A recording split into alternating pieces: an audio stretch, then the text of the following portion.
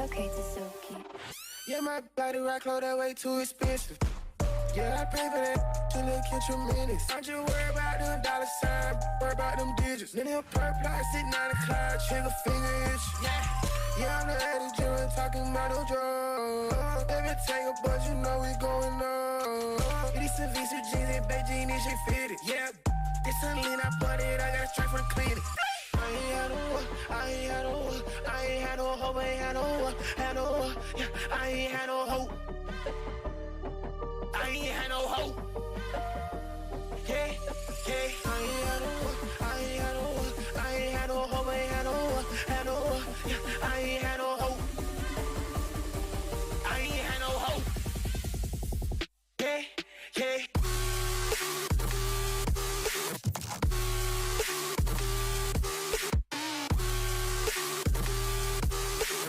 I ain't had no hope. I ain't had no hope. I ain't had no hope.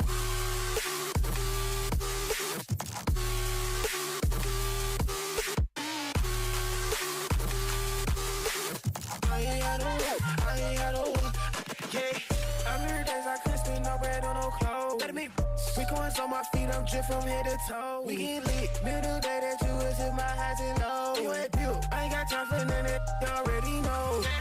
Yeah, I'm rockin' on red like I'm about to close. Yeah, I'm spotted with plot if we get too close. Yeah, man, about to shoot look like I'm just on the road. Yeah, these Rick going shoot no shoelaces on those.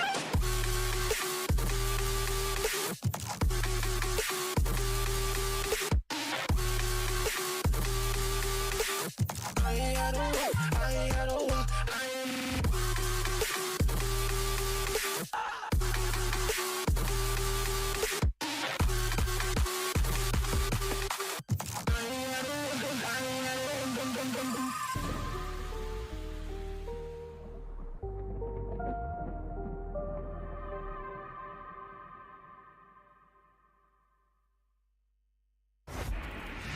This stream contains fast flashing images that may affect viewers who are susceptible to photosensitive epilepsy or other photosensitivities. Viewer discretion is advised.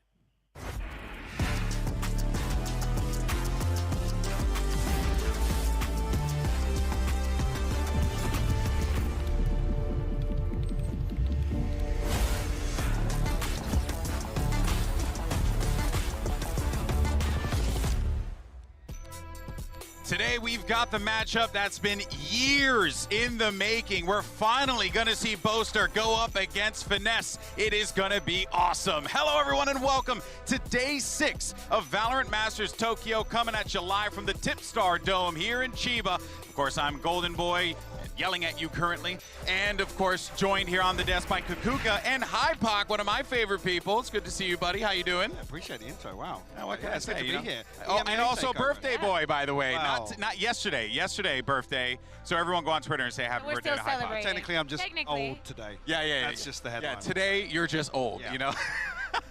But guys, can we just talk real fast? I just want to just go nuts for a second. I wanted to be on the desk for one game. One game only. One game only, and it was this one. I'm so pumped about this one, Kukuka. Yeah, but it wasn't a long feeling, right? Because we only get the bracket like what, 2 days ago. But I know. I can reassure you, he's been going on about this. He was like, I need this, I need to do this. Everybody is very excited because, as you said, it's been a long time in the making. It's kind of the kind of thing that has been dodged a little bit, but now we finally get it. Yeah, so let's enjoy it. We're going to talk about that and so much more throughout the rest of the pre-show. But before we get into today's matches, let's talk about what happened yesterday on HyperX's birthday, because we had 2 knockout stage matches. Just trying to remind the viewers at home, buddy. And you know, we're trying to figure out what the Japanese word is for whoopin' is, but we haven't quite found that one yet. We're gonna have to probably talk to Oda in a little bit about that. But Evil Geniuses certainly delivered a whoopin' to the America's champions, and on top of that, our champions of 2022. I can't believe those are words that I even said out loud. Yeah, and I still can't believe the scorelines. Like, it was in such dominant fashion, and obviously we've been talking about EG reaching this, what feels like peak, but then they keep over-delivering, they keep exceeding that. Yesterday was so fantastic to watch. I think everybody was looking at the debut, well, not the debut, right? But all of the teams waiting and play us how they were going to do after having a little bit more time, and actually look and see how the other teams are resolving. For EG is actually being day after day play and actually get getting a couple of days that, for example, they get today to just enjoy and keep improving on the server. So lovely performance to see, and a little bit, disappointed on the side of Loud. Yeah, very, and I know that they are as well, right? Like, I know the standards upon which Fraud hold. We all know how he holds these players to a high standard. It's going to be a lot of work for Loud, but I'm sure we'll see them again. And then that takes us over, though, to the EMEA champs, as Team Liquid took the stage against the unlikely opponent of China's Edward Gaming, and EDG really came out of this one. We thought that it was going to be, for lack of a better term, a wet fart with the way things had started. And then after that, it just became an absolute banger, play after play, Mike. It was, yeah, and stylistically, I think you look at a team like EDG, and that is actually a team that Liquid traditionally would struggle with, but I think Liquid actually came in with form that matched their Grand Finals appearance in the EMEA and actually the last string of matchups. Again, I don't want to say this is obviously top-heavy in terms of Kankang, but some of the other players now that are asking question marks on EDG in terms of consistency, Smoggy and Chichu, been capable of those swing rounds, but we haven't seen it level off. We've seen them change the compositions also from what they were doing previously in China. We got a fair amount of a double duelist yesterday that probably they will continue, but I think we were very happy because of how tight that scoreline was. Yeah. We barely even make it to that OT on the last map. Liquid closing it, but I think that every single opponent that is going up against EDG are having the same feeling. It's like they're demons. I mean, even after I still feel like EDG are the scariest team here in Tokyo. And they're going to play Loud, who just had what is that matchup? They're just going champion after champion. They're going to take them all. I'm absolutely blown away. It's awesome. We've had great games across the board. I know everyone's been talking about it online, but that takes us to our bracket and where we are right now. And I hope you guys have cleared your schedule for the next few hours, because today's matchup, oh boy, it's just a gift that keeps on giving. So we're going to start things off with Fnatic taking on NRG, and then it's a game that has happened so many times, and we've made the X going to give it to you joke so many times as well that I will spare everyone the pain again. HyperX versus DRX. Kukuka, I'm excited about this one because today we have 4 teams who have genuinely, when you really think about it, these 4 teams have influenced competitive Valorant at different parts of the history of the game. And it's really cool that we're going to see these players, these teams take that stage today. And I think that, of course, everybody's looking at the first match, but I think also the second one is very, very important, because we're talking about a HyperX that went against DRX and won in such a fashion that even DRX were like, yeah, they exposed all of our weaknesses. We have to go, we have to study everything. And I feel like the style that they're bringing is so specific, it's so personal to them. I think it's going to be a banger. Yeah, it's going to be excellent stuff. But guys, there are a lot of new faces here on the international stage. So many names to keep track of. It also doesn't help that some of them don't even spell the name the way that it's supposed to be spelled. So we have to improve our memory a little bit and play a quick game of Who's That Player? Look at that there. We got Who's that professional Valorant player? Yes, for legal reasons, we had to cut it out of there. Okay, so, all right, guys, the game is very simple, all right? You're going to see a silhouette. It's going to be like a player's dome, I think. I don't know. I haven't seen the graphic. And then we're going to read a clue, and then we're going to guess who the player is. But I want you both to be able to agree on it. That's there lies the first problem. And hence why this game was created. So let's go ahead and see what we got. Okay, so he's the 3rd oldest player at Masters Tokyo. Who's that player? So he's still here. I mean, this is complicated, because we have to think about Navi, but they're not here. Yeah, we got rid of one old timer for sure. Who do you think? Okay, you got a little silhouette there. Who do you think it is? The hearts. I have no clue. The 3rd oldest player here.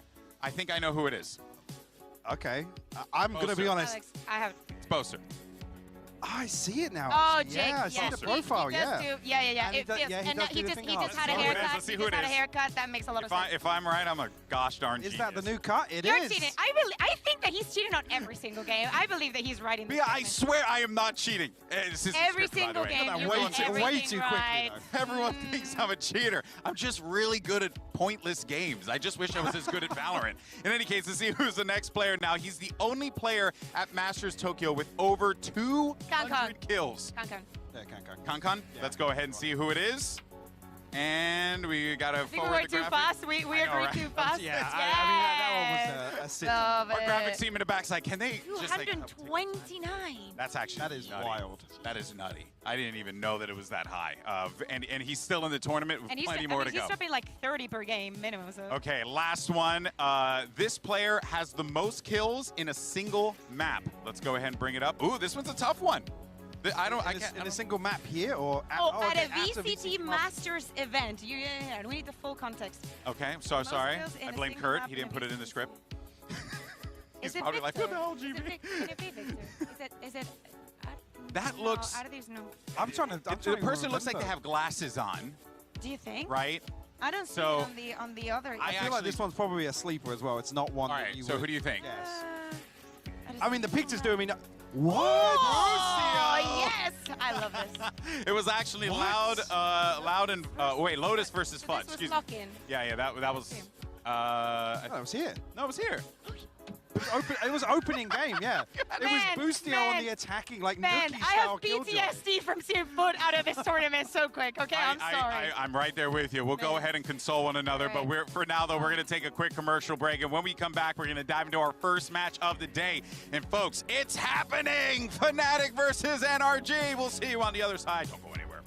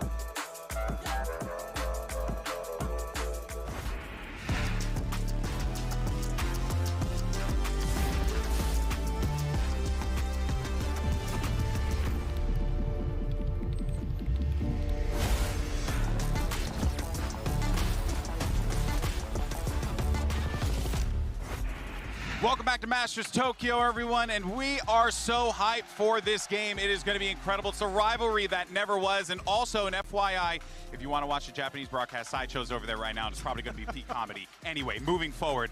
Public apology. Yes. Right now. I hope they get it. So let's talk about this matchup. We do have some tweets, actually, to flag, because some of the players had been really excited about this game. Durka in particular finally playing against NRG. He says we also had a Boaster with a tweet of his own saying NRG are this is my expected favorite. to win this event. This is my favorite. The classic cheeky Boaster. But you know, HyperX, I have to ask you, man, like NRG, they've been getting a lot of reps in this tournament. Fnatic, you know, they've been watching it. This is going to be a closely contested match. They have, yeah. And I think one of the things historically we always talk about is the preparation factor, but a concern for me being throughout the season in EMEA, they coasted, right? They weren't really tested. They weren't forced into, you know, deep into the playbook where, you know, they're forced on this adjusting into that innovation that Fnatic were famed for so early on. So in my eyes, this is one that the prep has a little asterisk next to it. I agree. Totally, and NRG have been on the winning side, on the losing side, and they've been fighting on the mud a little bit. For Fnatic, it was not until the end. It was not against that final in playoffs that they actually found defeat. But we have heard them talk a lot about the protocols that they had for when that finally happened, because this roster was undefeated until then. So I think if they had one game to lose, knowing that in EMEA we got 4 spots and 2 of them were straight into playoffs. skills. Am I flying? No, but mindset it doesn't change that much because they already were making it out of groups, and it was a tough opponent to lose against. I think is kind of the best way to finish out the season. Yeah. I mean, of course you want the trophy and all that jazz, but if you have to lose, better be it than to be in here, because here, after that, the protocol may be effective or not. I'm going to give the context to the asterisk though for me, because historically, I mean, you categorize that finals performance as complacency, right? An off day. And we haven't talked about those sort of things with the super team, right? Since this roster change, we haven't talked about some of the historic concerns with Fnatic. So that's where my mind goes to. Sorry, Boaster just dunked on Minion. It was genuinely hilarious. Bullying. It was, but yeah, but that I think is a good example though of how that team is kind of just like they're just an eternal vibe state. Right? This is the sort of result that's supposed to be fixed by having this super team. Yeah. That was initially one of the things you come out and you go, yeah, Fnatic's lost that choke factor. They've lost the ability to not perform or maintain consistency. Yeah, and I think that a lot of people are really curious about what's going on in the camp. Thankfully, we have Doug actually standing by as he caught words with Boaster before the match.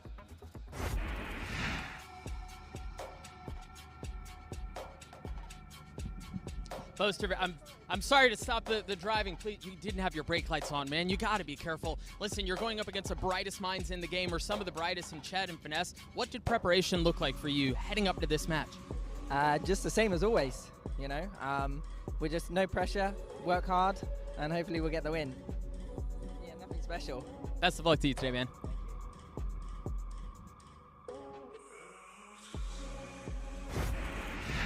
Fun fact, that's how he walks everywhere. And you know, but Fnatic, yes, you guys bring up a great point. They were unstoppable in the EMEA League, but it is concerning that they lost out at the final moments and then turn around and then they act like they're like, you know, we'll just get ready for the international. I don't know, Kukuka, I'm a little concerned about that. Yeah, seeing these images right now is not something that we saw during the season. We've talked about this also in the desk during these days, and it's that every team has a moment where they peak during the season, and it's actually after you peak how much you manage to maintain the going down before it's too late and you just sink. Yeah, and even like Minnie saying, right, that they were happy that they got punished before the international events. Gaps that Phil, does that feel like cope or hope? It literally does, though. It's like I said, it puts asterisk across that form that we saw them not be tested. It was coasting, honestly. There were so many games where they got away with raw firepower, and again, it's base EMEA take, but our region was top heavy. It's fair to say that, especially. But they have literally best in slots for almost anything. Like it is a super team for a reason. But what also is fascinating about this, though, Mike, is that they didn't show a lot. That's what I thought was really weird, right? Like, they didn't show a lot of comps. The point never came where they were forced into adjustments. They were forced to recover in their series, dig a little deeper in the strat book, in the playbook, and really switch things up. To go back to the historical Fnatic, which was, hey, we're going to be the innovators of the meta. We're going to pull something out that's going to take a couple of weeks or months to counter. Yeah, and you could see here, right, they kind of kept things nice and simple throughout the season. Not a single change. Not a single one of them. And, for example, we did not see Pearl. They've maintained that permaban. We only got to see Fracture in playoffs. So, as we were saying, it's not like they've been tested, they have been pushed, or maybe they thought that it was not worth it. It was to change anything up. If they don't see the ceiling in the composition and they see that they can still improve and see the depth onto them, there's no need for them. Yeah, and I totally understand that, but there's just a lot of pressure on this team, right? They have. It's weird to see most of it. Yeah, no pressure. Yeah, exactly. No pressure. That is the reason why it's pretending. Let's even talk about the fact that, and I hate to bring this narrative back up, but they're trying to go for back-to-back titles, which is something we have not seen before in Valorant. As a matter of fact,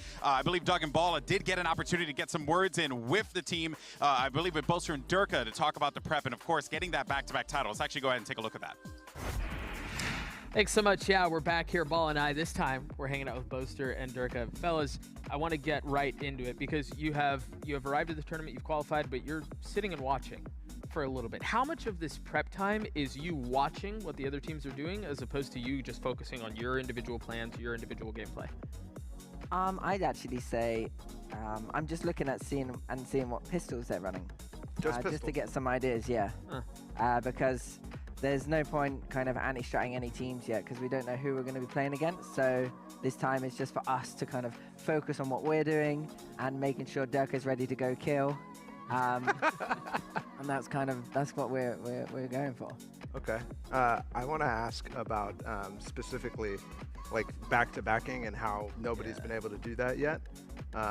What makes it so difficult in your view? Obviously, now you've entered the realm of being able to do that, and you're trying to attack it for the first time. Go on, Durka. I think just winning a tournament or like getting a super high placement puts like a target on your back, so everybody wants to win you, everybody wants to prove they're good, and like everybody looks up to you, so they know what you're doing, what strats, or like how you play, what style you play. So it's like everyone wants to beat you, and you have to come up with new stuff and also like prep and not do the same mistakes as you did before, which is like hard, especially when you're winning. Like we had a long streak, and it's like I don't feel like we knew our mistakes as much because we were winning the rounds we shouldn't win. So sometimes like we didn't actually look at the mistakes. Do you feel additional pressure to be the first to pull off a back-to-back international win? Are you even thinking about that right now? You, Durka? No, I mean, it's just like I think we want it, but it's not like I don't know how to say it. Like we want to win this event, like we wanted to win lock-in. I don't feel like it's special. Like oh, we need back-to-back. I don't think anyone in our team like thinks about that. We just want to win events. But did you not care about going undefeated in the EMEA season though? Huh? I mean, yeah, I wanted that because it will be like 3 in a row, because last year 2 times in EMEA season we went undefeated in the regular season, so I just wanted that. But like individual little things. Yeah, individual little things, because I don't think anyone in EMEA will go 3 times in a row, like 0 losses in probably not EMEA seasons. So I was like, let's just continue that for a little bit, and then I won't care about it anymore. And this time it's just like I want to win an event. It's not like super. I know it will be special for me to win like back-to-back, but I don't put it into my head like, oh, I need to. I just need to win an events. Like, I personally wanted us to lose. So in the grand finals, I decided not to do very good calling, just so we can get experience of a loss. Because I'd hate to come into. To be fair, I didn't want to come into this tournament without having lost. Yeah. Because I wanted the boys to have a reality slap in the face. Cool. And it just so happened to be in the grand finals, which is rough. But it won't feel as rough as losing at Tokyo. You know, like we want to win this event, and there's no pressure.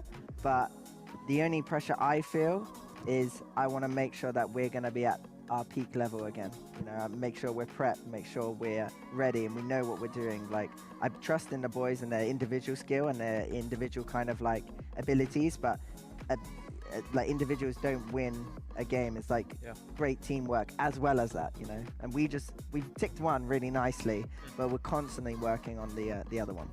Last question I have for you, and then we'll let you guys go. I need to know about the socks. My man, what is going on with the socks? Yeah, those are there's a lot happening there. Yeah, my mum bought me them, so I have to wear them. What's on them? Right now we've got pizzas, a pizza cutter, and a pizza box. And I don't really like pizza. I don't really eat it. Like I can eat it, but I'm not the biggest fan of it. I always feel kind of sick after it. So, yeah, they're actually. I've got various versions. I've actually worn the other versions on previous days. So some of them have tacos on them. Some of them I think had like sushi and fish on them. So there we go. Fellas, thank you so much for joining us. We're gonna go get food. We'll throw it back to the desk to get back into the action. I feel like we learn more about his socks than what their mentality is going into the game. Yeah. No, I'm kidding. Honestly more interested in the socks. But, you know, it's very it's very interesting, though, because Durka, you know, the soft-spoken juggernaut of the server, I mean, Kukuka, this guy, a lot of people feel like he is, you know, one of the best, if not the best player in the world, and for good reason, because the man constantly performs. But it's very interesting to hear the expectations that they set for themselves. Yeah, exactly. And also coming off of after that loss, Boaster was saying it, right? Like, we need to make sure that Durka is ready to go kill, that he's feeling himself, that he can put this performance, not put it, but actually keep it up, tournament after tournament, season after season. It's strange, though, to me to characterize like they need a reality check to get Durka back in that form. Again, you talk about obviously Fnatic having the best in role for like across the whole team here. Yep. That then kind of makes you question with actually how bad an off day does it take for all 5 players who are considered best in role for them to lose like that. Exactly, and I mean... This graphic, the damage per round, that is wild. the first blood success is 61%. Yeah, I don't think he's been in that many because one thing that we love about Fnatic is how methodical they are, how good they are in fundamentals, and you were very unlikely to see Durka overheating. He will go on that operator pick, especially on the defense. He will get one, and then he will say, goodbye, my team needs me, I'm just going to back off. You're not going to see him hungry, you know, for the feast. Oh yeah, and I think that is again one of the things that makes Durka, you know, the best player in the world is the fact that he understands when he needs to put himself in these positions and when he needs to thrive and when he needs to step up. Truly is. Shout out to Miley. But in any case, though, of course, we have another big head-to-head matchup today that we need to talk about. It's of course the 2 best initiators in the world. This is insane because we got a lot of great players here, and it's Crashies and Leo. So here's an interesting little bit about this. I mean, I watch Crashies obviously a lot in the Americas region, and you just see the impact, the information that he gathers for his team. Solo initiator, this man can do so much damage, Mike. It really feels like this is going to be really a battle to look out for. It is, yeah, and I think when we talk about, you know, like the thinking man's Valorant, this is where the eyes go towards. Yeah, sure, we're going to have the duelist face-off, but again, these 2 players, in terms of the mid-round, in terms of heavy hitting and swinging rounds back in their favor, this is such a fascinating matchup. But we talked about Leo a number of times where it's like, it's never particularly flashy, but it's always consistent. He's always rock solid. So many times in the season, we were like, is he ever going to die first? He doesn't even attempt to get the first kill. He's just like, literally, you go to his side, he will back off, being like, okay, let me grab my utility. He just understands his role. Exactly, but that's what makes it so special. For such a long time, we feel like Leo was a little bit misused, and we were saying, such a good player, and now that he's in Fnatic, I think like he's thriving, like he's shining. Yeah, and they are going to need that diamond to shine bright today because NRG is going to be coming at them with a lot of force. That brings us over to the Uncrowned Kings of North America, the Americas region. Now, you know, I think they decided to skip that whole we're going to start slow narrative, which is very nice. I'm glad that this is not the case, but it also puts, I think, a little bit of added pressure, Mike, on this NRG team because typically they're always with the backs against the wall. Now they're kind of in a situation where they're going against Fnatic with maybe not that much. I mean, I'll counter you slightly there. Starting slow, 2-1 results here. And that's fair. You know what? Good point. Na'Vi that looked abysmal. Yeah. To be honest, that's got to be a concern. And then coming in versus T1, where you'd say pound for pound, NRG should have absolutely demolished T1. And yes, we've seen flourishes of success here, but I would actually say that it hasn't been a convincing start here from NRG in Tokyo. But I think that we can cut them some slack because coming into this tournament, like this has been so special just because we come off the regional leagues and the system that has been created where you're literally living through it 3 months. You get very used to what you see in your region. So you going up against and still a little bit of the world, and actually, for example, in EMEA, we do not see Viper Harville that much. You guys in NA have your thing. So I think that is actually going up. What is it, Mike? No, I was going to come back to GB here.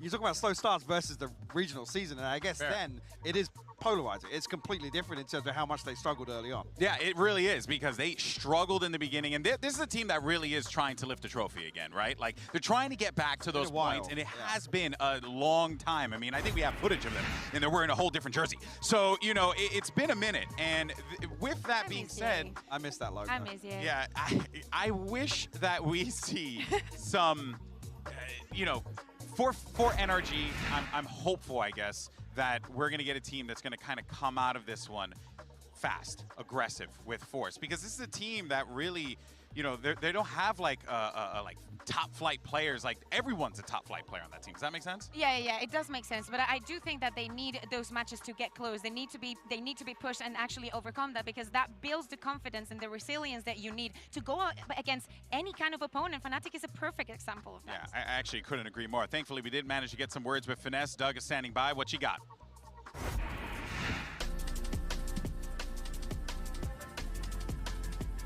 Finesse, very quickly. You're considered one of the best IGLs in the game, and now you're going against someone who's often in the same conversation. Is there a little extra incentive to take Boaster down today? Not really. We're just going to play our game. This is like any other game, so yeah. Best of luck to you, man.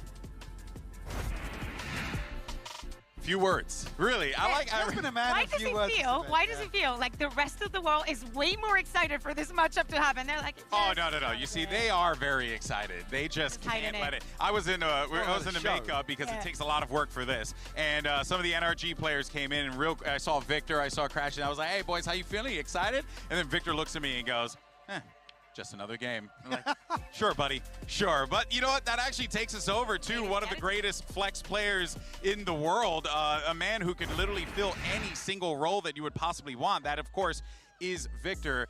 Even Chet has expressed how he feels about him and how flexible he is. And HyperX, I think it's important to note here that having a player like Victor on your team can really give you those options, especially with the fast-changing meta of Valorant. Yeah, absolutely. I think the way in which you think back to kind of like early Optic and their adoption of how to approach Fracture, and that run of obviously capitalizing very early on a meta that a few other teams were lagging behind on, and the success they found, and actually the continued innovation in that. They didn't just pull it out once it worked, they continued to develop that. And I think that was all shaped around really putting Victor in a role to really succeed here. Yeah, and he's able to do all of that and then some more. We also see the synergy that is not damaged at all when we see it on the server. It doesn't matter what agent he's playing it, he does know everything to a T. Well, let's dive in real quick before we go over to the coaches for map select. I'm very curious, Kukuka, because it feels like that is where the game is going to be heavily decided. Yes.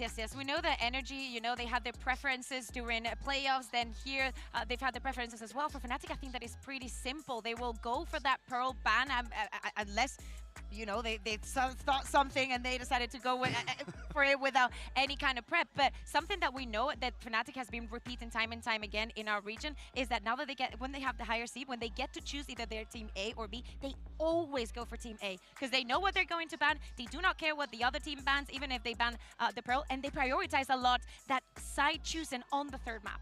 Yeah, I think as well, to look at winning a veto versus Fnatic with that regional record, it's difficult to come out, but again, in terms of context, they weren't tested. So I think NRG have lots of options here to actually be the benefactors in pulling something out of the bag here, potentially. And if they're able to kind of, I don't want to say trick them or get what they want, you'd have to think that would be a huge confidence boost for NRG. But for Fnatic, if they're able to match them toe for toe, that's going to be problematic, right? Because then NRG is going to be like, well, what did we do wrong here?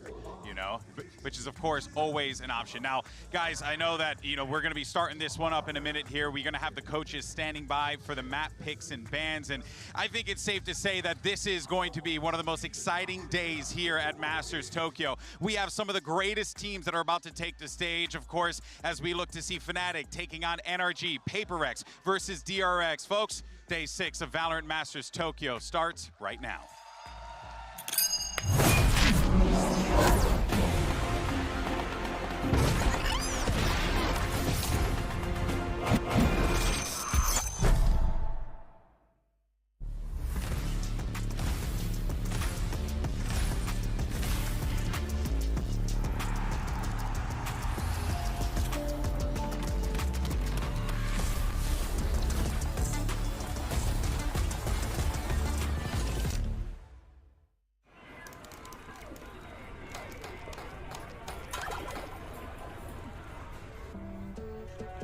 처음에 스택스는 그냥 바보였고 톡식가이에 그리고 이제 팀을 이제 망쳐버린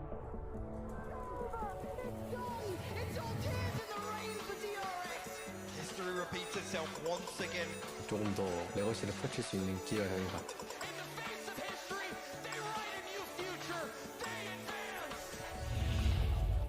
그런 거 보면서 지금은 좀 더 성장을 많이 한 스택스인 것 같아요.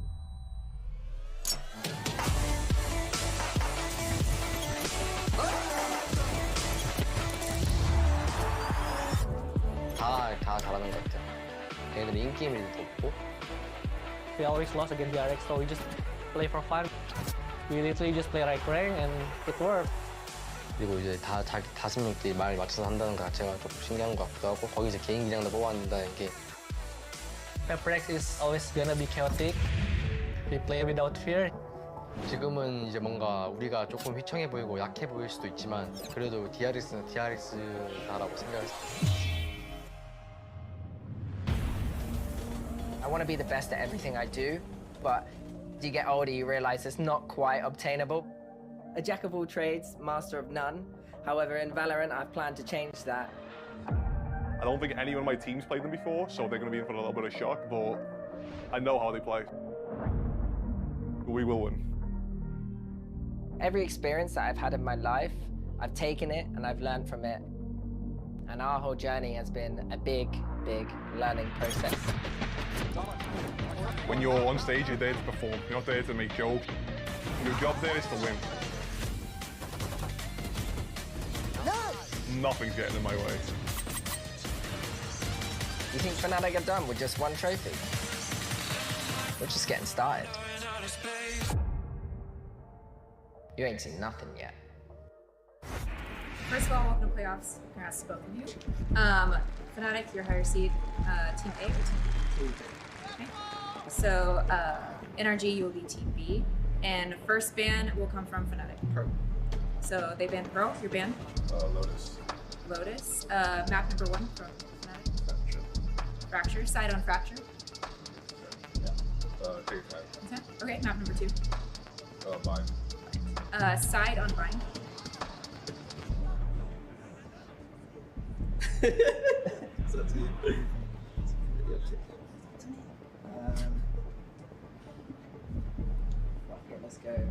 Let's go attack. Attack, okay. So we'll start with the next set of bans, starting with Fnatic. You have Ascent, Haven, and Split. Yeah. Yeah. Ban Haven. Your ban, you have Ascent. Fantasy. Ascent, okay. So map number 3 will be Split. Fnatic, side on Split. Yeah. Okay, I'm gonna run through this, make sure we are all good to go. So first set of bans, we have Fnatic with Pearl, NRG with Lotus. Map number 1 is Fracture with NRG on attack. Map number 2 is Bind with Fnatic on attack. Next set of bans were Haven and Ascent. Map number 3 will be Split with Fnatic on defense. Cool. Sound good? All right, good luck. Good luck. Good luck.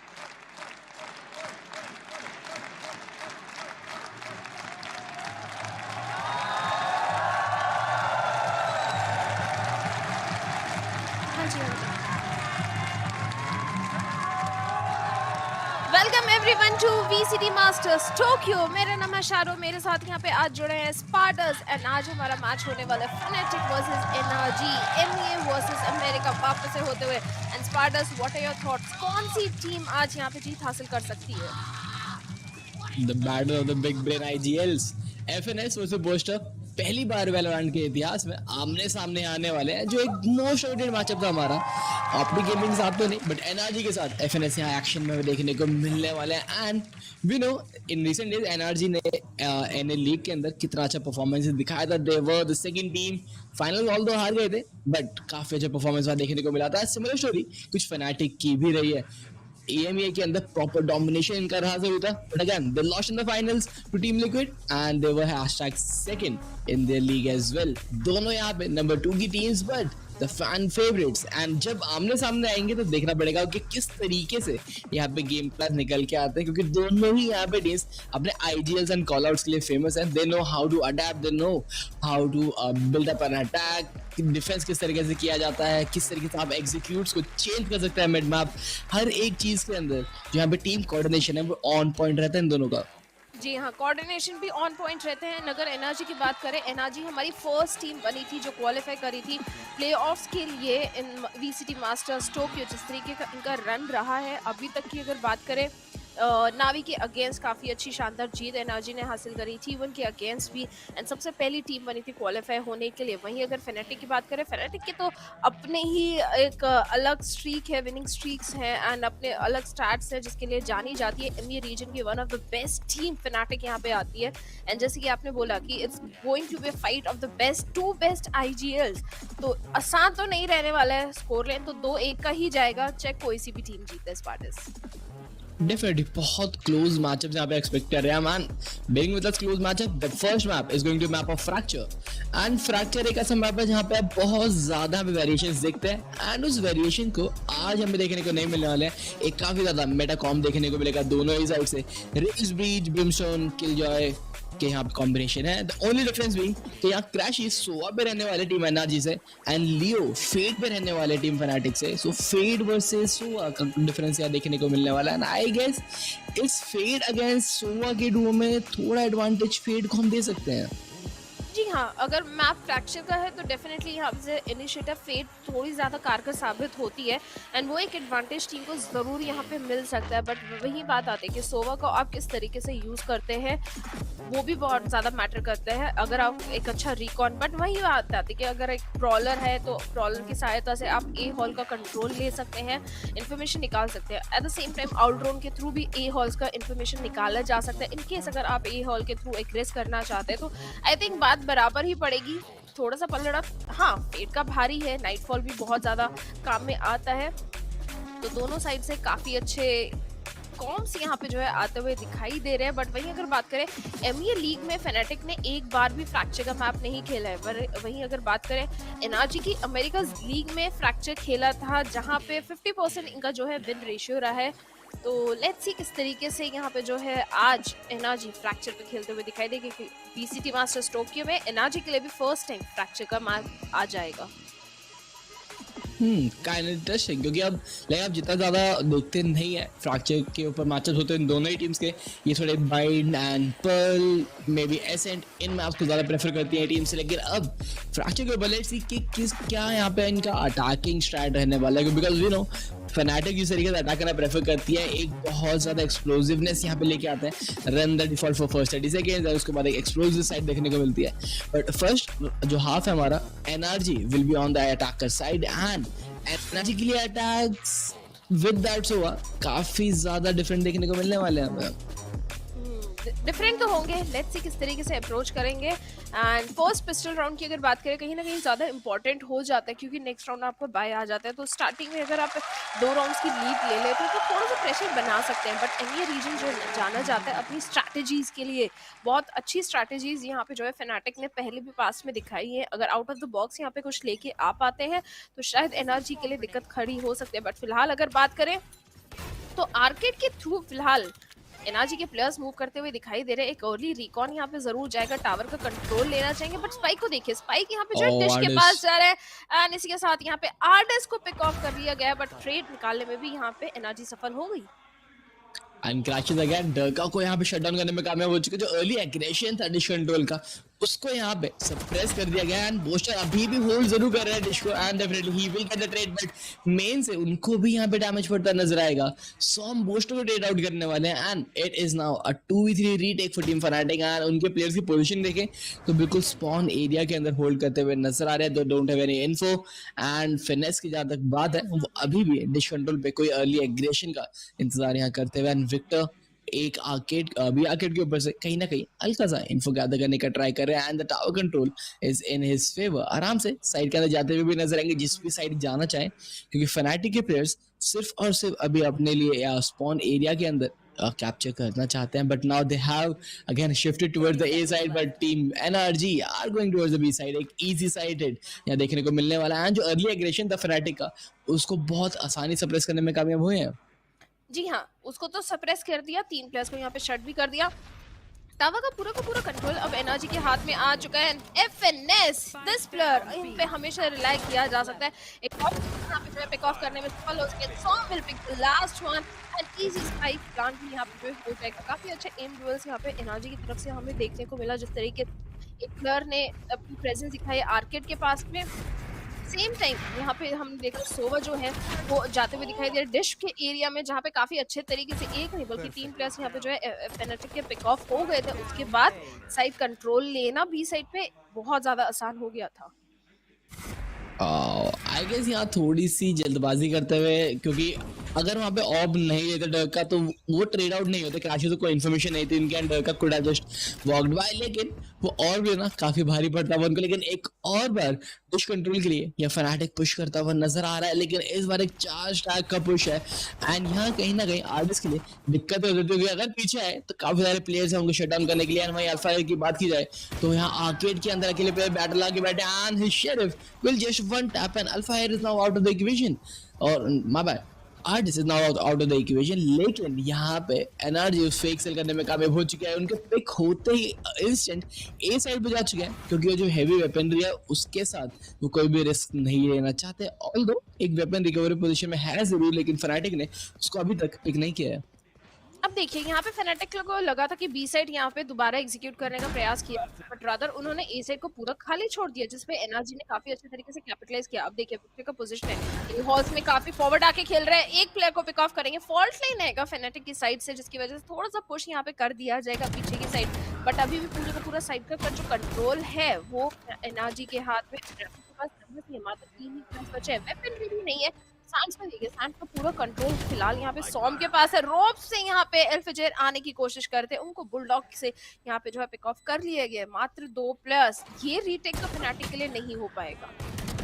Oh, Leo gets one more and Chronicle यहाँ पे सॉम को shut down करते हुए 2 major weapon loss यहाँ मिलने वाले हैं NRG को. एंड ये कहीं ना कहीं बोनस राउंड में इनको वेपनरी चाहिए थी. ऑल्दो बुलडॉग पे अपग्रेड कर सकते हैं एफएनएस, बट अभी के लिए सिर्फ स्टिंगर यहाँ पे होल्ड करते नजर आ रहे हैं. सो एक और यहाँ पे कह सकते हैं कि फनाटिक का जो इंटेंशन था to make the weapons drop, उसके अंदर जरूर कामयाब हो चुके हैं. सिर्फ स्टिंगर यहाँ पे एफएनएस के बाद बची है, जो एक्चुअली सिर्फ और सिर्फ 1100 क्रेडिट्स की है. जो कुछ ज्यादा मेजर वेपनरी भी सेव करने में भी कामयाब यहाँ पे नहीं हुई है. बट द स्टार्टिंग फ्रैग कहीं ना कहीं लगा जरूर था कि राउंड चेंज हो सकता है, क्योंकि जिस तरीके से फनाटिक के फेस चार्ज इन कर रहे थे उस आगे रीजन में एनर्जी के लिए दिक्कतें बढ़ सकती थी. बट एक काफी अच्छा यहाँ पे रोटेशन आता हुआ. एंड यही चीजें हमें आज के दिन बहुत बार देखने को मिलने वाली है, जब प्लेयर्स बार बार ये टू एंड फ्रो रोटेशंस करते हुए नजर आएंगे, क्योंकि जिस तरीके का यहाँ पे आईजीएल एंड कॉल्स आउट चलते हैं दोनों टीम्स के अंदर, काफी ज्यादा डिफरेंशिएटिंग फैक्टर बनाते हैं. But now they are going for a slow B hit. Boost jump spot करने का ट्राई कर जरूर है, इन्फॉर्मेशन मिलेगा, has just put his smoke down. And अब यहाँ पे सिर्फ वेट करते नजर आएंगे दोनों टीम्स. अब देखिए टनल के थ्रू यहाँ पे मूव करने के प्रयास एनर्जी का प्लेयर्स करते हुए दिखाई दे रहे हैं. वहीं अगर बात करें स्पॉन के एरिया में 2 प्लेयर्स हैं, इनकेस अगर कोई लर्क आता है ए हॉल की तरफ से उसको शट करने का प्रयास यहाँ पे किया जाएगा. सोवा की तरफ से एक आउलड्रॉन भी गया है, ए हॉल का इन्फॉर्मेशन निकाल लेंगे, काफी अच्छे से इन्फॉर्मेशन निकाल भी गए. रिकॉन बोल्ट को भी यहाँ पे डिस्ट्रॉय कर दिया गया, बट जितना इन्फॉर्मेशन यहाँ पे एनर्जी को चाहिए था ए साइड का, वो इन्फॉर्मेशन इनके पास आ चुका है. तो बी हेड पे यहाँ पे जो है ट्राई किया जाएगा वापस से बी साइड को एग्जीक्यूट करने का प्रयास. पेन शेल्स का यूज करके यहाँ पे टावर का कंट्रोल तो यहाँ पे लेने में सफल हो चुके हैं Victor. At the same time side का कंट्रोल भी मिल जाएगा, प्लांट भी हो जाएगा, क्योंकि देखिए फनाटिक के जो प्लेयर्स हैं उन्होंने बी साइड को ऑलमोस्ट खाली छोड़ दिया है. एंड जो स्मोक्स यहाँ पे है कहीं ना कहीं हिंड्रेंस बन रहे हैं फनाटिक के रास्ते में. FNS will go for the plant, easy plant, and now fanatic on the retake. Definitely एक हैवी वेपन बाय जरूर है, सो एक आराम से रीटेक खेलना चाहेंगे फनाटिक के प्लेयर्स. अल्फा वापस से फर्स्ट रैंक निकालेगा एंड बोस्टर विक्टर को शट डाउन करके नंबर्स भी अपने फेवर में करते नजर आने वाले हैं. He will get another one. Stinger के ज्यादा वैल्यू नहीं निकाल सकता FNS. And now Song will get taken off as well. एक फ्लॉलेस की तरफ यहां बढ़ जरूर है, बट आर्टिस्ट फ्लॉलेस तो डिनाई कर जाएगा. एक और पिक मिलेगा, डेफिनेटली विल गेट वन मोर. यहां पे नानो सॉन्ग्स भी अवेलेबल है जरूर, लेकिन अनफायर यूज होने से पहले उनको भी शट डाउन करते नजर आएंगे. केजेडिफ राइट देयर. एंड अनफायर के लिए काफी अच्छा मैच स्टार्ट हुआ है. हर एक राउंड में 1 या 2 फ्लैग्स निकालने में कामयाब हो जरूर रहा है प्लेयर, एंड काफी ज्यादा वैल्यू प्रोवाइड कर रहे हैं अपनी टीम को. जी हाँ, काफ़ी अच्छी वाली और ये राउंड कहीं ना कहीं Fnatic के लिए बहुत ज़्यादा इंपॉर्टेंट था। उनका फर्स्ट बाय राउंड था, स्टार्टिंग के 2 राउंड्स का लीड ऑलरेडी जो है एनआरजी के हाथ में था एंड जिस तरीके से प्लेयर्स को यहाँ पे पिक ऑफ किया और फिर विद द 3 कमिंग इन, बहुत ही शानदार परफॉर्मेंस। आर्केड में यहाँ पे प्रेशर बनाने का, टावर से यहाँ पे प्रेशर बनाने का कोशिश ज़रूर किया था विक्टर ने, 2 प्लेयर्स को पिक ऑफ भी किया, but that was not enough. Fnatic के हाथ में नंबर्स एडवांटेज था एंड जैसे विक्टर पिक ऑफ हुए, इजीली यहाँ पे जो है डिफ्यूजल का प्रोसेस स्टार्ट हो गया था from the side of Fnatic। इस बार अगर डिश के एरिया के पास स्पाइक दिखाई दे तो मे बी डिश के थ्रू यहाँ पे जो है साइड पे एंटर करने की कोशिश की जा सकती है और उसको काफी अच्छे तरीके से रीड कर लिया Fnatic ने। एक ने बल्कि 4 प्लेयर्स का प्रेजेंस रहेगा towards the A side. B side पे अगर बात करें मात्र एक ही प्लेयर है, that is Derke. And energy भी अभी सिर्फ यहाँ पे डिफॉल्ट करने वाली है। They are just picking up the orbs, information दे रहे हैं यहाँ एंड वो इन्फॉर्मेशन सेल आउट करेगा क्योंकि फ्रैक्चर का मैप है तो मल्टीपल रोटेशंस यहाँ पे देखने को मिलने वाली है हमें एंड वही चीज़ें फिर से होती हुई नजर आ रही है। वापस ऑफ कनेक्ट किया, ऑफ आर्म कर रहे हैं एंड फिर से यहाँ पे जिपलाइन का इस्तेमाल करेंगे, बॉयज में जाते हुए नजर आएंगे। But keep that in mind कि ये जो जिपलाइन का साउंड बेस में नहीं जाता है, it used to go but doesn't happen now. मतलब कोई इन्फो नहीं है, कोई नहीं Fnatic के पास अभी रोटेट करके ऑलराउंड की सहायता से यहाँ पे इन बॉल्स का इन्फॉर्मेशन निकालेंगे एंड इनको आ भी गया कि प्लेयर्स की मौजूदगी रहेगी। फॉल्ट टाइम भी यहाँ पे जो है इन्वेस्ट किया गया था बट अभी भी एनआरजी यहाँ पे थोड़ा सा होल्ड करते हुए ए साइड को प्रयास यहाँ पे जरूर किया जाएगा एंड जिस तरीके से आगे बढ़ते हुए कॉशियसली दिखाई दे रहा है, यस स्मोक इज देयर जो कि विजन डिनाई करेगा but Victor in a very tricky spot. वहीं अगर बात करें शॉक डार्ट का यूज यहाँ पे जो है हमें देखने को मिला, ऑर्बिटल स्ट्राइक भी यहाँ पे जो है इन्वेस्ट हो जाएगी। 2 अल्ट्स यहाँ पे एनआरजी की साइड से इन्वेस्ट हुए, सॉम ने अपनी ऑर्बिटल स्ट्राइक से परफेक्ट वैल्यू यहाँ पे निकाली है एल्फेजेर की। इसके साथ अगर बात करें एहोस को कंट्रोल लेने में सफल हो चुके हैं, पूरा का पूरा साइड का कंट्रोल यहाँ पे मिल चुका है एनआरजी के पास में। बट ऑर्बिटल स्ट्राइक बोस्टर की तरफ से भी आएगी जो कि एफएनएस को यहाँ पे पिक ऑफ कर लेगी एंड इसी के साथ लियो मात्र अकेले प्लेयर बचे 1v1 सिनेरियो। सॉम को यहाँ पे जो है स्पाइक रिट्रीव करके प्लांट भी करना है बट क्या इतना टाइम है? ओह अगेन ये काफी अच्छा राउंड देखने को मिला बट टीम एनर्जी थोड़ा सा यहाँ पे कह सकते हैं कि जिस तरीके से खेलेंगे ओवरथिंक करने का आई वुड से चीजें देखने को मिल रही है बट अल्फायर कुछ नहीं कर पाया एंड दैट अल्टीमेट कमिटमेंट काफी मेजर वैल्यू देता हुआ नजर आया उन्हें। But again this has to be the round, like आपको इतना इनिशियल फ्रैग यहाँ मिल चुका था स्टार्टिंग के अंदर and at least the spike must have gone down, चाहे सेफ प्लेस में करते, लेकिन ये चीजें थोड़ी ज्यादा अलग नजर आई एंड एनर्जी एक राउंड जिसके अंदर ऑर्बिटल स्ट्राइक के चलते पहला फ्रैग भी निकाल लिया था, वो राउंड हारने के बाद again they are on a safe buy. Fnatic को एक काफी कंफर्ट जोन का एडवांटेज मिल चुका है अभी यहाँ पे, उनके पास बायस भी अच्छे हैं, they have good weaponry as well, economy भी काफी स्ट्रांग नजर आ रही है। इकोनॉमी भी स्ट्रांग है एंड वहीं अगर बात करें एनर्जी के लिए दिक्कत है, मात्र एक ही वेपन है, हीरो बाय के साथ यहाँ पे एनर्जी की टीम आते हुए दिखाई दे रही है। सो मतलब अगर लोड आउट को देखें तो शायद Fnatic यहाँ पे जो है लीड लेने में सफल हो सकती है। लॉकडाउन को भी काफी अच्छे इन्वेस्टमेंट आते हुए दिखाई देगा बट ये एक और रिकॉन से जा रहा है प्रेशियस की तरफ से, काफी ज्यादा चोरी जा सकती है बट पे जो है वो एरिया थोड़ा सा क्लियर आउट करने में सफल हो जाएंगे। एंगल्स चेक करके थोड़ा केयरफुली यहाँ पे एनर्जी के प्लेयर्स मूव करें। अगर बात करें एक प्लेयर अभी भी ए हॉल्स के एंगल्स चेक करते हुए दिखाई दे रहे हैं, थोड़ा सा फेक करने का प्रयास हो सकता है। रोटेशंस भी हम देख रहे हैं स्पॉन की तरफ यहाँ पे जो है प्लेयर्स ए साइड की तरफ मूव करते हुए दिखाई दे रहे हैं, तो बी साइड में मात्र अकेले एक ही प्लेयर एल्फा उनके पास लाइक पूरा अपना किल सेटअप भी है, सो आराम से बी को फिर से रीटेक खेलने वाले हैं and majority of the point being Calfire के पास यहाँ पे उनका लॉकडाउन अवेलेबल है तो साइड पर नहीं चाहेंगे किसी भी तरीके से उनको पिक ऑफ किया जाए एंड साइड अगर मिलती है एनर्जी को जो एक्चुअली वो एग्जीक्यूट करते नजर आने वाले, बट सॉम यहाँ पे एल्फायर को टेक डाउन कर चुके हैं तो ओनली विन कंडीशन जो यहाँ पे Fnatic के पास थी वो यहाँ शट डाउन होते हुए नजर आएगी एंड वहाँ इंस्टेंटली उस अल्ट के जाने के बाद Fnatic को थोड़ा सा होल्ड बैक करना पड़ेगा क्योंकि आर्टिस्ट अपना लॉकडाउन डिप्लॉय कर चुका है और उसको काउंटर करने के लिए Fnatic के पास कुछ भी अवेलेबल नहीं था। ऑल्दो अब अगर बायस यहाँ देखा जाए तो definitely they have the rifles in their hand, 3-5 का रीटेक सिनेरियो होने वाला है, लेकिन ये एफएनएस पीछे से आ रहे थे बट लियो को यहाँ पे क्योंकि लॉकडाउन के पीछे जाना पड़ा था तो साउंड क्यू मिल जाएगा and they have the information. लेकिन अब वापस से Fnatic को इस राउंड को सेव करना पड़ेगा। एक 3v5 सिचुएशन जो आपके 3v4 में टर्न हो गई थी, इतना क्लोज जाने के बाद भी एक सेव करने पे मजबूर कर दिया गया है क्योंकि इस राउंड को जीतना अब Fnatic के लिए पॉसिबल हो चुका था। Retake could not happen and weaker बाइस के चलते भी एनआरजी इस राउंड को सिक्योर करके निकालेगा। वेपन्स भी रिकवर किए, नेक्स्ट राउंड के लिए अपने लिए वेपन्स भी रिकवर करिए, मतलब एक अच्छा इकोनॉमी भी बिल्डअप हो सकता है एनआरजी के लिए। अब यहाँ से ये राउंड जाना चाहिए था Fnatic के हाथ में, बट जैसे ही केजे को पिक ऑफ कर लिया गया, पूरा सेटअप यहाँ पे जो था बी साइड पे वो काम कर नहीं रहा। उसके बाद जैसे ही नंबर्स एडवांटेज एनआरजी के हाथ में आ गया था, उनके पास हंटर्स फ्यूरी भी अवेलेबल था जिसको परफेक्टली यूज किया, लॉकडाउन भी था, अल्ट के बलबूते पे यहाँ पे एनआरजी ने पूरा राउंड निकाला है, विल्स के बलबूते पे। अब बात करें, एक राउंड की लीड आ चुके हैं, लॉकडाउन अभी भी रहेगा, हंटर्स फ्यूरी यहाँ पे जो है एनआरजी की तरफ रहेगा। डिश के एरिया में थोड़ा सा प्रेजेंस वापस से एनआरजी के प्लेयर्स दिखाते हुए, सामने जो है ब्लास्ट पैक यूज कर रहे थे, एंड उसी टाइम लियो आते हैं, स्विंग करते हैं, वेक्टर को पिक ऑफ कर दिया गया। ओके एंड फायर एक और फायर निकाल के but Som gets another one, instant trade आया जरूर लियो की तरफ, डैमेज सोकिन किया, लेकिन अब एफएनएस को भी शट डाउन करेंगे। लियो का एक काफी अच्छा परफॉर्मेंस देखने को मिलता हुआ and the dish control pinch has worked out perfectly. Artist आखिरी प्लेयर बचे अपनी टीम से, कुछ फ्रैग्स निकालना चाहेंगे जरूर दोनों, या नानो सॉम्स एंड पेंशल को एक्सचेंज करते नजर आने वाले हैं, बट यहाँ पे डका एक ना एक पिक निकालना चाहेंगे अपने अल्टीमेट को और बिल्डअप करने के लिए, एंड उससे पहले यहाँ पे क्रॉनिकल आर्टिस्ट को फिनिश करेंगे and Derke still wants one more ult for the next round for making the showstopper work, but for now Fnatic एक और राउंड यहाँ पे सिक्योर करके लेके जाएगी। एंड ये जो कहानी है आई गेस ये कुछ ऐसे ही रहने वाले आज के दिन की, बैक एंड फोर्थ यहाँ पे राउंड देखने को मिलेगा दोनों ही साइड से, क्योंकि अडेप्टेशन है आफ्टर राउंड वो काफी अच्छी है दोनों ही टीम्स की। They are the big brain teams in the entire Valorant history and उस चीज का डिस्प्ले हमें देखने को जरूर मिल रहा है यहाँ।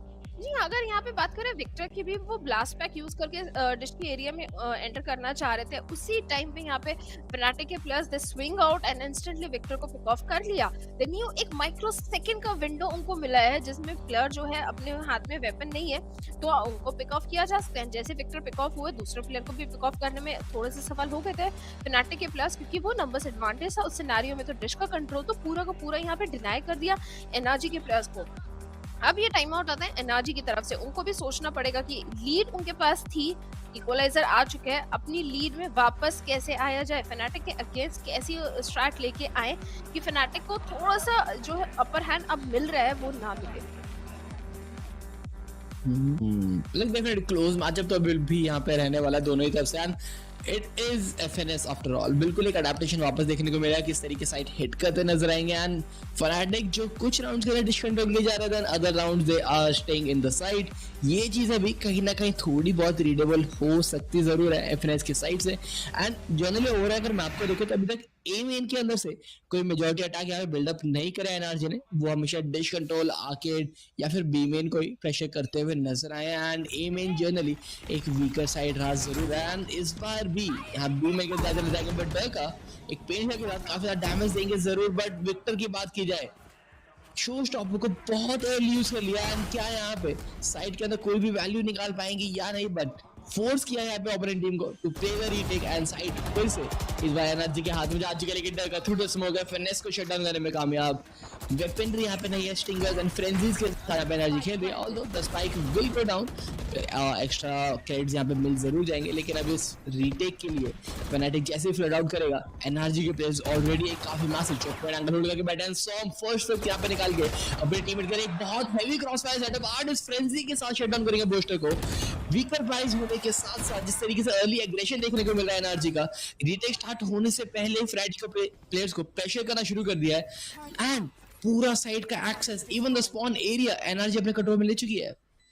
जी हाँ, एनआरजी के पास कंट्रोल तो डेफिनेटली मैप कर रहेगा यहाँ पे, एंड बाकी के दो प्लेयर्स को देखिए, जी हाँ उनके पास नाइटफॉल एंड लॉकडाउन है, जिसको शायद अभी इन्वेस्ट करना इतना कारगर नहीं होगा जब आपके पास नंबर्स एडवांटेज है। थोड़ा सा अगर वेपन्स यहाँ पे ड्रॉप करा पाए Fnatic के प्लेयर्स, एनआरजी के प्लेयर्स को पिक ऑफ कर पाए तो शायद हो सकता था, बट अनफॉर्चुनेटली वो चीज़ नहीं हो पाई, एंड ये राउंड भी जो है Fnatic के हाथ से जाते हुए, and NRG again in the lead. ये राउंड आई गेस Fnatic को बहुत कंफर्टेबल तरीके से कन्वर्ट करना चाहिए था, but the calls on these teams, frenzy the stingers होने के साथ साथ जिस तरीके से स्पॉन को यहाँ पे पुश करते हुए नजर आए, उस वीकर बाइज के साथ इस राउंड को कन्वर्ट कर लिया एनआरजी ने, एंड अगेन वही सिलसिला बैक एंड फोर्थ राउंड्स का फिर से हमें देखने को मिल रहा है। इस बार फिर से बी साइड हिट के लिए जाते हुए नजर आ रहे हैं एनआरजी के players. The early flash, the satchel movements, Victor पहला साचल अपना से एक अर्ली स्विंग के लिए इस्तेमाल करते हैं, लेकिन इस बार डरका को देखें तो वो इंडिविजुअल पुश करना चाहते थे आर्केड रीजन को। इन्फॉर्मेशन मिलेगा आर्टिस्ट को and he will just use the plan gate back to the side and B main side try जरूर थे, लेकिन फनाटिक इस बार अर्ली एग्रेशन दिखाते हुए रीटेक ना खेल के अर्ली साइड होल्ड करना चाहा एंड उसका बिल्कुल फायदा भी मिलेगा। अब अकेले आर्टिस्ट बचे यहाँ पे एक 1v4 1v5 सिनेरियो में। अगेन ये वाला राउंड फनाटिक के पास जाने वाला है, एक एक करके दोनों ही टीम्स एक एक राउंड यहाँ पे सिक्योर कर रही है। फनाटिक का ये जो एग्रेशन था बहुत ज्यादा उनके हित में साबित हुआ है। एक नहीं बल्कि 4 प्लेयर्स यहाँ पे एनर्जी के पिक ऑफ हो चुके हैं, मात्र आखिरी प्लेयर बचे थे आर्टिस्ट, जिनको भी यहाँ पे अल्फाजर पिक ऑफ कर लेंगे एंड वापस से फनाटिक अपना इक्वलाइजर लेने में सफल हो चुकी है। इस बार काफी अर्ली एग्रेशन आया, साइड को पूरा होल्ड किया था फनाटिक के प्लेयर्स ने। पूरा ट्रैक हमें जो है बी साइड के पास में देखने को मिला एंड ये जो रीड था फनाटिक का टुवर्ड्स एनर्जी काफी फैंटास्टिक रीड था एंड जिस तरीके से परफेक्ट क्रॉस फायर एंगल्स यहाँ पे होल्ड किए गए बिना कोई कैजुअलिटी के यहाँ पे फनाटिक ने पूरा का पूरा एक फ्लॉलेस राउंड यहाँ पे निकाला। परफेक्ट एंगल्स होल्ड किए गए थे, उनको पता था प्लेयर्स यहाँ पे बी मेन के थ्रू आने का प्रयास करेंगे and this time fanatic was prepared. Like again बहुत तरीके से यहाँ पे उन्होंने अडाप्ट किया, लेकिन इस बार डरका को भी देखा जाए dish control and arcade control के जा रहे थे एंड इस बार मल्टीपल पीपल के साथ अटैक किया जाएगा। Although the trades are flood in and Crashies, वो आखिरी फ्रैग निकाल के नंबर्स को फिर से फेवर करेंगे। लियो आर्टिस्ट के लक को रीड आउट करेंगे, ही will get shut down but now crashes एक 1v2 सिनेरियो के अंदर फंसे हुए जरूर है स्पॉट्स वन, लेकिन अल्फायर का एम ज्यादा क्रिस्प में होता हुआ एंड राउंड शुरू होते ही खत्म होता हुआ नजर आएगा। एक काफी अर्ली आर्केड कंट्रोलर देखने को मिला फनाटिक की तरफ से। The trades have been there, लेकिन जो आखिरी ट्रेड रहा वो यहाँ जाएगा फनाटिक के फेवर में। 5 और ऑन बोर्ड यहाँ पे लगा चुके हैं एंड वापस से अगर यहाँ पे बाइस की बात की जाए तो हाफ शील्ड्स एंड कुछ यूटिलिटी को एक्सचेंज करके एनर्जी यहाँ पे बाय करने वाले, लेकिन इस बार जो अटैकिंग है वो शायद से हमें नॉर्दर्न साइड की देखने को मिल सकती है। जी हाँ, आर्केड के थ्रू शायद यहाँ पे एनर्जी के प्लेयर्स इस बार आगे बढ़ते हुए दिखाई देंगे। दूसरी साइड अगर बात करें एल्फायर का पूरा जो कंट्रोल सेटअप है वो ए हॉल का सेटअप यहाँ पे एक और ही प्रॉब्लम जो डिश का इन्फॉर्मेशन दे देगा, that means it's going to be hit and उसके लिए यहाँ पे फनाटिक के प्लेयर्स काफी ज्यादा प्रिपेयर्ड है। फ्लैश करके आफ्टर शॉक का यूज करके एफएनएस यहाँ पे आगे बढ़ना चाहेंगे बट एम डुअल यहाँ पे हार जाएंगे। बोस्टर यहाँ पे उनको पिक ऑफ कर देंगे। सॉम यहाँ पे इंस्टेंट ट्रेड लेने में तो सफल हो चुके हैं बट एनआरजी को काफी बड़ा लॉस यहाँ पे आ चुका है। 2 प्लेयर्स यहाँ पे गवा चुके हैं। एक आउटराउंड की सहायता से डायरेक्ट के पास इन्फॉर्मेशन तो है, डायरेक्ट के पास ऑपरेटर भी है, जिससे थोड़ा सा सावधान यहाँ पे जो है एनआरजी को रहना पड़ेगा।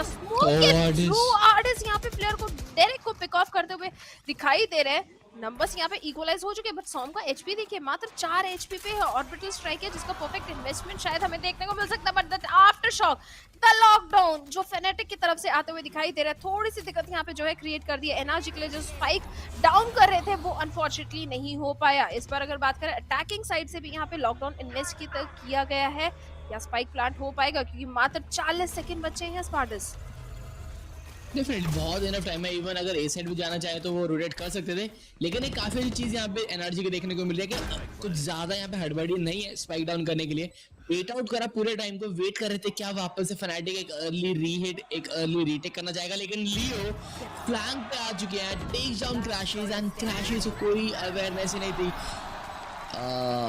एक काफी क्लीन राउंड रिवर्स से यहाँ पे फनाटिक निकालता हुआ नजर आएगा एंड आई थिंक जो क्रैशेस को कहीं ना कहीं एक्सपेक्ट करना चाहिए था। एक फ्लैंक प्लेयर्स इतना टाइम अगर अपने साइड पे बाई किया शायद एक प्लेयर आकर पुश कर सकता है एंड वो छोटी छोटी चीजें यहाँ पे इस बार फनाटिक के फेवर में जा रही है। 6ठा राउंड फनाटिक ऑन बोर्ड यहाँ लगा चुकी है एंड इकोनॉमी जिस तरीके से चल रही है एनर्जी के लिए अगले राउंड में लाइक इस राउंड में बाय नहीं होने वाला है, तो 7वां राउंड में कैसे एक्सपेक्ट कर सकते हैं फनाटिक को मिलता हुआ। बट एनर्जी अपने इको राउंड्स को बहुत इजीली अपने फेवर में ले जाने में अभी तक हमने देखा है वीकर बाय के साथ सफल हो पा रही है। तो आई वोंट से कि हाँ थियोरेटिकली इट लुक्स लाइक कि ये फनाटिक के फेवर में जाएगा बट एनर्जी इको राउंड्स पे हाफ बाय के साथ भी राउंड निकालने में सक्षम हुई है, एक नहीं बल्कि 2 बार। बट यहाँ पे उनको थोड़ा सा सावधान एंड अलर्ट रहना पड़ेगा। पिछली बार हमने देखा था 2 अल्टीमेट्स अवेलेबल थे एनर्जी के पास जिसके बल पे उन्होंने वो पिस्टल्स के साथ राउंड जो है निकाल लिया था। इस बार क्या अल्ट्स हैं, क्या स्ट्रैटेजी रहेगी एनर्जी की तरफ से वो देखना पड़ेगा। एंड फिलहाल तो फनाटिक के जितने भी फैंस हैं उनके चेहरे पे एक बड़ी सी मुस्कान। एंड आएगी भी, जिस तरीके से फनाटिक अभी खेल रही है काफी ज्यादा स्ट्रॉन्ग नजर आ रहे हैं। ऑल्दो यहाँ पे राउंड्स बैक एंड फोर्थ गए जरूर है, लेकिन जो परफॉर्मेंस है फनाटिक का, जिस तरीके अडेप्ट कर रहे हैं अपने ओपोनेंट्स के खिलाफ राउंड आफ्टर राउंड, काफी ज्यादा स्ट्रॉन्ग नजर आ जरूर है। एंड भाई अगर बात की जाए इस समय ओवरऑल परफॉर्मेंस की, खासकर डरका एंड अल्फायर की, दोनों ही काफी अच्छे से अपने फ्रैग्स निकालने में भी कामयाब रहे। And Derke with that operator despite the fact blind हो गए थे, एक वो इनिशियल पिक निकाल के जो एडवांटेज दिया पिछले राउंड में भी काफी ज्यादा ह्यूज साबित होता है अपनी टीम के लिए। एंड फनाटिक का जो सेटअप है बी साइड पे, उसको ब्रेक डाउन करने में काफी ज्यादा दिक्कतें आ जरूर है, बट एनआरजी हाफ शेड्यूल चलते इस बार भी एक बाय निकालने में कामयाब होती हुई। एंड आई गेस फिर से बी हिट होने वाला है, क्योंकि अभी तक ए साइड के ऊपर ए मेन कंट्रोल लेने के लिए गए नहीं है। And yes they are still contesting B main region, breach and kill जो है बी मेन को कंटेस्ट करने वाले हैं। भाई बाकी के 3 पे डिश कंट्रोल के लिए जा रहे हैं, एंड देखना पड़ेगा ये डिश कंट्रोल किस तरीके से एग्जीक्यूट करते नजर आता है एनआरजी के प्लेयर्स। अब देखिए 3 अल्टीमेट्स अवेलेबल रहेंगे यहाँ पे एनआरजी के पास। जी हाँ, रोलिंग थंडर तो यहाँ पे फनाटिक के पास भी है, ऑर्बिटल स्ट्राइक भी है, तो it can go either ways. Direct अपनी ऑपरेटर के साथ यहाँ पे बहुत ही सावधानी से बैठे, एक गलत पीक यहाँ पे एफएनएस की तरफ से एंड उनकी जान यहाँ पे जो है गवाई जा सकती है। बट अभी भी डायरेक्ट पेशेंटली अपना एंगल होल्ड करके रखे हुए हैं, बट रिकॉन बोल्ट उनकी इन्फॉर्मेशन यहाँ पे जो है रिवील कर देगा।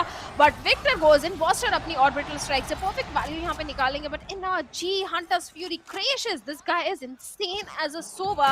हंटर्स फ्यूरी से यहाँ पे एक नहीं बल्कि 2 प्लेयर्स को पिक ऑफ किया, साइड का पूरा कंट्रोल यहाँ पे आ चुका है, ए साइड पे यहाँ पे प्लांट भी हो चुका है।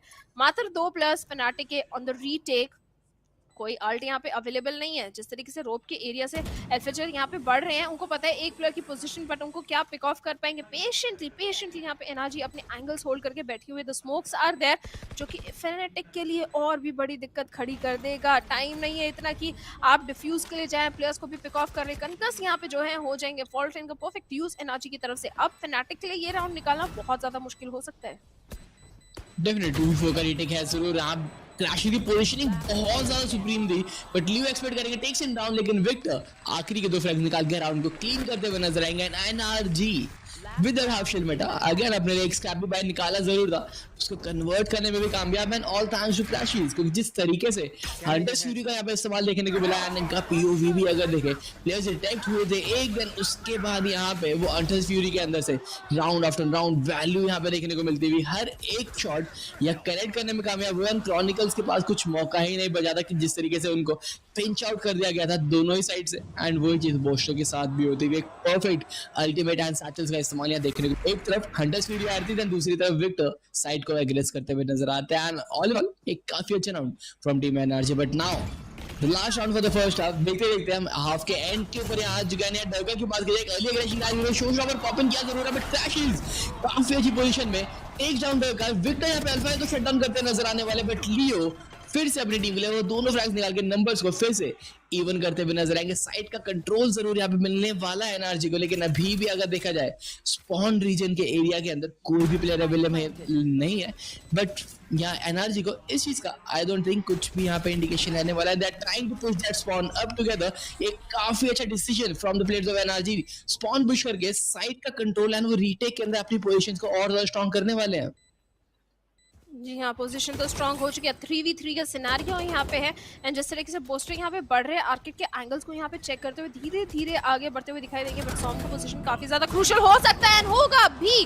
बोस्टर को पिक ऑफ करेंगे, at the same time 2 players को पिक ऑफ किया सामने आखिरी को विक्टर ने, एंड इसके साथ एनआरजी एक और राउंड अपने फेवर में कन्वर्ट करने में सफल हो गए, एंड एक इक्वलाइजर यहाँ पे जो है आते हुए दिखाई देगा।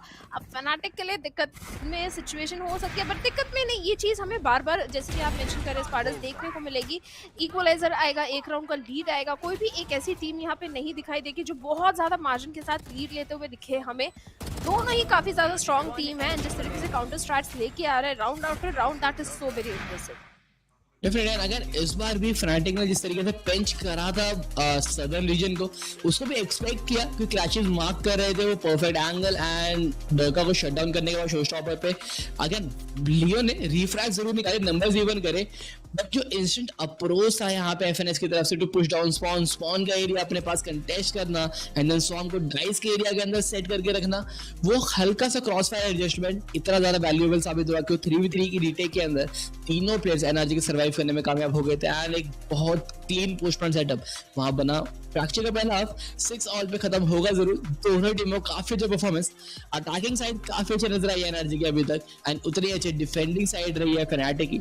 लेट्स सी अब स्वैप के बाद क्या कोई टीम यहाँ पे और बेटर परफॉर्मेंस डिलीवर कर पाएगी, क्योंकि जिस तरीके से गेम जा रहा है ये 13-11 तो नहीं कह सकते हम इसको, मे भी एक ओवर टाइम तक मैच स्ट्रेच हो सकता है।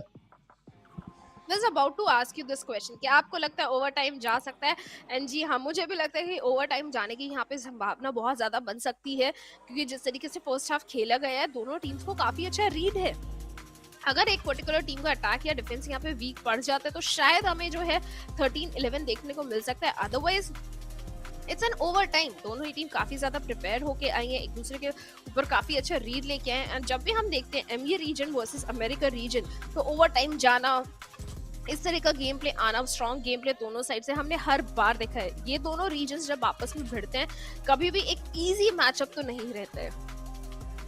Definitely, and like the first time big brains आए हैं, एंड सबसे ज्यादा हाइट मैच भी है यहाँ पे हमारे लिए मास्टर शोक्यो का, क्योंकि हम हर कोई एक्सपेक्ट कर रहा था कि एनआरजी एंड फनाटिक कब आमने सामने आएंगे, just because booster versus FNS के जो मिड राउंड एडजस्टमेंट्स है वो इतने ज्यादा माइंड बॉगलिंग रहता है कि हर एक प्लेयर, हर एक यहाँ पे वैलोरेंट एंजॉयर देखना चाहता है इन दोनों टीम्स को कंटेस्ट करते हुए आमने सामने, एंड आज वो ट्रीट देखने को मिल जरूर रही है। एंड फिलहाल अगर यह बात की जाए, पहला हाफ खत्म हो चुका है 6 ऑल पे, सेकंड हाफ अब यहाँ पे स्टार्ट होता हुआ नजर आएगा, एंड इस हाफ के अंदर भी कुछ सिमिलर एडजस्टमेंट हमें देखने को मिलेगी एनआरजी की तरफ से भी, क्योंकि फिर से एक अर्ली डिश एक्सेस के लिए जा जरूर, लेकिन इस अर्ली डिरेक्शंस के अंदर फनाटिक के प्लेयर्स फंस जरूर सकते हैं, क्योंकि दोनों ही साइड ब्रीच एंड रेज के साथ दोनों टीम्स आगे बढ़ जरूरी है। बट विक्टर एक 1v2 में फंसते हुए नजर आ सकते हैं, लेकिन काफी पेशेंस का इस्तेमाल, डैमेज पड़ेगा यहाँ पे डरका को, but he was able to dodge that in perfect time.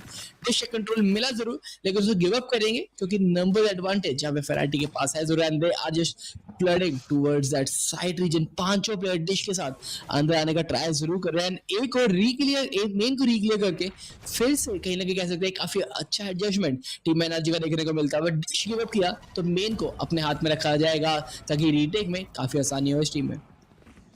जी हाँ, रीटेक पे यहाँ पे जो है एनर्जी आते हुए साइड का पूरा कंट्रोल मिल चुका है।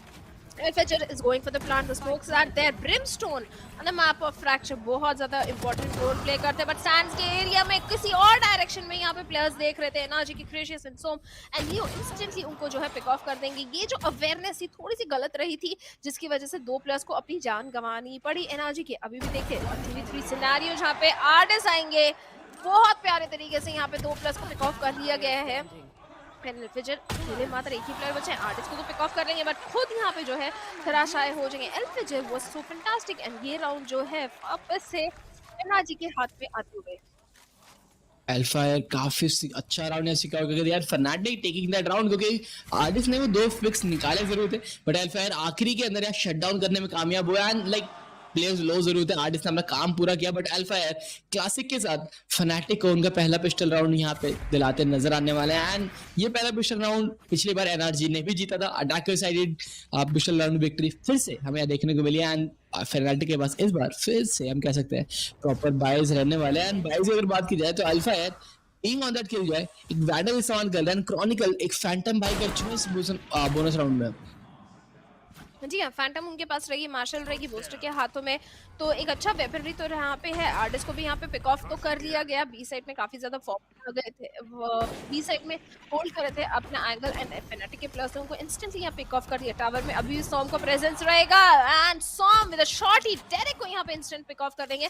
टावर का कंट्रोल अभी भी सॉम के हाथों में रहेगा, साइड कंट्रोल यहाँ पे काफी हद तक मिला नहीं है फनाटिक के प्लेयर्स को, थोड़ी दिक्कत में सिचुएशन अभी भी है, सॉम के साथ डील करना पड़ेगा, बट जिस तरीके से सॉम कोई भी पीक नहीं दे रहा, स्विंग नहीं करे, दैट्स अ गुड थिंग।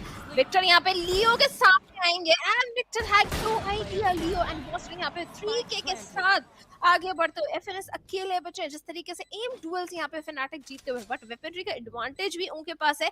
एक वेपन यहाँ पे एनर्जी ने ड्रॉप करा है एंड काफी अच्छी वैल्यू निकाली है, एक और वेपन यहाँ पे ड्रॉप कराना चाहेंगे, अगर करा देते तो काफी अच्छी वैल्यू अपनी इको राउंड में निकाल लेगी एनर्जी की टीम। डेफिनेटली फनाटिक को भी चीज पता है, तो बोस्टर यहाँ पे आगे बढ़ रहे हैं, क्योंकि मार्शल का ड्रॉप होना इतना ज्यादा कोई दिक्कत भरी चीज नहीं है, just fiction red credits, and उसके साथ ट्राई जरूर करना चाहते थे no scope Marshal, but FNS सीधा यहाँ पे उनको शट डाउन करते हुए नजर आएंगे। लियो गैस ट्रेड 8वां राउंड फनाटिक के लिए आ चुका है, पिस्टल एंड एंटाई को दोनों यहाँ पे फनाटिक के नाम जाते हुए, but now it is time for the full buy round. And वही अगर जो बोनस राउंड की बात की जाए on the side of Fnatic, एक फैंटम एक वैंडल ऑलरेडी है उनके पास, एक बुलडॉग भी रहेगा पिछले राउंड का, एंड जो बाकी दोनों प्लेयर्स हैं उनके पास भी काफी इनफ क्रेडिट्स है to buy up another rifle. से एक बोनस राउंड भी काफी हद तक कन्वर्टेबल राउंड नजर आ रहा है फनाटिक की तरफ से। जी हाँ, कन्वर्ट कर सकते हैं। अगर बोनस कन्वर्ट करते हैं तो बहुत बड़ा वैल्यू मिल जाता है, इकोनॉमी को बहुत बड़ा बूस्ट मिल जाता है, एंड वो चीज़ यहाँ पे फनाटिक जरूर लेना चाहिए। 2 राउंड्स का लीड उनके पास है। अब एनआरजी को कुछ तो देखना पड़ेगा कि उनके डिफेंस को किस तरीके से ब्रीच कर पा रहे। अर्ली प्रॉब्लम यहाँ पे ए हॉल में जाए, ए सेट कंप्लीटली एम्प्टी है। रोप के एरिया पे यहाँ पे 2 प्लेयर्स प्रेजेंट तो हैं जो कि डिश को गार्ड करते हुए दिखाई दे रहे हैं। उनसे अगर बच के निकल पाती है फनाटिक की टीम तो ए साइड का कंट्रोल यहाँ पे मिल सकता है। ऑलरेडी रोप्स के थ्रू यहाँ पे रोटेशंस आ चुके हैं, स्पाइक को रिट्रीव कर लिया गया एंड डिश एरिया में देखिए विक्टर एक peek and instantly pick off कर सकते थे प्लेयर को, बट जैसे उनको पता चला यहाँ पे काफी सारा स्टैक हमें देखने को मिल रहा है, साइड में वापस जा चुके हैं। एंड अभी तक अगर देखिए फनाटिक क्या रोटेट करेगा या फिर ए साइड को हिट करेगा, और कलेक्ट करते ही यहाँ पे जो है एक फेक सेल करने का ट्राई किया जा रहा है एंड बी साइड को हिट करने का प्रयास यहाँ पे फनाटिक की तरफ से आएगा। बी साइड में अगर देखें अभी भी 2 का प्रेजेंस है एनआरजी की तरफ से। ये जो माइंड गेम फनाटिक खेल रही है फिलहाल एनआरजी के साथ, दैट इज फैंटास्टिक। और भी आ गया, ऑर्बिटल स्ट्राइक भी उनके पास आ चुका है। अब किस तरीके से साइट में एंटर करेंगे आर्केड के थ्रू वो देखना। आर्केड टावर तो काफी हद तक खाली है, तो टावर का कंट्रोल तो यहाँ पे इजीली फनाटिक को मिल जाएगा डेफिनेटली। एंड आई गेस वापस से वही रीटेक के अंदर खेलने वाले जरूर है, बट डरका को फोर्स बैक किया, कहीं ना कहीं डैमेज भी देते हुए स्मोक के साथ, and this is might be enough for energy right ना, क्योंकि अब उनके पास भी अगर यहाँ देखा जाए तो अपने लिए जिस तरीके का क्रॉसफायर सेटअप है वो आराम से रीटेक कर जरूर सकता है, बट डरका आगे आ जरूर रहते हैं एंड शट डाउन किया जाएगा। लेट लर्कर्स दिक्कतें यहाँ पर आते हुए नजर आने वाले हैं। एफएनएस पूरा cross fire setup Fnatic break down करने में कामयाब होती थी, एंड वो जो प्ले आया from the A main region अल्फायर के लिए, वो इनिशियल फ्रैग्स निकाल पाना बहुत ज्यादा क्रूशियल हो गया था, उसको निकालने में कामयाब हो गए। फनाटिक 9वां राउंड यहाँ पे जीता हुआ नजर आ रहा है। 3 राउंड का लीड, ये बहुत बड़ा लीड है फनाटिक के हाथ में, स्पेशली जब उनके पास नेक्स्ट राउंड में भी एक अच्छा बाय आने वाला है, एक फुल बाय आने वाला है, तो मे बी एक 10वां राउंड भी हमें फनाटिक के हाथ में आते हुए दिखाई दे। अब एनआरजी के लिए दिक्कतें बहुत ज्यादा खड़ी हो चुकी है कि फनाटिक एम डुअल्स में यहाँ पे काफी अच्छे तरीके से अपने फेवर में ले रही है। अवेयरनेस जो है एनआरजी के प्लेयर्स में थोड़ा सा लैक करते हुए दिखाई दे रहा है। जिस तरीके से हमने बहुत बार देखा कि प्लेयर्स दूसरे डायरेक्शन को गार्ड कर रहे थे, दूसरे एंगल को चेक कर रहे थे, पीछे से फनाटिक के प्लेयर्स आते हैं पिक ऑफ करते हुए दिखाई दे रहे हैं। इस बार अगर बात करें वेपनरी नहीं है एनआरजी के पास, बट पूरा का पूरा एक 3 स्टैक यहाँ पे ए साइड पे देखने को मिल रहा है। डायरेक्ट आएंगे, आर्टिस्ट को पिक ऑफ कर लेंगे, brawler is there, players flash होंगे, एक और प्लेयर यहाँ पे पिक ऑफ होगा एंड एनआरजी के मात्र 2 ही प्लेयर्स यहाँ पे बचे। एक वेपन तो ड्रॉप करा है, 2 वेपन यहाँ पे एनआरजी ने ड्रॉप करा दिए हैं। डायरेक्ट भी अगर बात करें काफी लो एचपी पे, बट एफएनएस अकेले बचे हैं। Direct is going for the plant and जिस तरीके से एफएनएस यहाँ पे फॉरवर्ड आके खेल रहे हैं, एल्फिजर उनको भी यहाँ पे जो है पिक ऑफ कर लेंगे एंड राउंड अपने हित में लेके चले जाएंगे। स्टार्ट अगेन बहुत ज्यादा एग्रेसिव स्टार्ट यहाँ पे देखने को मिला फनाटिक की तरफ से, एंड वो जो एग्रेशन था हिट के ऊपर वो एक्सपेक्ट नहीं कर रहे एनर्जी के प्लेयर्स, ऑफ गार्ड पकड़ा गया एंड उसके बाद फॉर्ट लाइन का इस्तेमाल, शॉटी के साथ फ्रैग्स, हर एक चीज से फनाटिक के फेवर में गई यार। Energy desperately needs this time out, क्योंकि थोड़ी चीजें यहाँ फिक्स करने की जरूरत है, क्योंकि आज के दिन आउटप्ले होते हुए नजर आ रहे हैं फनाटिक के हाथों। सेकेंड हाफ में आउटप्ले होते हुए दिखाई दे रहा है। जो डिफेंस आ रहा है एनआरजी की तरफ से वो इतना ज़्यादा स्ट्रांग नहीं है, इकोनॉमी भी बहुत बार डगमगा रही है, तो वो चीज़ एनआरजी के फेवर में काम नहीं करी है। अपने बाय राउंड्स को भी कन्वर्ट करने में सफल नहीं हो पा रही। अब 10वां राउंड यहाँ पे हिट कर चुके हैं फनाटिक, तो इजीली यहाँ पे जो है मैच पॉइंट तक आ जाते हुए दिखाई देंगे। अब ये नेक्स्ट राउंड एनआरजी के लिए काफ़ी ज़्यादा क्रूशियल है। अगर जीत जाते तो एक उम्मीद की किरण बरकरार रहेगी कि शायद इक्वलाइजर तक आ सकते हैं। अगर फनाटिक के हाथ में ये नेक्स्ट राउंड जाते हैं उसके बाद it's already done and dusted. It's impossible, I won't say impossible, but it's very difficult कि एनआरजी वहां से जो है कमबैक स्टोरी अपने लिए क्रिएट करे।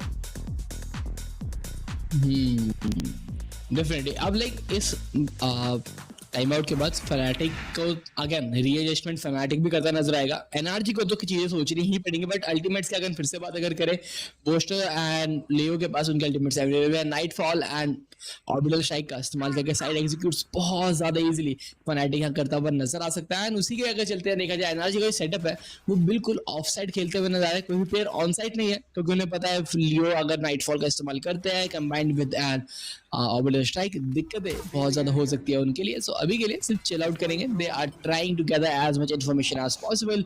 क्रैशेस आउटडोर सेट करेंगे. मेन पे फायर को किया जाएगा spot has been tagged and information जरूर मिल चुकी है. किल जो आएगा सदर्न रीजन को कैंप कर रहे हैं. देन मल्टीपल प्लेयर्स शायद डिश या आर्केड के थ्रू आगे बढ़ते हुए नजर आ सकते हैं. एंड आर्केड के ऊपर कोई इन्फॉर्मेशन नहीं मिलेगा बट आर्टिस्ट ने या डिश पे प्लेयर्स को स्पॉट कर लिया गया. So he is just holding his ground. और एफएनएस की बात की जाए he has his rolling thunder available. अपने लिए अर्थ पर उठा के रोलिंग थंडर को ऑनलाइन लेके आ चुका है. पेज जैसे साइड में एंटर किया जाएगा 100 मेग को शट डाउन करेंगे. आर्टिस्ट अभी भी स्मोक के राउंड खेलते हुए थे बट पोस्टर उनको भी शट डाउन करने में कामयाब. एंड अभी भी अगर एफएनएस को देखा जाए रोलिंग थंडर का इस्तेमाल किया जरूर लेकिन कोई वैल्यू यहाँ पे नहीं मिलने वाले क्योंकि फनाटिक के प्लेयर्स ऑलरेडी ये साइड का एक्सेस पूरा उनको यहाँ पे मिल चुका था. एक 4v3 का रीटेक है जरूर. उसको 3v3 कन्वर्ट करेंगे crashes with that perfect shot that chronicles आगे आएंगे विद दैट फ्लैश पॉइंट. एक और पे को शट डाउन किया. ये रीटेक करना एनआरजी के लिए बहुत ज्यादा मुश्किल रहा. ऑल द विक्टर क्रॉनिकल को टेक डाउन कर चुके हैं. 1v2 scenario show stopper is online. देखना पड़ेगा इस 1v2 के अंदर किस तरीके से यहाँ अल्फायर को टेक डाउन किया जाता है क्योंकि मेजॉरिटी ऑफ द फैक्टर अल्फायर के ऊपर ही यहाँ पे हमें देखने को मिलने वाला. But close angle from Leo of contact खेल जरूर है. क्या अवेयरनेस है जरूर है लेकिन लियो फिर से अपने लिए उस फ्रैग को निकालते हुए नजर आएंगे. एंड फनाटिक पहले हाफ के अंदर एक इक्वलाइज स्कोर था लेकिन सेकेंड हाफ में बिल्कुल रन अवे करते नजर आए. स्कोर लग जाए 11-6 का स्कोर यहाँ पे हो चुका है. 11-6 जल्दी मैच पॉइंट. बट इस बार अगर बात करें एनआरजी की साइड से क्रेशियस की तरफ से स्पेशली काफी अच्छा यूटिल का यूज हमें देखने को मिला. जिस तरीके से अंडर हेवन के एरिया में शॉक डॉट को यूज किया वहाँ पे काफी अच्छे तरीके से प्लेयर को पिक ऑफ तो किया. But Fnatic was a better team today.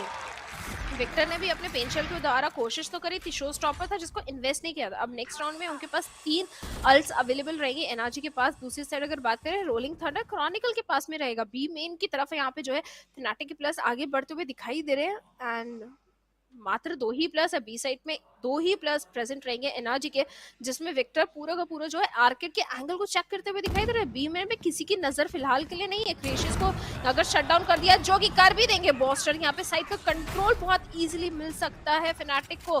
But देखिए अभी भी साइड में एंटर नहीं करेंगे. Yes the smoke is preventing. थोड़ा सा पुश बैक कर दिया है फनाटिक के प्लस को होल्ड करने में फोर्स कर दिया गया. अब रोटेशंस ऑलरेडी काफी जल्दी आ चुके हैं एनआरजी की तरफ से. एक नहीं 3 प्लेयर्स यहाँ पे जो है बी साइड में आ चुके हैं. बी मेन में स्मोक में एंगल्स होल्ड करके बैठे. थोड़ा सा फॉरवर्ड आके खेलेंगे. पनिश होंगे बोस्टर की ऑपरेटर से. सॉम यहाँ पे 2 प्लस को पिक ऑफ करने में सफल तो हो चुका है. 3v3 scenario is there but Boaster ने जिस तरीके से अपनी ऑपरेटर से वैल्यू निकाली है एक नहीं 2 प्लस को यहाँ पे पिक ऑफ किया. डेफिनेटली. बट सॉम अगेन जाके नंबर्स इवन कर चुके थे एंड नंबर ऑफ फेवर में भी कन्वर्ट करेंगे. तीसरा फ्रैग सॉम अपने नाम करते हुए नजर आने वाले हैं. एंड अब यहाँ पे फनाटिक को थोड़ा सा वली खेलना पड़ेगा क्योंकि आर्टिस्ट आ चुके. फ्लैग पे टेकन डाउन 1 क्रॉनिकल लास्ट पे standing in a 1v3. Spike भी उनके पास है जरूर. सो बोस्ट सॉम को टेक डाउन जरूर किया जाएगा. एफएनएस के ऊपर शॉट जरूर लेंगे. एक 1v2 में फंसे जरूर है. Spike will go down but उससे पहले FNS just swings out takes the round for himself. Defensive side पे पहला राउंड फाइनली एनआरजी सिक्योर करता हुआ नजर आएगा. एक मल्टीपल राउंड स्ट्रीक के बाद उसको ब्रेकआउट करने में कामयाब. 7वां राउंड ऑन बोर्ड यहाँ पे एनआरजी अब लगा चुके हैं. 7वां राउंड यहाँ पे लगा तो गया है बट अभी भी लीड है फनाटिक के हाथ में. वो लीड तक इक्वलाइज तक लेके जाना थोड़ा सा मुश्किल हो सकता है. इस बार अच्छा वेपनरी जरूर रहेगा एनआरजी के हाथ में. एक लॉकडाउन रहेगा towards fanatic. Lockdown and orbital strike towards NRG. तो 2 अल्ट्स हैं यहाँ पे एनआरजी के हाथ में. एंड जिस तरीके का सेटअप आ रहा है पूरा का पूरा यहाँ पे जो है आर्टिस्ट का setup is towards the B side. And already हम देख पा रहे हैं कि सॉम भी यहाँ पे टनल के एंगल को होल्ड करके बैठे हुए हैं. जनरेटर के एंगल को. एंड वापस से बी मेन में जिस तरीके से पिन्स आ रहे हैं शायद बी साइड को एग्जीक्यूट करने का प्रयास यहाँ पे किया जा सकता है from the side of Fnatic. And information लेने का प्रयास यहाँ पे डायरेक्ट की तरफ से देखा तो जा रहा है. एक पीक दे रहा है स्विंग करके थोड़ा सा इन केस अगर कोई प्लेयर प्रेजेंट है. बट बोस्टर के हाथ में अभी भी आप देखिए एक ऑपरेटर रहेगा. द स्मोक्स आर देयर जो कि प्रिवेंट कर फनाटिक को साइड में एंटर करने से. एंड इंस्टेंट रोटेशन भी शायद हमें दिखाई दे सकते हैं. नहीं अभी भी एंगल्स होल्ड किए जा रहे हैं but the pins are coming कि टनल के एरिया से यहाँ पे जो है प्लेयर्स मूव करते हुए दिखाई देंगे. बोस्टर विद ऑपरेटर ये थोड़ा रेयर साइड है क्योंकि बोस्टर ऑपरेटर पे जल्दी हमें नजर नहीं आता है. लेकिन आज के दिन बीइंग ऑन दैट ब्रिमस्टोन अभी भी ऑपरेटर उनके हाथ में नजर आ रही है. एंड फिर से यहाँ कहीं ना कहीं अपनी टीम के लिए स्मोक्स रेडी कर जरूर है. लियो यहाँ पे आगे बढ़ते हुए नजर आएंगे. बी मेन रीजन से बेट आउट करना चाहते हैं यूटिल को जिसमें से पहला स्मोक यहाँ डिप्लॉय भी होगा. The fault line comes in as well. And fault line के साथ कंबाइन करना चाहते हैं ऑर्बिटल स्ट्राइक को. सॉम वैल्यू कोई नहीं मिलने वाले, लेकिन आखिरी के 30 सेकंड्स हैं जो, बट आर्टिस साइड के ऊपर ऑपरेशन आया जरूर है, लेकिन फिर भी अपना काम जरूर कर चुका है। एक पे को टेक डाउन किया, बट अल्फायर gets two for himself as well, and Chronicle तीसरा पे को भी शट डाउन करते हुए नजर आएंगे। साइड एंकल्स को बिल्कुल यहाँ पे डिस्ट्रॉय कर देगा। हंटर यूरी का कमिटमेंट आता हुआ आखिरी 17 सेकंड है, स्पाइक अभी भी प्लांट करना बाकी है, एंड टैग करते हुए नजर आने वाले एक और विक्टर अल्फायर को टेक डाउन कर चुके हैं। 10 सेकंड स्पाइक अब इसमें प्लांट करना ही पड़ेगा। It is going in the open and crashes आएंगे, दोनों प्लेयर्स को टेक डाउन किया, टाइम ही यहाँ पे नहीं बचा। एंड गार्डियन के साथ एक बहुत वियर्ड राउंड एनर्जी सिक्योर करता हुआ नजर आएगा। क्रैशेस अल्टीमेट के साथ जिस तरीके से टाइम बाय किया ban with that guardian swinging again in the same angle, fanatic के प्लेयर्स सेफ प्लांट कर सकते थे, बट ओपन प्लांट के लिए गए जो एक्चुअली उनके राउंड लॉस का कारण बनता हुआ। Gracious is one of the best Sova, I have to say। जिस तरीके से पास्ट में भी इनके परफॉर्मेंस रहे हैं, हमेशा इनकी यूटिल हो या अल्टीमेट हो, उससे परफेक्ट वैल्यू निकालने में सफल हो जाते हैं। धीरे धीरे एनर्जी आर कैचिंग अप, वो फैनेटिक के लिए एक चिंता का विषय है। इस बार भी अगर बात करें, एक लॉकडाउन रहेगा एंड ऑपरेटर भी रहेगा आर्टिस्ट के हाथ में, दूसरी साइड लॉकडाउन फैनेटिक के पास भी अवेलेबल है। इस बार ए हॉल्स के थ्रू आगे बढ़ना चाहेंगे, प्रॉलर की सहायता से ए हॉल तो चेक कर लिया कि क्लियर है तो आगे बढ़ सकते हैं। पूरी का पूरी ए साइड यहाँ पे जो है काफी हद तक क्लियर आउट दिखाई दे रहा है, साइड का कंट्रोल लेने में दिक्कत नहीं आएगी। स्ट्रोक्स आर देयर तो इजीली एग्जीक्यूट तो यहाँ पे हो जाएगा। आफ्टर शॉक आएगा, सॉम को थोड़ा सा पुश बैक यहाँ पे जो है कर दिया जाएगा। अब रोटेशन तो यहाँ पे एनर्जी की तरफ से आ रहे हैं, रीटेक पे यहाँ पे एनर्जी की टीम जिस तरीके से प्लांट हो चुका है already, spike is down and अब फनाटिक जो है अपने अच्छे एंगल्स यहाँ पे होल्ड करके बैठी हुई है। इनकेस अगर कोई लर्क आ रहा है उसको भी इस बार फनाटिक यहाँ पे वॉच कर रही है, but there is no lurk. Sands के एरिया से यहाँ पे जो है एनर्जी के प्लस आगे बढ़ते हुए दिखाई देंगे। Eight the same time fanatic की साइड से लॉकडाउन भी इन्वेस्ट कर दिया गया है, जो कि एनर्जी के लिए बहुत बड़ी दिक्कत है। Victor with a pen shell, Chronicle को भी हम पिक ऑफ कर लेंगे।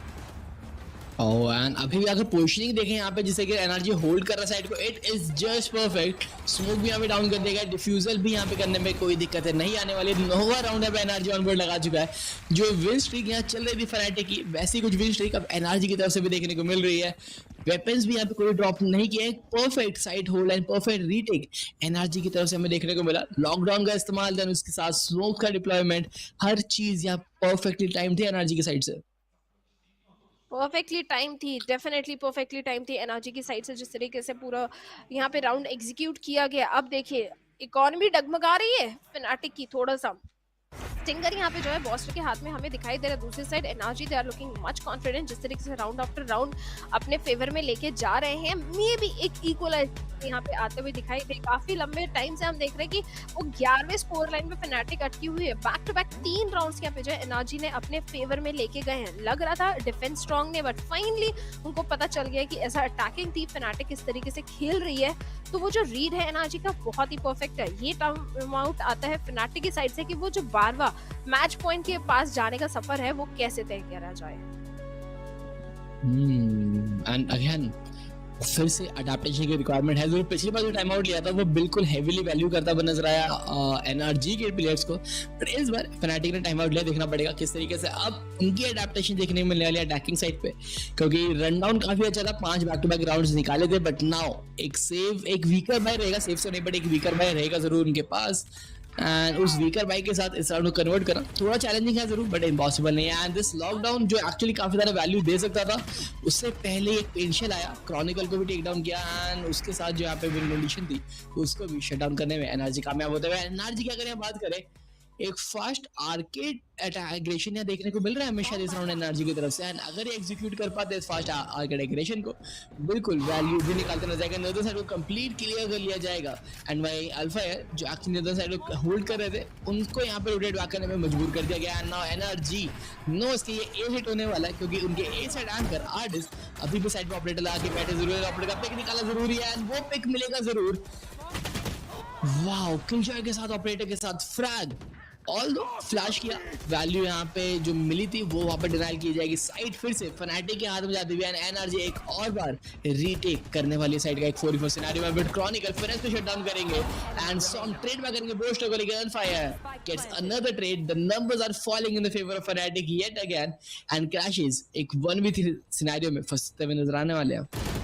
क्रॉनिकल दिक्कत दे सकते हैं एंड दिक्कत देंगे भी क्योंकि पीछे से एल्फा आएंगे और 3 के करेंगे एंड क्रेशियस को भी यहाँ पे जो है पिक ऑफ कर लिया जाएगा। तो वो जो मैच पॉइंट की ललकार थी वो फाइनली यहाँ पे आते हुए फनाटिक वो राउंड अपने फेवर में निकालने में सफल हो चुकी है।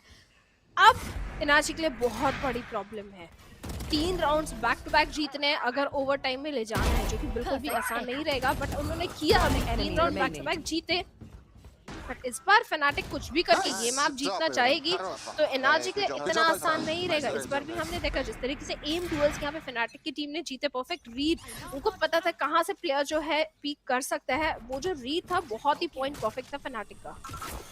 अब यहाँ जिस तरीके से मैच अगेन स्टार्ट हुआ था, बिल्कुल इक्वलाइज स्कोर लाइन जरूर आ रही थी में 6 का पहला हाफ, बट फनाटिक है started to dominate and they are on the match point and वो मैच पॉइंट के लिए आगे भी बढ़ते हुए नजर आ रहे हैं क्योंकि 2 अर्ली फ्रैग्स यहाँ पे मिल चुके हैं एंड सिर्फ अपना एक ही यहाँ पे कंट्रोलर गवाया जरूर है, but still they have everything they wanted, they got the initial picks and ये फर्स्ट है यहाँ रीसेट होते हुए नजर आने वाले हैं। अगर क्रैशी सॉ में आर्ट्स की पोजीशन देखें, बिल्कुल एक पैसिव पोजीशन होल्ड करके वेट करें फनाटिक के साइड हिट का ताकि उनको थोड़ा सा एडवांटेज मिल सके इस आउट नंबर्ड गेम में। बट फॉर नाउ फनाटिक वापस से एम एन कंट्रोल पे रीएग्रेस करते हुए नजर आने वाली ऑपरेटर को चेंज किया जाएगा इन the hands of Chronicle and Chronicle की यहाँ तक बात की जाए उनके पास फ्लैश पॉइंट भी खत्म है, फॉल्ट लाइन भी अभी तक रिचार्ज नहीं हुआ and as when the fault dial comes in side execute फिर से फनाटिक का देखने को मिलने वाला है एंड आई गेस ये शायद आखिरी राउंड हो सकता है इस मैच का क्योंकि 2 प्लेयर जो साइड खेल रहे हैं दोनों के दिक्कतें बहुत ज्यादा बढ़ सकती है अगर 4 प्लेयर पुशिंग करेंगे इनके ऊपर। दिक्कत तो है एनआरजी के पास नंबर्स नहीं है अभी भी अगर देखें एंड साइड का कंट्रोल नहीं मिला है अभी तक फनाटिक को, जो थोड़ी सी दिक्कत फनाटिक के लिए भी यहाँ पे क्रिएट कर सकता है। बट अगर एक भी प्लेयर को यहाँ पे पिक ऑफ कर लिया गया है एनआरजी की तरफ से क्योंकि मात्र 2 ही प्लेयर्स जो ए साइड को गार्ड कर रहे हैं। अगर बात करें आर्टिस्ट वो ए बी साइड पे एंकर थे, रोटेशन आते हुए डायरेक्ट यहाँ पे ऑल्सो गोज डाउन, साइड का कंट्रोल मिल चुका है एंड इसी के साथ मैप भी जीतते हुए फनाटिक की टीम दिखाई देगी। द स्पाइक गोज डाउन, अगर यहाँ पे आर्टिस्ट क्लच कर जाते तो शायद एक उम्मीद हो सकती है, but it's a impossible clutch for artist also. 1v4 scenario dish पे इंफॉर्मेशन भी मिल चुका है, कोई भी player off guard take down करना इम्पॉसिबल सा टास्क, डका अंडर हेल खेलेंगे एंड आराम से शट डाउन करने में भी कामयाब हुए फनाटिक अपना डोमिनेशन कंटिन्यू करता हुआ नजर आएगा। एक काफी क्लोज फर्स्ट हाफ के बाद एक काफी डोमिनेंट सेकंड हाफ यहाँ पे देखने को मिला एंड टाइम आउट के बाद चीजें बदली जरूर थी एनआरजी के लिए, लेकिन भाई थोड़ी देर बाद ही 3 राउंड्स बैक टू बैक निकाले एनआरजी ने, but then Fnatic with a time out turn second round again आखिरी 2 राउंड की दरकार थी उसको फिर से कन्वर्ट करके पहला मैच बेस्ट ऑफ 3 में अपने नाम करते नजर आएगी ये टीम। जी हाँ बिल्कुल, अपने नाम यहाँ पे जो है पूरा का पूरा मैच करते हुए फनाटिक अपने नाम। जी हाँ, काफी अच्छी शुरुआत हुई थी फर्स्ट हाफ में। अगर बात करें दोनों साइड से इक्वल कंपटीशन हमें देखने को मिला था 6 के स्कोर के साथ सेकंड हाफ में टीम बढ़ी थी, बट जिस तरीके से अटैकिंग हाफ में Fnatic was there, back to back 5 rounds उन्होंने अपने लिए निकाले थे, बहुत बड़ा प्रेशर क्रिएट कर चुके थे एनआरजी के ऊपर। वो back to back 5 rounds NRG को काफी ज्यादा भारी पड़े, तो ये फ्रैक्चर का मैप तो फिलहाल फनाटिक के हाथ में जाते हुए, जो कि फनाटिक का खुद का पिक था। डेफिनेटली खुद का पिक है, सो जीतना बनता भी है एंड एनआरजी इतना स्ट्रॉन्ग है भी नहीं फ्रैक्चर के मैप पे, जनरली फ्रैक्चर खेलते नहीं है ये टीम, सो वो चीज़ें कहीं ना कहीं दिखती भी नजर आई जरूर। अटैकिंग साइड एडजस्टमेंट्स काफ़ी अच्छे थे, बट डिफेंडर साइड पे काफ़ी ज़्यादा स्ट्रगल करते हुए नजर आए, बट एक ओवरऑल काफ़ी अच्छा बैकग्राउंड का डिस्प्ले हमें यहाँ देखने को मिलता हुआ, खासकर जिस तरीके से अर्ली एग्रेशन साइड हिट्स याद थे दोनों ही तरफ से, जिस तरीके से यहाँ पे काउंटर स्ट्राइक देखने को मिला फ्रॉम बोथ द साइड, चाहे अर्ली अल्टीमेट्स का इस्तेमाल हो चाहे अर्ली एग्रेशन हो, हर एक चीज़ परफेक्टली यहाँ देखने को नजर आई जरूर थी। But overall fanatic game superior and इस बेस्ट ऑफ 3 सीरीज में पहला मैच जीत के अपने लिए एक काफ़ी अच्छा एडवांटेज क्रिएट कर लिया है। जी हाँ, काफ़ी अच्छा एडवांटेज यहाँ पे क्रिएट कर लिया अपने लिए, क्योंकि जो सेकंड मैप आएगा वो प्रेशर यहाँ पे जो है एनआरजी के ऊपर क्रिएट ऑलरेडी करेगा। जी हाँ, सेकंड मैप बाइंड का है and bind one of the strongest map माना जाता है एनआरजी के लिए, बट फनाटिक किस तरीके से खेलती है वो देखना पड़ेगा। अभी तक अगर बात करें बाइंड के स्टार्ट्स है एनआरजी के, दे आर वेरी परफेक्ट, तो पॉसिबिलिटी है थोड़ा सा कॉन्फिडेंट जो है एनआरजी की टीम फील करेगी even on the map of bind, and अगर वो जीत जाते तो फिर हम बढ़ेंगे आगे अपने डिसाइड पे, जो कि रहेगा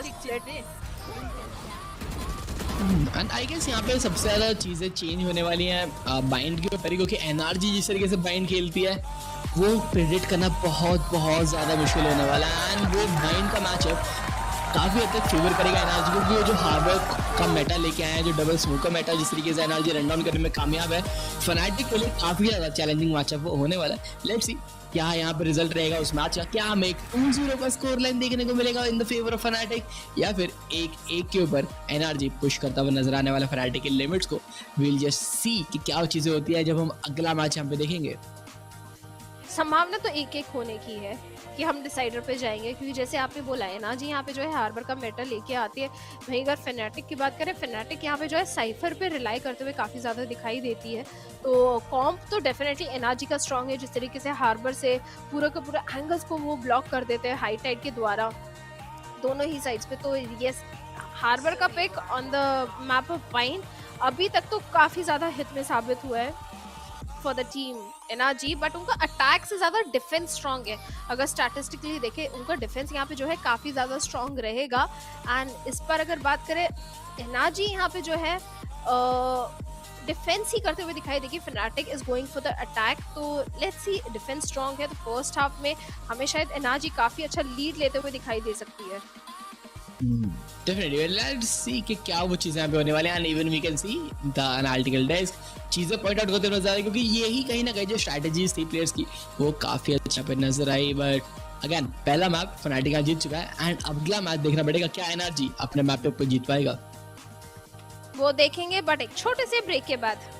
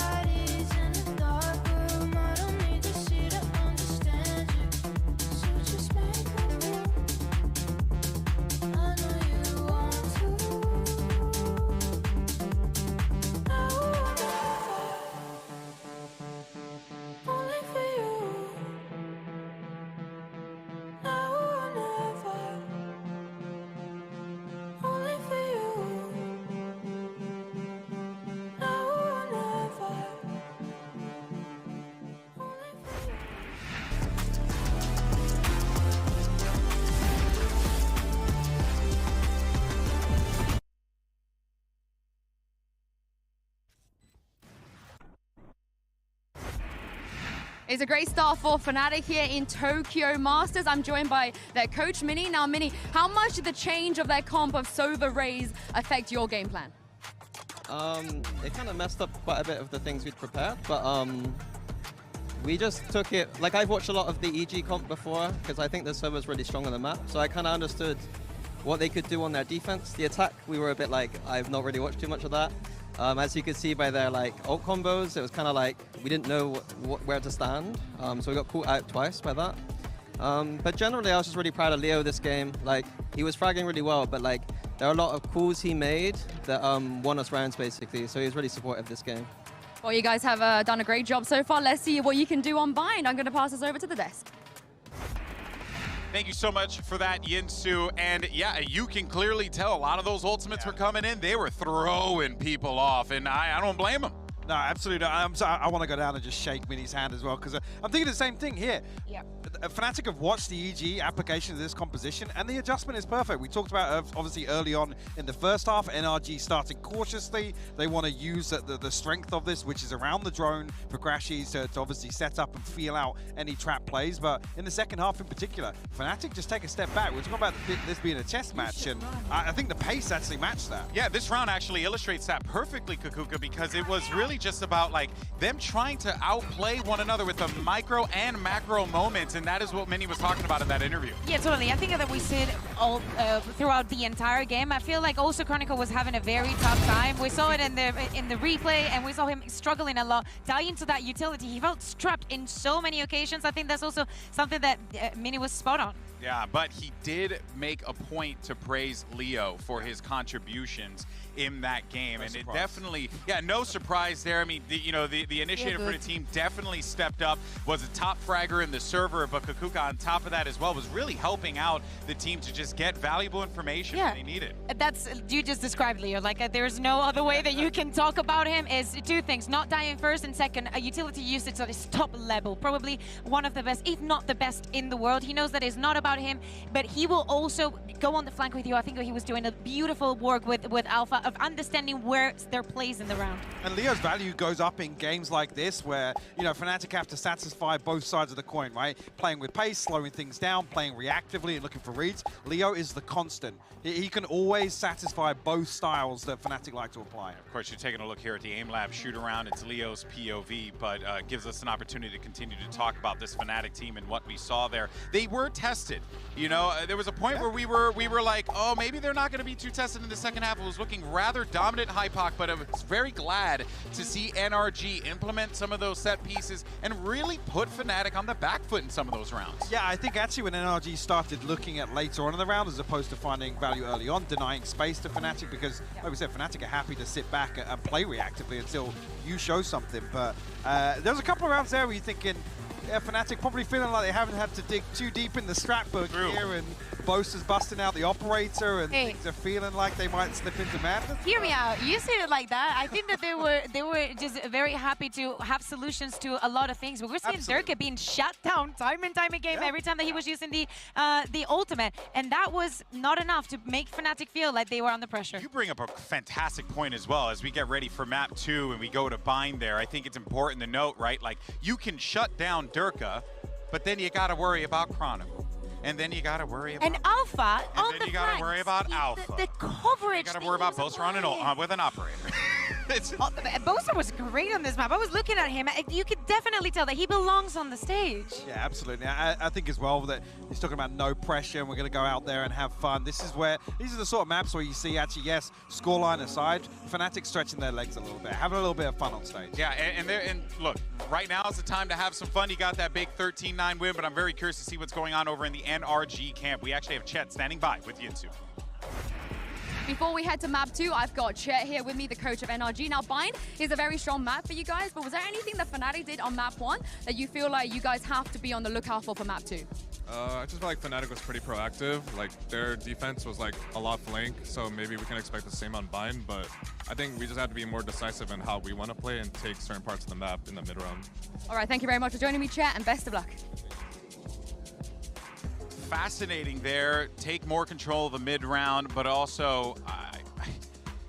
HyperX, you seem to be a little perplexed by what Chet said. Yeah, I'm a little confused, actually. I mean, if NRG have done their homework here with the composition they like to run, and if Fnatic stick to the Cypher pick on Bind, because that's something that enables Fnatic so much on their defensive half to obviously confirm or deny absence behind those lurk walls that we like to see invested. And yeah, we're going to see Alpha put it out here. Yeah, it's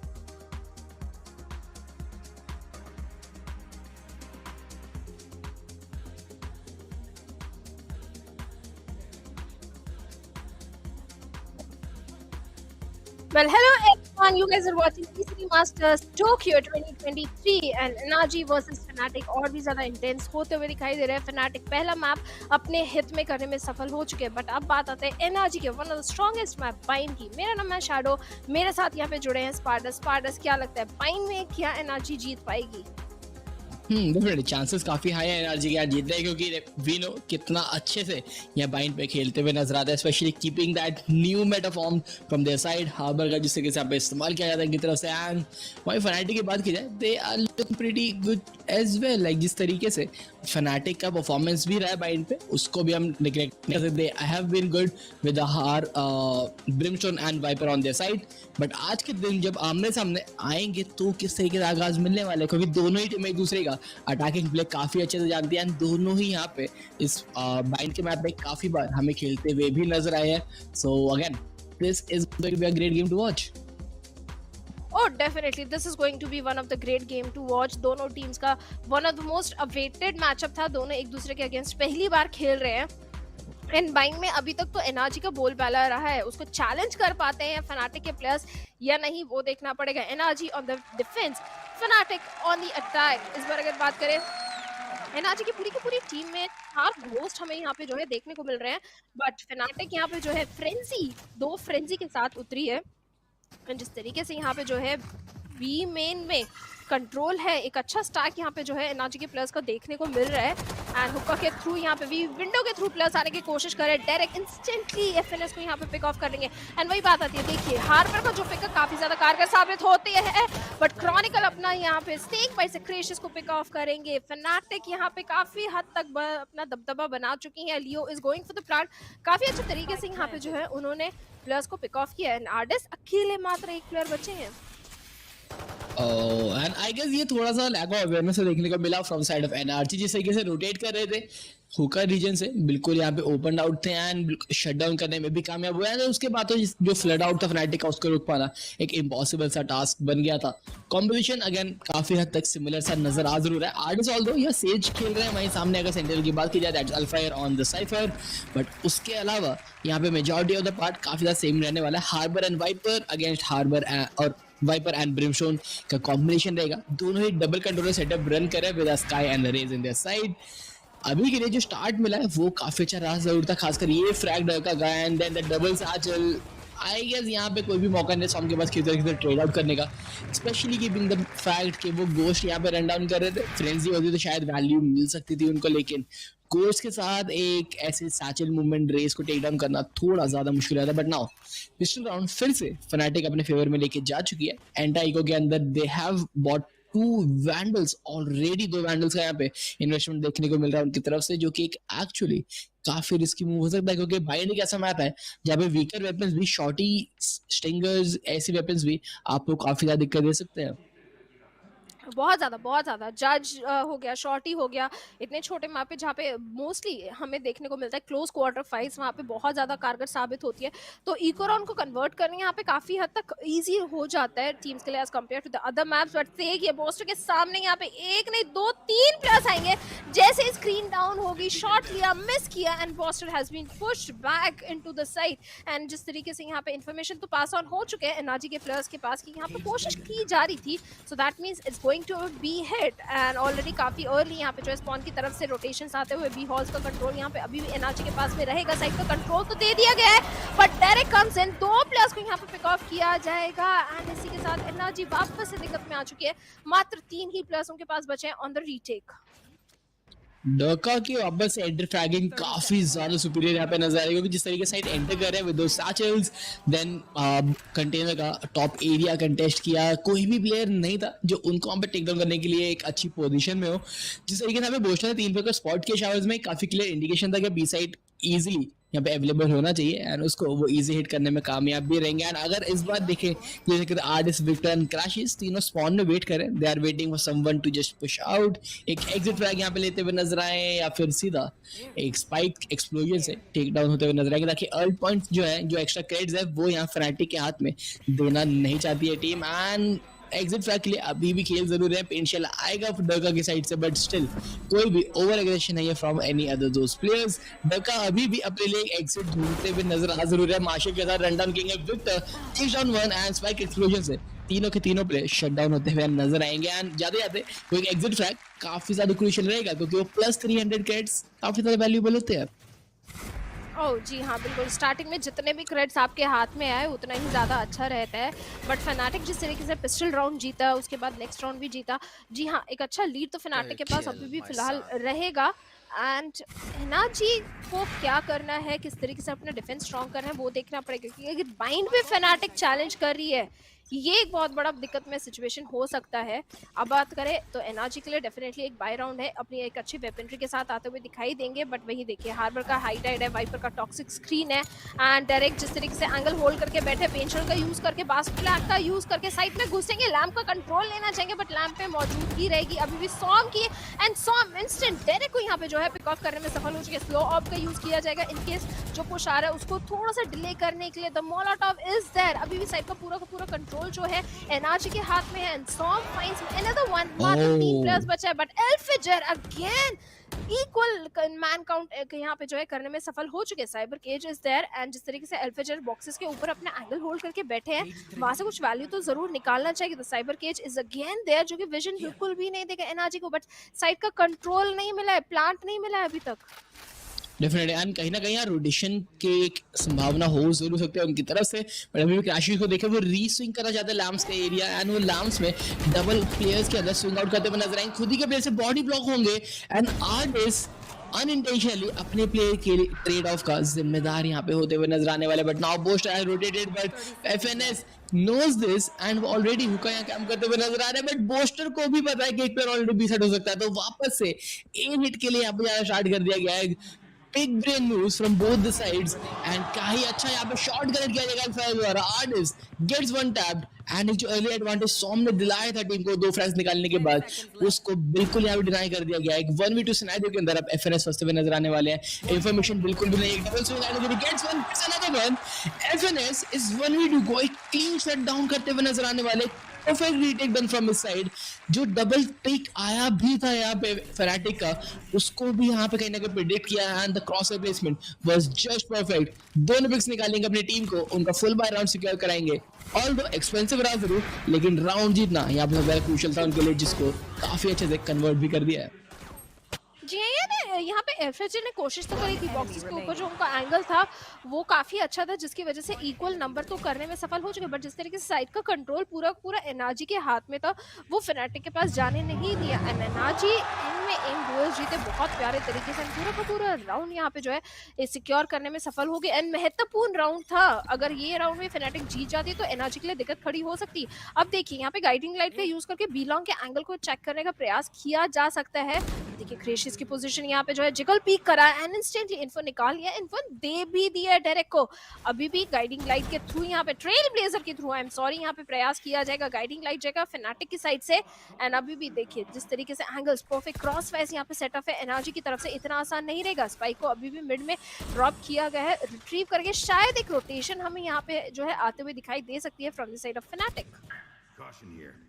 भाई काफी अच्छा round यहाँ पे वापस देखने को मिलने वाला है हमें, क्योंकि फिर से जो क्लासी डिफॉल्ट्स चल रहे हैं यहाँ पे फनाटिक के, उनको अभी तक तो कोई भी इंफॉर्मेशन नहीं दिया यहाँ पे एनआरजी के प्लेयर्स को, they are holding the back. अब वापस यहाँ टेलीपोर्टर का इस्तेमाल डका शार्ड्स के लिए ज्यादा जरूरी है, लेकिन शार्ड्स के अंदर कोई भी प्लेयर एक अर्ली कंटेस्ट नहीं कर रहा है, सॉम से वहाँ पे अपने इन्फॉर्मेशन गैदर करने के लिए होल्ड जरूर कर रहे हैं। वहीं अगर बात की जाए इस समय विक्टर की, वो बिल्कुल एक ऑफ एंगल यहाँ पे बॉक्सेस का ऑफ एंगल खेलते हुए नजर आ जरूर है, एंड सॉम अपने हाइड हेड का इस्तेमाल करेंगे। जिस तरीके से हाइड हेड को इस्तेमाल किया गया, it is for the bait that they should come in, ताकि उनको वो स्लो इफेक्ट आए एंड सॉम पिक करने में उनको कामयाब रहे। ऑल्दो लियो यहाँ पे फ्लैश करके टेक डाउन जरूर करेंगे, बट विक्टर आएंगे रीफ्रैग करने के लिए।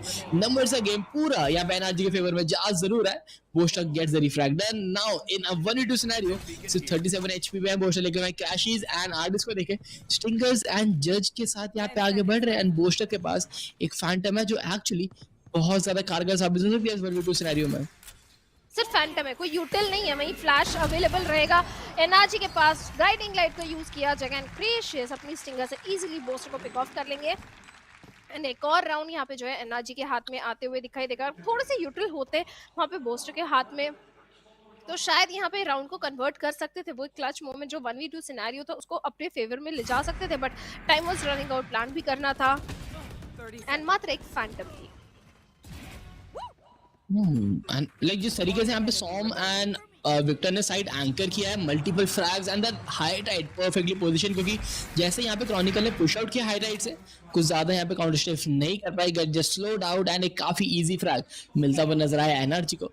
अपना बैक टू बैक 2 राउंड जीत के थोड़ा सा मोमेंटम गेन जरूर करा, बट फनाटिक के पास अभी भी अगर बाय एंड अल्टीमेट्स की बात की जाए काफी सफिशिएंट नजर आ जरूर है, लेकिन एक बहुत एग्रेसिव बी लॉन्ग होल्ड देखने को मिलने वाला है। काफी ज्यादा यहाँ पे आगे आ चुके हैं प्लेयर्स, फोर्स बैक या Fnatic to play from their spawn, and ये फोर्स बैक अब कहीं ना कहीं इंच के अंदर क्रिएट किया जरूर जा सकता है, क्योंकि एनआरजी फॉल बैक नहीं कर रही है, वो कंप्लीट बी लॉन्ग का कंट्रोल यहाँ पे ले चुके हैं।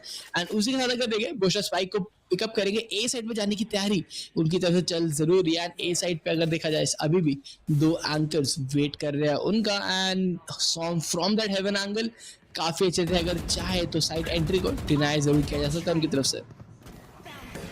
टॉक्सिक स्क्रीन थोड़ा सा अड़ंगा यहाँ पे जरूर बन रहे हैं फनाटिक के रास्ते में। शो स्टॉपर यहाँ पे जो इन्वेस्ट करके डायरेक्ट यहाँ पे साइड में एंटर तो कर गए हैं। Booster is going for the plan, तो ए साइड का कंट्रोल तो यहाँ पे मिल चुका है। And now NRG is in the retake. बाकी के 3 प्लेयर्स की अगर बात करें वो फिलहाल हेवन के एंगल को शायद होल्ड करने का प्रयास एक में से किया जा सकता है। लिंक के थ्रू यहाँ पे एल्बो के थ्रू ए साइड में एंटर करने का प्रयास करते हुए दिखाई देंगे। लैम्प्स का पूरा कंट्रोल फिलहाल क्रॉनिकल के हाथ में। देखिए विक्टर की जो पोजीशन, लास्ट पैक का यूज करेंगे, सामने जाएंगे, लियो बुलडॉग से शट कर देंगे। That was a bloody very big blunder from the side of Victor. And इसके साथ सॉम यहाँ पे बोस्टर को भी पिकअप करेंगे। एनआरजी यहाँ पे नंबर इक्वलाइज करने में सफल तो हो चुके। लैम्प का कंट्रोल अभी भी यहाँ पे जो है डिनाई कर दिया जाएगा। 3 प्लेयर्स यहाँ पे एनआरजी के रहेंगे। काफी हद तक रीटेक यहाँ पे सक्सेसफुल हो चुके हैं एनआरजी के। Som is going to the defuse, but उससे पहले डायरेक्ट आएंगे पेन शेल के द्वारा यहाँ पे सॉम को पिक ऑफ कर लिया जाएगा। एंड जिस तरीके से सॉम ने पिक किया प्लेयर को, उसके बाद फनाटिक विनिंग दोस एम डुएल्स, ये पूरा का पूरा राउंड जो है निकालने में सफल हो गई। Oh, this round has to be NRG's favor. Like जिस तरीके से यहाँ पे इन्फॉर्मेशन मिला था ये शो स्टॉपर को, like I don't think यहाँ पे डबल साचे शो स्टॉपर की जरूरत थी। Show stopper with single satchel आपको इंसेन वैल्यू प्रोवाइड करके देता है। एकदम कंप्लीट वहाँ पे गैदर्ड था, but Victor missing that out, ये थोड़ा ज्यादा भारी पड़ गया उनको उनकी टीम के लिए, क्योंकि वहाँ विक्टर के पिक ऑफ होते ही पूरी साइड ओपन हो गई थी for the side of Fnatic and they were able to hold their angles up. And यही चीज कहीं ना कहीं इन दोनों टीमें अभी तक डिफरेंशिएटिंग फैक्टर रही है। एक गलत प्ले किसी भी एक प्लेयर की तरफ से पूरी टीम राउंड हारती हुई नजर आती है। This is how close this matchup is. And अभी भी अगर यहाँ देखा जाए तो एक हाई टाइड का एक अर्ली इस्तेमाल यहाँ पे करके थोड़ी ज्यादा इंफॉर्मेशन डिनायल करना जरूर चाहते हैं Som, but now he still holding his ground. अब फिर से कैस्केड का यहाँ पे इस्तेमाल किया जाएगा, क्योंकि जो राउंड है उसके अंदर इकोनॉमी कुछ ज्यादा अच्छी नहीं है ऐसे में एनआरजी की, सिर्फ शेरिफ्स एंड स्टिंगर्स के ऊपर यहाँ पे नजर जरूर आ रहे हैं। एंड यूटिलिटी के साथ जितना टाइम बाई कर सके उतना ज्यादा टाइम बाई करने का ट्राई यहाँ पे जरूर किया जा रहा है, बट शेरिफ के साथ होल्ड करना थोड़ा मुश्किल हो जाता है। But at one tap on Boaster एक काफी अच्छा एडवांटेज दिलाता हुआ नजर आएगा। And now Derke is coming in, paint shell का इस्तेमाल, लैम्प्स को हल्का सा हाफ क्लियर किया जरूर है, but now Fnatic is just flooding into the sides weaker buys, so weapon recover करने के लिए भी थोड़ी इंफॉर्मेशन नहीं मिलने वाली। But the stinger on Victor hand अपनी विन कंडीशन रहने वाले, क्योंकि स्टिंगर के साथ लैम्प्स के अंदर बहुत आराम से एंट्री की जा सकती है। बट अभी भी अगर स्पाइक को देखा जाए टैप तक नहीं किया फनाटिक के प्लेयर्स ने। प्लेयर्स सिर्फ यहाँ पे टाइम बाय कर रहे हैं, एक दूसरे के लिए वेट कर रहे हैं कि क्या कोई नीचे फ्रैग मिलेगा, नहीं विक्टर के ऊपर वो फ्रैग मिलता हुआ नजर आएगा। नाउ यहाँ पे कहीं ना कहीं आगे बढ़ेंगे players to get the spike down. Leo side आ चुके हैं, प्लांट भी यहाँ पे इनिशिएट किया जाएगा, प्लेयर्स को बेट आउट किया, Derke takes one more down with him. एंड अब ये राउंड जो कहीं ना कहीं पहला पिक मिला था एनआरजी को, उसका कुछ ज्यादा फायदा मिलेगा नहीं, क्योंकि स्पाइक भी यहाँ डाउन हो चुका है and the entire side control is in the favour of team fanatic. FNS अकेले बचे हैं, बट ज्यादा देर तक नहीं बचेंगे। 3K कमिंग इन एंड एक और राउंड यहाँ पे जो है फनाटिक के हाथ में आते हुए। एनआरजी का डिफेंस काफी ज्यादा स्ट्रांग है, बट फिलहाल वो डिफेंस ही थोड़ा सा वीक यहाँ पे पड़ते हुए दिखाई दे रहा है, जिस तरीके से फनाटिक राउंड आफ्टर राउंड यहाँ अपने फेवर में लेके जा रही है। हाँ, लीड बहुत ज़्यादा नहीं है, मात्र 2 ही राउंड्स के, बट अगर वाइन में लीड यहाँ पे फनाटिक ले पा रही है तो वो एक चिंता का विषय बन सकता है। 2-0 का स्कोर लाइन यहाँ पे हो जाएगा। और फनाटिक को फर्स्ट हाफ में बहुत ज़्यादा लीड दे दिया। हार्पर का जो पिक है एनआरजी की तरफ से, मैं इतना ज़्यादा उसका यूज़ यहाँ पे नहीं देख पा रही हूँ इस बार as compare to the previous time. मे भी एक प्रेशर यहाँ पे जो है क्रिएट हो चुका है एनआरजी के ऊपर। ऑलरेडी सीकर्स रहेंगे, वाइपर स्पिट रहेगा एनआरजी के हाथ में, बट एल्फिजर यहाँ पे शावर्स के एरिया में विक्टर एंड नार्डस दोनों को पिक ऑफ करके यहाँ पे काफी बड़ा नंबर्स का एडवांटेज ले चुके। शावर्स का पूरा कंट्रोल उनके हाथ में आ चुका है। ट्रेल ब्लेजर का यूज करके साइड का इन्फो लेंगे एंड इन्फो आ चुका है कि प्लेयर अभी भी प्रेजेंट है। सॉम को थोड़ा सा पुश बैक किया जाएगा, गाइडिंग लाइट पेन शेल्स यहाँ पे आएंगे जो कि सॉम को दिक्कत दे रहे हैं। 5 HP जरूर उनकी गई है बट अभी भी काफी अच्छे हेल्थ के साथ यहाँ पे आगे बढ़ते हुए एनआरजी के पास 3 प्लेयर्स है, तीनों प्लेयर्स यहाँ पे साइड का कंट्रोल अपने हाथ में रखे हुए हैं। Yes the smokes are there, lab से क्रॉनिकल आएंगे, सॉम को पिक ऑफ कर लेंगे। मात्र 2 ही players on the retake NRG की साइड से। ये एक विनेबल राउंड बिल्कुल भी नहीं लग रहा है for the players of NRG. Viper spit भी रहे क्रॉनिकल्स की साइड से जिसको अभी तक इन्वेस्ट नहीं किया गया है एंड आई डोंट थिंक उसको इन्वेस्ट करने की जरूरत है। Just by the aim duels Fnatic ये राउंड निकाल सकते हैं इजीली, निकाल चुके हैं क्योंकि अब यहाँ से कोई भी प्लेयर अर्ली एग्रेशन नहीं दिखाने वाले। 2v5 का सिनेरियो है एंड क्रैशिज भी जितना जल्दी चाहे यहाँ से निकलना चाहेंगे साइड के अंदर से क्योंकि वो फैंटम को सेव करना चाहते हैं। एफएनएस ऑलरेडी सेव इन कर चुके हैं। क्रैशिज एक को शट डाउन करेंगे, दूसरे प्लेयर यहाँ पे अल्फायर रहेंगे जो उनको ट्रेड आउट करते नजर आने वाले हैं। एंड एफएनएस अपनी फैंटम को नेक्स्ट राउंड के लिए कैरी करना चाहेंगे जरूर। एंड अभी जिस तरीके का यहाँ पे सीन रहा था molotov lineup as well showcase करते हुए अपनी क्लास के क्या यहाँ पे प्रेप कर रखा है फनाटिक ने। वो अगर कोई प्लेयर स्ट्राइक टैप भी करेगा लेट टाइम में देन उसके लिए भी एक मोलोटोव का लाइनअप अवेलेबल है। बट अल्फायर क्या ही यहाँ पे एम गेम चल रहा है उनकी तरफ से। शार्स को डबल पीक किया गया था एनआरजी की तरफ से, दोनों ही प्लेयर्स को शट डाउन करने में कामयाब हुए एंड अल्फायर एक आउट क्लास परफॉर्मेंस देते हुए नजर आ रहे हैं आज के दिन। जी हाँ बिल्कुल, एक बहुत ही शानदार इनक्रेडिबल परफॉर्मेंस उनकी तरफ से आते हुए हमें दिखाई दे रही है। जी हाँ, जैसे कि आपने मेंशन किया शावर्स का काफी अर्ली कंट्रोल यहाँ पे जो है मिल गया था फनाटिक के प्लेयर्स को, 2 प्लेयर्स को शट करके एनआरजी के। इसके बाद नंबर्स भी थे उनके फेवर में एंड जिस तरीके से लैम्प्स का कंट्रोल लिया फनाटिक ने, वहां से एक प्लेयर को पिक ऑफ किया गया। Fantastic rotations, fantastic control of the side, map control भी यहाँ पे फनाटिक की साइड से देखने को मिला। ये टाइम आउट होता है एनआरजी की साइड से कि अब वो उनको क्या करना है, टाइम आउट के बाद किस तरीके से राउंड अपने फेवर में लेके जाना पड़ेगा उनको। ऑलरेडी हम प्लेयर्स के एक्सप्रेशन से देख पा रहे हैं। जी हाँ, थोड़ा सा यहाँ पे जो है एक पैनिक सिचुएशन क्रिएट हो चुके हैं एनआरजी के बीच में। They have to recover, they have to feel confident, otherwise Fnatic ये 5 के लीड, 3 राउंड्स की जो लीड है 5 के स्कोर है, इनको और ज्यादा एक्सटेंड करते हुए शायद दिखाई दे सकती है क्योंकि as an attack Fnatic is very powerful right now। ये चीज जरूर यहाँ पे रहेगी कि फनाटिक ऑलरेडी काफी अच्छे यहाँ पे नजर आ रहे हैं। Mind being a defender side map, अगर अटैकर साइड पे फनाटिक कितने राउंड निकाल लेती है तो अगला हाफ काफी ज्यादा ईज आउट होता हुआ नजर आएगा इनके फेवर में। सो इस चीज का जरूर यहाँ पे ध्यान देना पड़ेगा एनआरजी को क्योंकि अभी तक तो अपनी फॉर्म गेन नहीं कर पाए क्योंकि जिस तरीके से खेल रहे हैं हर बार आउट एम किया जा रहा है मोस्ट ऑफ द टाइम उनको। एंड वो आउट एम आप नहीं हो सकते हैं, आपकी स्ट्रैटेजीज कितनी अच्छी हो लेकिन अगर आप गन डुअल्स हारते हुए नजर आएंगे then it is not gonna happen for you. And वही चीजें कहीं ना कहीं समय एनआरजी के अगेंस्ट जा रही है। खासकर एल्फायर जिस तरीके से फ्रैग्स निकाल रहे हैं राउंड आफ्टर राउंड, उनको रोक पाना एक इम्पॉसिबल सा टास्क बन चुका है। उनको रोकना तो इम्पॉसिबल बन चुके हैं, डेफिनेटली आई एग्री। दूसरी साइड विक्टर की तरफ से मैं और भी ज्यादा अच्छे गेम प्लेस देखना चाहती हूँ बिकॉज विक्टर को हमने देखा था पिछले मैप में जिस तरीके से उनकी साइड से गेम प्ले आ रहे थे दैट वाज फैंटास्टिक। वो विक्टर थोड़े से मिसिंग दिखाई दे रहे हैं बाइंड के मैप पे। इवन सॉम की अगर बात करूँ जो लाइनअप्स हाईटेड का यूज आना चाहिए वो थोड़ा सा मिसिंग फिलहाल के लिए दिखाई दे रहा है। अब डायरेक्ट की अगर बात करें, हॉल का कंट्रोल यहाँ पे जो है लेना चाहेंगे जिस तरीके से आगे बढ़ रहे क्रेशियस के लिए। एक अच्छा यहाँ पे एंगल क्रॉसफायर का सेटअप किया हुआ है, ट्रेल ब्लेजर जाएगा, पेन शेल्स जाएंगे बट गलत एंगल पे ही has to check the other angle. Victor वहाँ पे खड़े थे, टेरे को पिक अप कर लेंगे। क्रॉनिकल ट्रेड निकालने में सफल हो चुके तो पूरा का पूरा यहाँ पे ए हॉल्स का जो बी हॉल्स का जो कंट्रोल है वो उनके हाथ में आ चुका है। बट साइड का कंट्रोल किस तरीके से लेंगे, देखिए एफएनएस अभी भी एक अच्छा पोजिशनिंग यहाँ पे गार्ड कर रहे हैं। ट्रिकी स्पॉट है, मल्टीपल प्लेयर्स अगर आएंगे तो ट्रेड ऑफ हो जाएंगे एंड एनआरजी यहाँ पे जो है एफएनएस बोस्टर को पिक ऑफ करेंगे बट खुद भी पिक ऑफ हो जाएंगे। ट्रेड काफी अच्छे यहाँ पे फनाटिक निकालते हुए, मात्र अकेले एक ही प्लेयर बचे हैं आर्टिस्ट। ट्रेड गेम जो फनाटिक का है ना दैट इज सो फैंटास्टिक। अगर उनको एक प्लेयर पिक ऑफ होता है, दूसरा प्लेयर तैनात खड़ा होता है, फ्लैश करके कुछ भी करके ट्रेड निकालने में हमेशा सफल होते हैं एंड एक और राउंड यहाँ पे जो है फनाटिक के हाथ में आते हुए डेफिनेटली परफेक्टली डन। एक और बहुत अच्छा राउंड फनाटिक अपने नाम करेगा एंड ऑल्दो एक वीकर बाय राउंड था from side of NRG. But this factor के यहाँ पे हुक्का के अंदर आप काफी आराम से स्ट्रिंगर्स एंड जजेस का इस्तेमाल करके वैल्यू क्रिएट कर सकते हैं लेकिन वो वैल्यू कुछ ज्यादा यहाँ पे एनआरजी के प्लेयर्स को अभी तक तो मिल नहीं रही है। हर बार उनको आउट क्लास यहाँ पे किया जरूर आ रहा है, इस चीज का उनको जरूर ध्यान देना पड़ेगा बिकॉज ऑलरेडी 2-6 का स्कोर लाइन यहाँ पे हो चुका है। इस राउंड को जीतना एक मस्ट विन हम कह सकते हैं from side of NRG, and उनको भी ये चीज पता है। बीलोंग पे रश डाउन करते नजर आ रहे हैं, बोस्टर ने ये स्पॉट भी कर लिया है, उनको काउंटर अटैक करते नजर आएंगे ऑन द ए साइड पे फास्ट पुश यहाँ पे देखने को मिल जरूर रहा है, but now they are yet again holding things up, and यही कहने का ट्रेल का इस्तेमाल करके अल्फा को डिटेक्ट जरूर किया गया। शार्ट्स का कंट्रोल डिनाई करना चाहते जरूर है, बट विक्टर अब स्टक हो चुके शार्ट्स में, क्योंकि साइफर केजेस ने वो विजन भी उनका यहाँ डिनाई कर दिया, एंड विक्टर को अब यहाँ अकेले शार्ट्स और कह सकते हैं टेलीपोर्टर के अंदर बैठना पड़ेगा।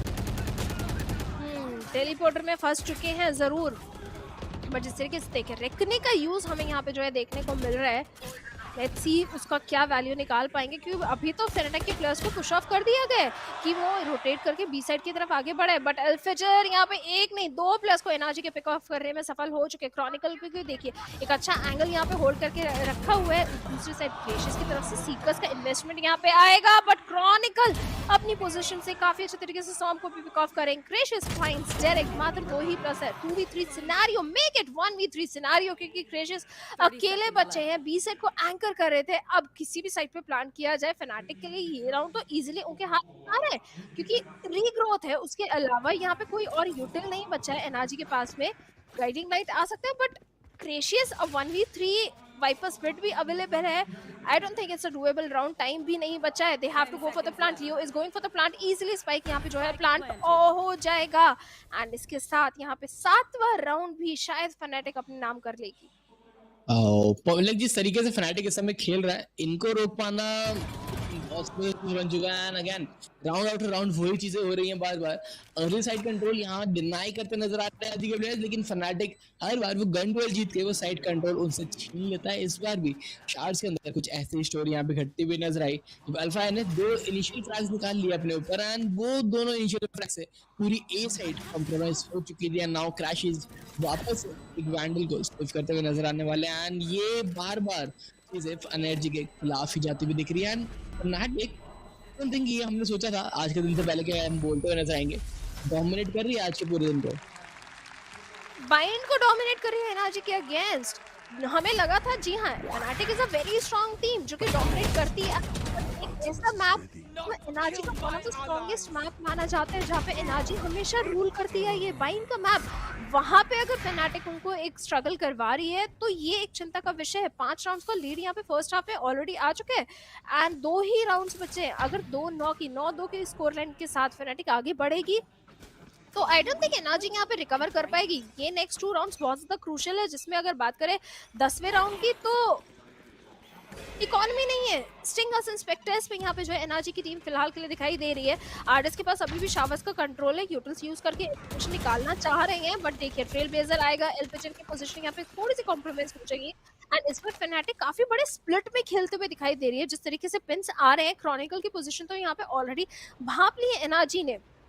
क्रॉनिकल अभी भी एक अच्छा एंगल यहाँ पे होल्ड करके बैठे हुए हैं, काफी नजदीक आ चुके हैं विक्टर के, एंड विक्टर को कोई भी आइडिया नहीं। क्रॉनिकल हैज बीन फोर्स्ड थोड़ा सा पुश बैक करने के लिए, स्पाइक अभी भी मिड में मुझे दिखाई दे रहा है, एंड शावर्स के थ्रू यहाँ पे जो है आने का प्रयास बाकी के 2 प्लस फनाटिक के करते हुए दिखाई दे सकते हैं। ए शॉट के थ्रू 3 प्लस फनाटिक के अभी भी ट्राई कर रहे हैं, बट देखिए जो लर्क आ रहे हैं ना क्रेशियस की तरफ से, वो बहुत ज्यादा दिक्कत हो सकता है। जी हाँ, साइफर का ट्रिप फायर जरूर है जो रिवील कर देगा केस अगर कोई लर्क आता है तो। बैक साइड को तो गार्ड कर रहे हैं फनाटिक के, प्लस ब्लास्ट पैक का यूज करेंगे, साइड में एंट्री लेंगे, booster finds not just 1-2 plus lance में अभी भी सॉम रहेंगे, पेन शेल्स रहेंगे, एचपी काफी ज्यादा, हेल्थ यहाँ पे काफी ज्यादा गवा दी जाएगी। एफएनएस ऑन 9 एचपी, क्रॉनिकल उनको एंड सॉम दोनों को पिक ऑफ कर लेंगे। क्रेशियस मात्र अकेले प्लेयर बचे हैं वापस से। ये जो यूटिलिटी का यूसेज हमें फनाटिक की तरफ से देखने को मिलता है ना हर बार, स्पार्टस दैट इज वेरी फैंटास्टिक। इस बार भी ब्लास्ट पैक का यूज कर रहे हैं, पीछे से बॉस्टर आ रहे थे ट्रेड लेने के, पूरा का पूरा जो डिस्ट्रैक्शन का काम यहाँ पे किया था ना रेज ने, फैंटास्टिक। फनाटिक एक फ्लॉलेस राउंड यहाँ अपने हाथ में लेते हुए 8-2 का स्कोर लाइन यहाँ पे हो चुका है, मात्र 2 राउंड्स। यहाँ से रिकवर करना बहुत दिक्कत है। ऐसा लग रहा है कि शायद ये मैच बहुत जल्दी नजर आ सकता है। एंड अगेन जो जिस तरीके से ट्रेड फाइल्स यहाँ पे निकाली जा रही है, डबल स्विंग्स है फनाटिक के, हर बार उनके फेवर में यहाँ पे ये राउंड गिरता हुआ नजर आ रहा है, एंड हर बार ये चीजें आप नहीं कर सकते। And specially someone like fanatic, आप एक गलती करेंगे उस गलती पे पूरा कैपिटलाइज करने के लिए हर वक्त यहाँ पे रेडी रहते हैं, एंड वही चीजें होती हुई दिख रही है। बाइंड जो घर माना जाता है एनआरजी का, उस होम ग्राउंड के ऊपर 8-2 से ट्रेल करते हुए नजर आ रहे हैं। एंड ये 8-2 बहुत ज़्यादा इम्पैक्ट करने वाला है इनके ओवरऑल परफॉर्मेंस को। एंड बाइंड पे इतना ज़्यादा डोमिनेट होती हुई नजर आएगी एनआरजी, ऐसा किसी ने सोचा नहीं होगा। 6 राउंड्स का लीड है अभी Fnatic के पास। अगर ये 8 राउंड का हो गया ना, उसके बाद इट्स इम्पॉसिबल कि एनआरजी यहाँ पे जीतने के सपने बरकरार रखने अपने सेकेंड हाफ में, क्योंकि आई डोंट थिंक सेकेंड हाफ में इतना ज़्यादा रिवर्स स्वीप हमें देखने को मिल पाएगा। अगर नेक्स्ट 2 राउंड्स भी जो है यहाँ पे Fnatic के फेवर में जाते रहते हैं, ये टाइम आउट जो है एनआरजी की तरफ से आएगा, क्रूशियल टाइम आउट है। उनको अपने कोच की गाइडेंस की अब सख्त ज़्यादा ज़रूरत है। They have to think something कि ये नेक्स्ट 2 राउंड से फर्स्ट हाफ के किस तरीके से अपने फेवर में लेके जाए, क्योंकि अगर नहीं आते हैं उसके बाद it's already done and dusted. अभी अगर बात करें Fnatic के पास यहाँ पे 2 अल्ट्स रहेंगे, ऑर्बिटल स्ट्राइक रहेगा, one of the best ultimate यहाँ पे है, वाइपर स्पिट रहेगा जिसको काफी लंबे टाइम से इन्वेस्ट नहीं किया। Show stopper is the only ult जो कि फिलहाल एनआरजी के हाथ में रहेगा। At the same time show stopper Derke के पास भी आ सकते हैं अगर एक और कलेक्ट कर लेते हैं। इस बार जिस तरीके से मिड में प्लेयर्स का प्रेजेंस है, it can be hit. Oh yes, and अगर 22 की यहाँ पे बात की जाए तो वापस से एक फुल बाय राउंड यहाँ पे है जरूर, लेकिन ये वही फुल बाय राउंड है। अगर ये हारेंगे नेक्स्ट आपका एक सेफ राउंड आता हुआ नजर आएगा। सो इस चीज का ध्यान जरूर यहाँ पे देना पड़ेगा कि एनआरजी इस राउंड को जीतता हुआ नजर आए, लेकिन क्या है यहाँ पे यूटिलिटी यूसेज देखने को मिलता हुआ।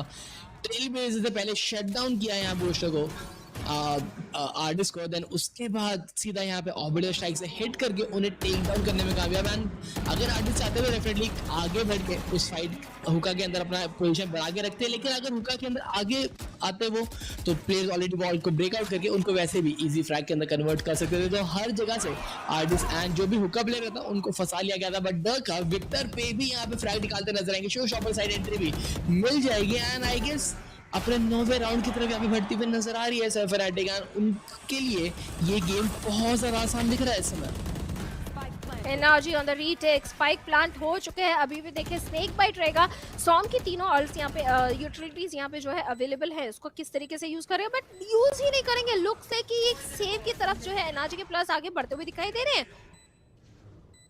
ओह माय गॉड, अब Fnatic को जीतने से कोई रोक नहीं पाएगा। 9-2 का स्कोर लाइन, 3 वेपन्स यहाँ पे सेव करने का प्रयास किया जाएगा। 9-3 के साथ शायद यहाँ पे Fnatic हमें आगे बढ़ते हुए दिखाई दे इन केस अगर नेक्स्ट राउंड एनआरजी जीत जाते हैं। अदरवाइज 10-2 के स्वैप के साथ यहाँ पे जो है Fnatic आगे बढ़ेगी।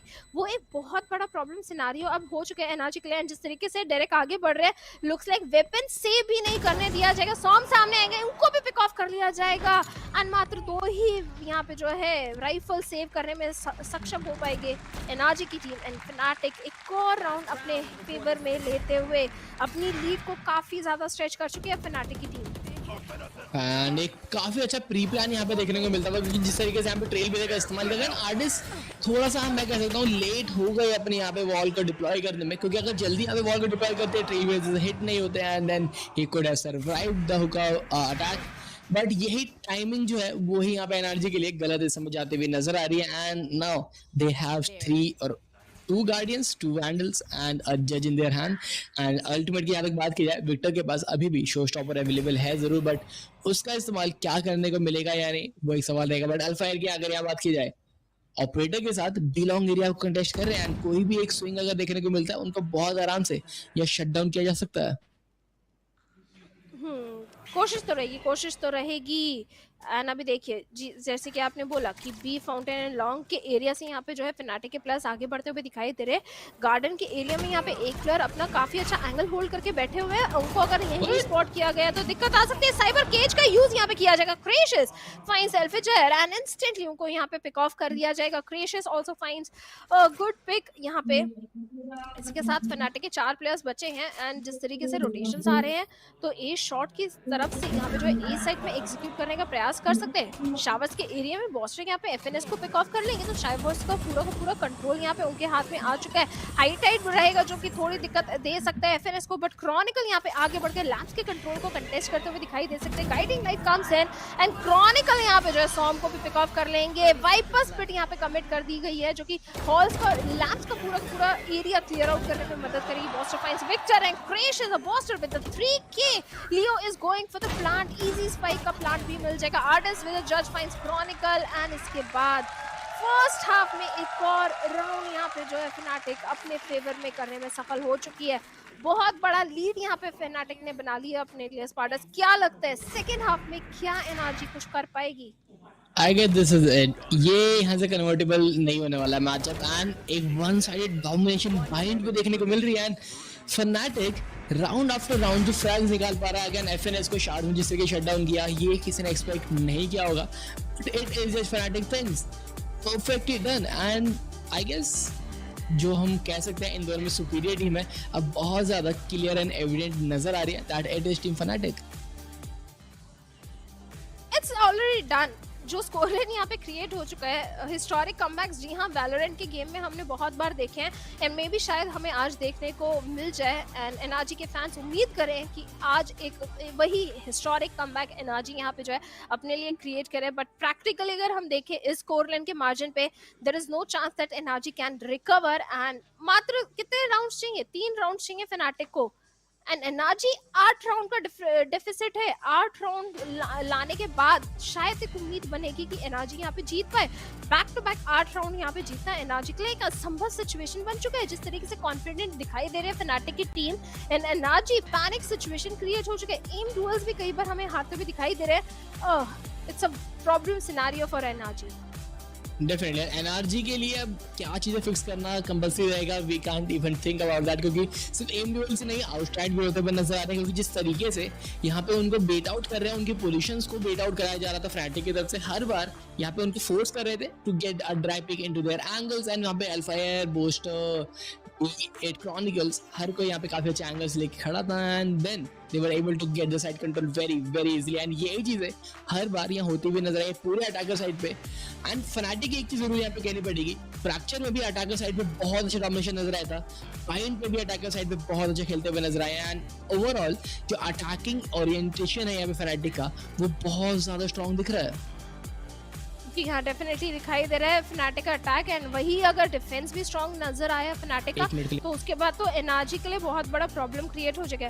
जी हाँ हाफ टाइम अभी है एंड जिस तरीके से Fnatic अभी लीड में है they are very confident. For me it's already done. Fnatic 2-0 के शायद आगे बढ़ते हुए हमें दिखाई देगी।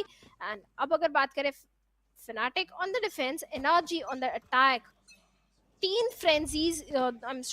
फ्रेंजी यहाँ पे जो है देखने को मिल रहे हैं एनआरजी की साइड से। एंड Fnatic की अगर बात करें घोस्ट पे यहाँ पे रिलाई कर रहे हैं, मात्र एक ही फ्रेंजी है। शावर्स के थ्रू यहाँ पे जो है 2 प्लस आगे बढ़ना चाहेंगे, बाकी प्लस यहाँ पे जो है टेलीपोर्टर के पास नजर आ रहा है। शायद एक हुक्का का कंट्रोल यहाँ पे लेना का सोच सकते हैं, ये शॉट के थ्रू रोटेशन आएंगे, ट्रेल ब्लेजर का यूज यहाँ पे, हाई टाइड का यूज यहाँ पे जो है एनआरजी करते हुए। बट रिटेलिएशन में मोलोटोव्स आ रहा है आर्टिस्ट के रास्ते में अड़ंगा बनने के लिए, तो साइड का कंट्रोल तो नहीं मिला है। साइड का कंट्रोल अभी भी पूरा का पूरा जो है Fnatic के हाथ में रहेगा। जिस तरीके से एंगल्स होल्ड किए गए हैं, क्रॉनिकल, विक्टर एंड FNS दोनों को पिक ऑफ करके जो है नंबर्स तो यहाँ पे एनआरजी की गिरा देंगे। मात्र 3 ही प्लस बचे हैं एंड देखिए ए साइड पे मात्र एक अकेले प्लेयर है आर्टिस्ट जो कि साइड एग्जीक्यूट नहीं कर पाएंगे। अगर इन केस यहाँ पे हुक्का के थ्रू आगे बढ़ने का प्रयास किया गया, स्पाइक को रिट्रीव करने का प्रयास किया भी गया, it's a suicide mission. Oh, this looks all over now, क्योंकि अब यहाँ से तो ये कमबैक नहीं होने वाला है। ये पिस्टल राउंड भी बिल्कुल Fnatic के फेवर में जा सकता है और स्पाइक सबसे डाउन है ऑन द साइड। ये सबसे मेजर दिक्कत है यहाँ पे एनआरजी के लिए। वरना 3v5 शायद कन्वर्ट कर सकते थे, but now they have to pick up the spike and उसके लिए हुक्का से जंप डाउन करना पड़ेगा एंड हुक्का से जंप डाउन करना सबसे बड़ा चैलेंज रहेगा। ऑल्दो पिकअप जरूर करने में कामयाब हुआ एंड वो फॉल बैक करना चाहते थे, लेकिन स्पाइक हाथ में ही नहीं आया। जो स्ट्रैटेजी, जो प्लान था वो बहुत अच्छा था यहाँ पे, बट पिक ही नहीं कर पाए स्पाइक को एंड क्रैशेस। एक बहुत बड़ी गलती उनके साथ देखने को मिलती हुई, स्पाइक को पिकअप करना था, but now they have to jump down and this is a death threat, they will get shut down. एक फ्लॉलेस पिस्टल राउंड यहाँ देखने को मिलता हुआ, हुक्का से जंप डाउन करते क्रैशी को सिर्फ स्पाइक पिक करना था। काफी अच्छा कवर फायर था, काफी अच्छे फ्लैशेस थे वहां पे, हर एक चीज परफेक्टली टाइम थी एक्सेप्ट द फैक्ट कि वो स्पाइक को पिकअप कर सकते थे एंड वो एक छोटी सी चीज मिस आउट होती हुई दिखी and it is now all over. Pistol round आज के तो अगले राउंड में फोर्स करना पड़ेगा, वो खेलने के लिए और राउंड बचे नहीं and this move from Crashies, he has to pick that spike in that spot. जी हाँ बिल्कुल। Fnatic तो यहाँ पे काफ़ी ज़्यादा खुश है, इट्स ऑलरेडी डन जिस तरीके से एग्जीक्यूट किया गया। स्टार्टिंग में ही अगर बात करें बी साइड की तरफ 2 प्लेयर्स यहाँ पे एनआरजी के बढ़ते हुए दिखाई दे रहे हैं, उनको जैसे ही पिक ऑफ किया उसके बाद it was already done situation. इस बार जी हाँ, एक अच्छा वेपनरी रहेगा फनाटिक के हाथ में। एल्फेजर ऑलरेडी गोइंग वेरी एग्रेसिव, सॉम को यहाँ पे जो है पिक ऑफ कर लिया है। इसके बाद मात्र एक ही प्लेयर जो है बी साइड को एंकर करें, 4 प्लेयर्स यहाँ पे जो है प्रेजेंट रहेंगे। And Crashies with the sheriff finds Chronicle, it can be an opening. यहाँ पे ट्रेड्स और भी निकालने पड़ेंगे एनआरजी को अगर ये राउंड जीतना चाहते हैं, otherwise fanatic will walk into the match point, जिसकी संभावना वहां पे बहुत ज्यादा बनी हुई है। ज्यादा यूटिल्स भी यहाँ पे अवेलेबल नहीं रहेंगी एनआरजी के पास में। एंड देखिए जिस तरीके से एल्फेजर एंगल गार्ड कर रहे हैं लैम्प्स का, वहां से क्रॉस करके आना तो बिल्कुल भी आसान नहीं रहेगा। Victor is also present in the lamp area, तो ए साइड को एग्जीक्यूट करना बहुत मुश्किल है, बट उसी का प्रयास यहाँ पे जो एनआरजी करते हुए Crashies is going for the plant. मात्र 2 ही प्लेयर्स बचे। अब 3v2 scenario on the retake for Fnatic. And Victor की पोजीशन देखिए काफी ज्यादा क्रूशियल है, पीछे से आके डेरेक को पिक ऑफ कर सकते हैं बिकॉज डेरेक पूरा का पूरा साइड में विजन रख रहे हैं अपना। डेफिनेटली। एंड अगर यार देखा जाए सबसे मेजर फैक्टर रहेगा क्या लियो को टेक डाउन कर पाएंगे। लियो अवेयर था चीज के, बस stinger in the close range, range supreme एक और बार यहाँ पे पिकअप कर लिया गया है लियो को एंड डरका को। अब यहाँ से बिल्कुल एक प्ले बनाना पड़ेगा, बट क्रैशिज शट डाउन करेंगे बोस्टर को।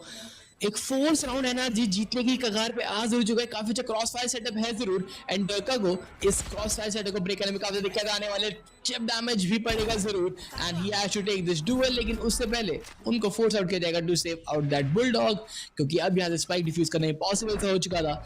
एक एंटी इको राउंड फोर्स किया है यहाँ पे एनआरजी ने, क्योंकि और भी ऑप्शन नहीं था एंड उस फोर्स को कन्वर्ट करने में कामयाब हो गए हैं। जी हाँ, ज़रूरी भी था एनआरजी के लिए यहाँ पे। अभी भी देखिए फनाटिक जो है अपने मैच पॉइंट से ज़्यादा दूर नहीं, एक राउंड उनके हाथ में and they are walking into the match point. अभी एनआरजी की अगर बात करें 8 राउंड डेफिसिट है, इतना आसान जर्नी नहीं है, बहुत लंबी जर्नी है एनआरजी के साथ में सामने एंड इतना आसान नहीं रहेगा। एंटायर इको को यहाँ पे कन्वर्ट किया एनआरजी का, कहीं ना कहीं ये स्ट्रॉन्ग पॉइंट भी है। जब वीकर वेपन रहते हैं उनके हाथ में, बहुत बार हमने फ्रैक्चर में भी देखा वो राउंड कन्वर्ट करने में सफल हो जाते हैं, बट कहीं ना कहीं थोड़ी सी दिक्कत आती है बाय राउंड्स में। आर्टिस्ट यहाँ पे डायरेक्ट को पिक ऑफ करेंगे। लियो अपनी फ्रेंड्स से आर्टिस्ट का ट्रेड निकालने में सफल तो हो चुके हैं एंड जिस तरीके से सॉम अभी भी गार्ड कर रहे हैं अपने एंगल को, देखिए बी साइड में 2 प्लस प्रेजेंट है फनाटिक के, ए साइड में भी 2 प्लस का यहाँ पे जो है सेटअप रहेगा, तो इतना आसान तो नहीं है। स्पाइक की अगर बात करें, स्पाइक फिलहाल यहाँ पे जो है ए साइड की तरफ नजर आ रहा है, शायद ए शॉट से यहाँ पे ए साइड को एग्जीक्यूट करने का प्रयास किया जा सकता है। पॉइजन क्लाउड टॉक्सिक स्क्रीन जरूर यहाँ पे रहेगा। ट्रेल ब्लेजर के थ्रू यहाँ पे जो है लैम्प्स का इन्फॉर्मेशन निकालने का प्रयास एंड काफी इन्फॉर्मेशन ले भी लिया है। लैम्प्स का एरिया अभी भी गार्ड किया जा रहा है बाय 2 प्लस ऑफ फनाटिक, जिसको ब्रीच करना इतना आसान नहीं रहेगा। बुलडॉग है लियो के हाथ में, बट देखिए लियो का एचपी देखिए मात्र 35 HP. Crashies is going for the plant, patience coming in. Victor यहाँ पे ट्रेड निकालेंगे and NRG Som and finish यहाँ पे ट्रेड निकाल के बचे हैं एल्फायर एंड क्या करेंगे 1v1 का सिनेरियो जो कि सॉम जीत जाएंगे एंड एक और बहुत महत्वपूर्ण राउंड यहाँ पे एनआरजी निकाल लिए।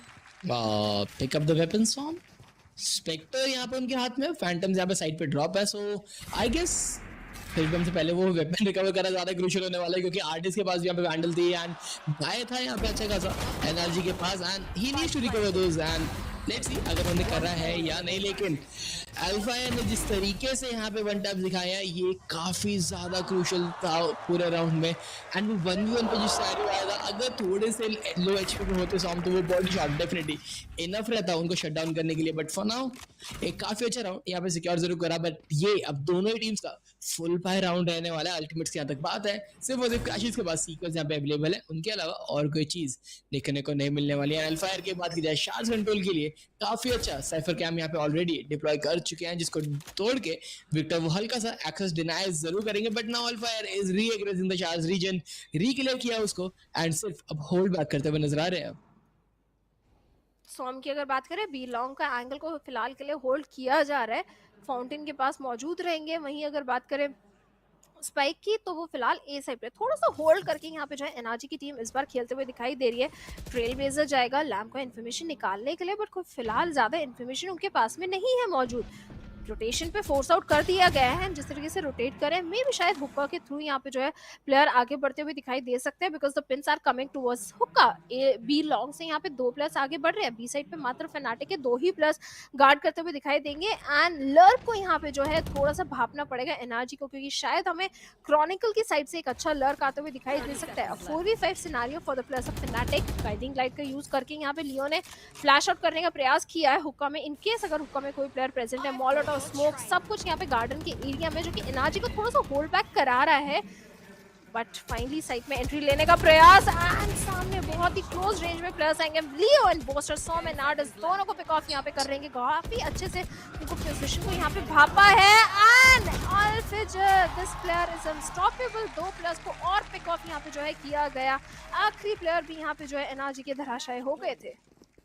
परफेक्ट रन एंड अगेन एक काफी अच्छा राउंड यहाँ पे जीतते हुए नजर आएंगे। बट एक चीज जरूर थी, जब भी फुल बाय राउंड रहता है, एक बहुत स्लो अप्रोच था यहाँ पे एनआरजी का एंड ये स्लो अप्रोच फनाटिक के खिलाफ तो बिल्कुल नहीं चलने वाला, क्योंकि ये टीम अपने साइड्स को बिल्कुल भी छोड़ती नहीं है, क्योंकि वो साइफर को रन डाउन कर रहे हैं। तो ए साइड का कंट्रोल बहुत पैसिव इंफॉर्मेशन पे उन्होंने रिलाई करते हैं उस चीज पे, वो पैसिव इंफॉर्मेशन इनफ रहती है for the players to start on the B side and वही चीज है इसे फनाटिक को फेवर करते हुए नजर आएंगे। Now this is the last round for this map, might be the last round for this map and series point भी यहाँ जरूर होगा Fnatic के लिए, क्योंकि अगर इकोनॉमी देखा जाए तो क्रैशीज के पास यहाँ पे एंड सॉम के पास सिर्फ राइफल्स रहने वाली है। बाकी player spectres and sheriffs and stingers पे नजर आ रहा है। So they have to keep this in mind as well कि इकोनॉमी एडवांटेज बहुत ज्यादा है Fnatic के पास एंड ये शायद से इस सीरीज का आखिरी राउंड हो सकता है।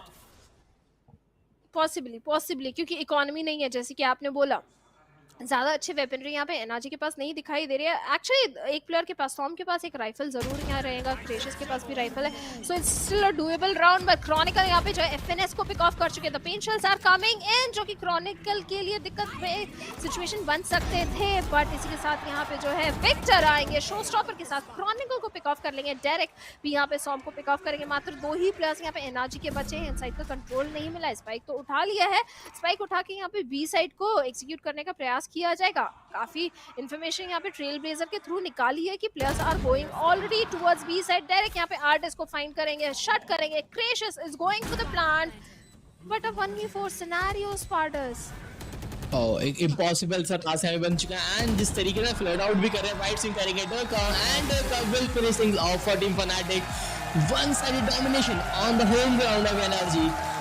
13-4 की स्कोर लाइन के साथ एनआरजी को हराते हुए नजर आएंगे Fnatic and Boaster definitely reign supreme in today's matchup. इस बेस्ट ऑफ 3 सीरीज को जहां कहीं ना कहीं सबको लगा था कि बहुत क्लोज मैचअप हो सकता है, उसको बहुत डोमिनेटिंग स्टाइल में फनाटिक 2-0 से अपने फेवर में कन्वर्ट कर चुका है।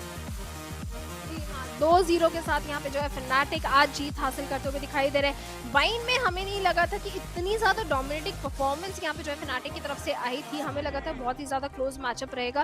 फ्रैक्चर में it was very close, especially the first half, but second half में फनाटिक दे डोमिनेटेड एंड वाइन तो कम्प्लीटली यहाँ पे फनाटिक ओन्ड इट। लग ही नहीं रहा था कि एनआरजी का स्ट्रॉन्गेस्ट मैप वाइन है। The way Fnatic was playing and giving a problem to the players of NRG, but finally यहाँ पे जो है आज जो बेटर टीम निकल के आई है वो है Fnatic and NRG. They have been pushed into the lower bracket. And I think that's Boaster supremacy and just look at the celebration. They are just toying around. क्योंकि currently अगर बात भी की जाए, they are the champions. Lock in जीत के यहाँ पे कह सकते हैं कि सबसे मेजर टीम रही है। Although उसके बाद लीग के अंदर टीम लिक्विड ने यहाँ पे सीरीज जीती थी, बट जो इंटरनेशनल ग्लोबल स्टेज था उसमें अभी भी हम कह सकते हैं Fnatic has more power to them, क्योंकि जिस तरीके से परफॉर्मेंस रहा है फनाटिक का, इनको रोक पाना हर एक टीम के लिए बहुत बड़ा चैलेंज रहा है। एंड एक्सपेक्ट किया था कि एनआरजी होगी जो इनको डोमिनेट करती नजर आएगी, बट काउंटर अपोजिट होती हुई नजर आई चीजें। एंड फनाटिक का overall game plan, Boaster's, IGL, डका की सुप्रीमेसी एंड अल्फायर के साइफर केजेस, हर एक चीज के फ्रैग डिपार्टमेंट बहुत ज्यादा पावरफुल रहा फनाटिक के लिए एंड एक बहुत इजी विन रहा है उनके लिए अपर ब्रैकेट जर्नी में। Now they will continue their upper bracket run. वहीं एनआरजी को अब लोअर ब्रैकेट के थ्रू इस सीरीज को, इस मास्टर्स टोक्यो को आगे बढ़ना पड़ेगा।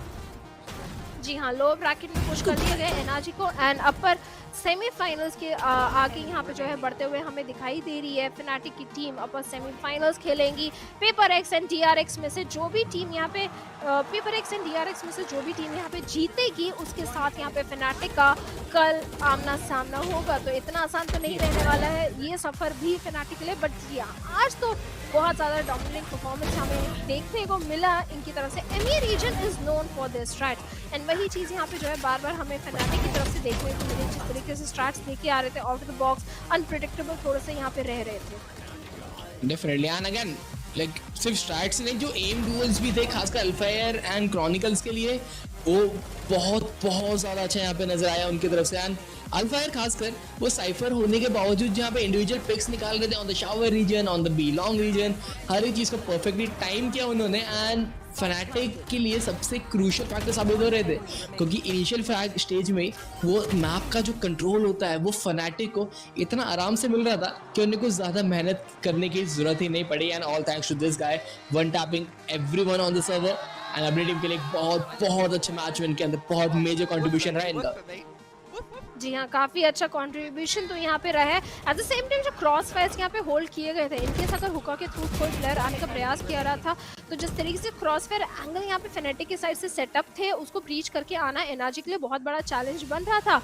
पूरे के पूरे साइड का कंट्रोल काफ़ी लंबे अरसे तक फेनेटिक ने रखा है एंड उसके बाद अगर बात करें क्लच मूवमेंट्स भी हमें बहुत ज़्यादा देखने को मिले डेरे की तरफ से भी, एल्फायर की तरफ से भी। पूरी की पूरी जो फेनेटिक की टीम थी एम डुएल्स पे तो काफ़ी ज़्यादा स्ट्रॉन्ग जैसे कि आपने मेंशन किया दिखाई दे रही थी।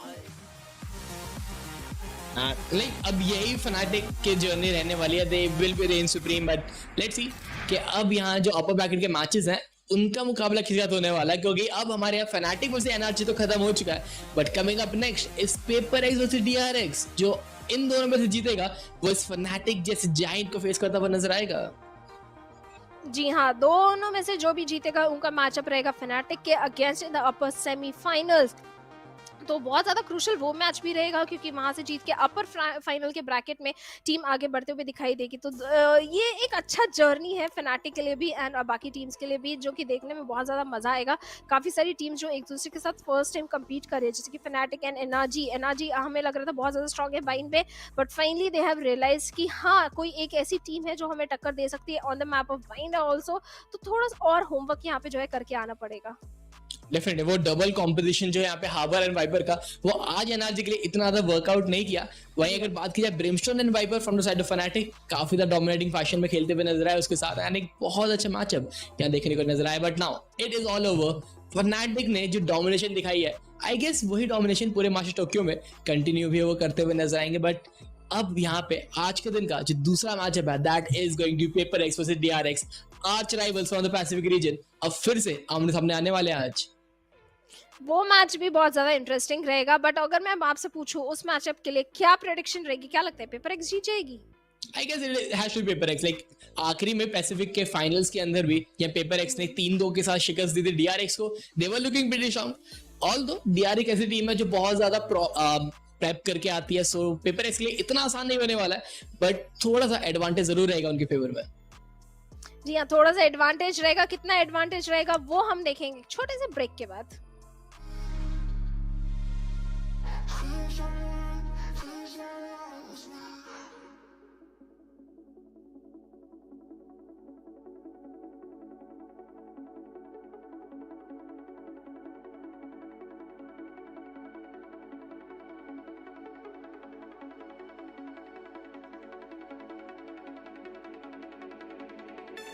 Thinking you got the last laugh, your love is a man to doubt.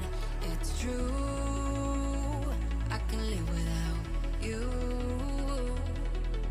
I've a day in and I'm down in the city, we're done playing around. It's true, better off as two. I will never run away, I need to stay, holding on to the air with every breath I take. I will never run away, I need to stay, holding on to the air with every breath I take.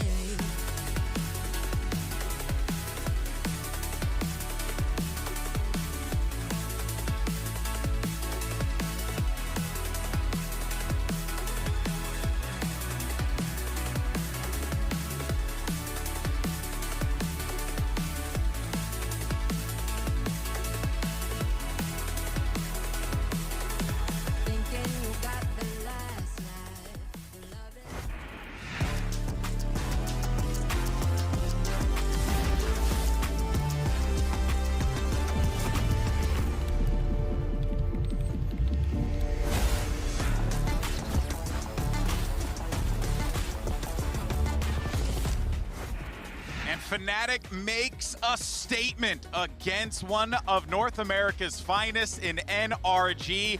A shattering 2-0 victory that continues the reign of terror of the EMEA top squad. What a matchup that was for Fnatic. Of course, Golden Boy here with HyperX and Kukuka. And, you know, I mean, just jumping straight into it, out of the gate, look, I ain't going to sugarcoat it. I have a lot of respect for the NRG boys. They're friends of mine, awesome people, but they genuinely got mollywopped. They got absolutely dominated. Sometimes you speak in English, I don't understand. Hey, I make up words as well. I can't really help it. But that being said, one of the reasons why was because of our HyperX reflex moment, which came from Alfier. This kid, HyperX, just was nasty this game. Yeah, I mean, he was just off of this. This is one of the cleanest 3-tap clips I think you'll see. Again, a little bit of space in between, but it's so crucial as well here with Boaster planting the seed of doubt. Obviously, that fake, I mean, I believe it was Finesse was still over there, right? Yeah. And then Alpha finds this kill. Again, it's the Sage. Of course he loves. Of course he loves. Moment once again. That kid is just out of this world. But it also just goes to show too, right? Fnatic, not only did they do their homework, Kukuka, but they knew that it was really dependent on the individuals executing, and they have 5 individuals who could do that to a T. Yeah. Exactly. They just need to show up today and actually, you know, shut up a little bit of those pros on, well, not only pros, but these kind of people that think that they know everything. I think that everybody was not praying for their downfall, not just stupid people online, you know. The internet is full of those. No, but some people literally they just wanted to be like, oh no, they're just gonna get to the international stage and it's going to be awful. And I understand it because EMEA had a struggle in the group, so everyone assumes that it's just the same thing, but it really isn't. This team's built different. Yeah, but I think they also needed to make that statement, right? And they also needed to dictate how they were going to be in this event. And I think this last match specifically showed a lot of that. To me, 2 players to stand out, Chronicle and Alpha. I think that we can literally highlight all of them, but to me, that duo, especially on the last map, was something out of this world. Yeah, I think as well, give lots of credit to Fnatic today. First map aside, I think the second map, it's got to be a wake-up call for NRG, though. Yeah. Obviously, with this composition, the Fnatic employ, with the Cypher, didn't even need to rely on it too much. Again, the first half, they were getting so much value time after time from this default. I'm not just talking about space. I'm talking about a number of times that actually NRG were feeding into it, giving away kills on the extremity, and they don't have as many options with this composition. Yeah. Again, the utility stops that initial site here. They dump all this utility, their side of the harbor utility, their side of the Vipe wall, but Fnatic were coming away from those situations like 2 for 1, time and time again. It was truly a dismantling of what the idea was from NRG, and Fnatic, they just clicked heads incredibly well and had incredible coordination. But I actually do want to hear a little bit more from the players. We actually do have, let's see who's over there. It's my boy Durka standing by for the Ryzen post-match interview with Yinsu. We'll see you guys on the other side. Thank you very much, Golden Boy and the Des. I'm joined by Durka here from Fnatic. Durka, congratulations. Now, over your career, you have never played against NRG, which I think is crazy. Now you have. What did you think of that match? It was a fun match. It's kind of like what I wanted, and I've been wanting to play them for a long time, and I wanted that win too because they have been a huge core and like a really good team over the past like 2-3 years. Now, on Bind, I feel like before the Icebox Fnatic era, everybody said that you were the best team on Bind. Now Bind is back in the pool. Do you think that you can take that title again, be the best team? Yeah, sure. Our Bind is good. We like the map. I think everybody likes the map, and we really did a lot of work on it. I'm having a lot of fun, and like I think me, Boaster, and Minim missed the map a lot, and now we're glad to be back. You played Sova on Bind, Chamber on Bind, Raze on Bind. What's your favorite? What's been the most fun? I think Chamber. I got Really? TP from B to A all the time. Oh, there we and go. I was calling the map too, so it was fun for me. On the defense side, right? Yeah. Speaking of the calling, Mini spoke a little bit about Leo's calling on Fracture. So talk us through about, you know, what Leo brings to the team and how does that work? Like, does Leo give some mid-round calls? Yeah, Leo gives good mid-round calls. He remembers really good the anti-strats and reactions that we have to do, or like if certain player does this, we can do this instead. So he brings a like good atmosphere and also like tells us what to do or when we should like re-push something because he has more information. as initiator, and I think he's super good at it. Well, very great asset to have. Thank you so much, Dirk, for joining me, and best of luck in your next game. We're going to throw to the Prime Gaming post-match highlights here, but on the back of that, we're going to be bringing you HyperX versus DRX. It's the unstoppable force versus the immovable object. Two teams who have never had their paths crossed before, but they find themselves at a crossroads here in Tokyo as they get ready for what can only be considered one of the greatest matches that we're going to be served. It's NRG, it's Fnatic, it's time. It's going to be another hit towards B. This time, Chronicle finding gorgeous timing, and Dirk does too. It's back and forth again. Nice. Dude, I'm jealous of myself. I feel like I'm in an out-of-body experience right now. Watching these two teams. And off of the pace of Fnatic are showing, NRG is going to try to fill with some of their own on the southern side, but they've got to be able to hold them back for now. On the site, in the sand, Dirk drawing all over the place and getting the kills that he needs. The first half was a brawl, but the second half felt like all Fnatic all the way, and they take Fracture 13-9. Absolutely it was. And the trades coming from Alpha, yes. Pinpoint, accuracy, top of the box. Finesse in a 1v2. He's healthy, he's got a Phantom Boaster, and Alpha not nearly as lucky. He gets one, he gets both. In the cascade, Sam has to tuck right back out. Durka doing well to keep him back. He's gotten two, he gets three. It's a trap, do they check him? No, they don't. It's just one though. I mean, the Stinger's just not enough in that scenario. Boaster's fragging, Boaster's farming. Meanwhile, NRG, they've been squelched, they've been suffocated, they've been stymied. Every day, non-stop grinding. On the graves of the fallen, Fnatic raise their flag.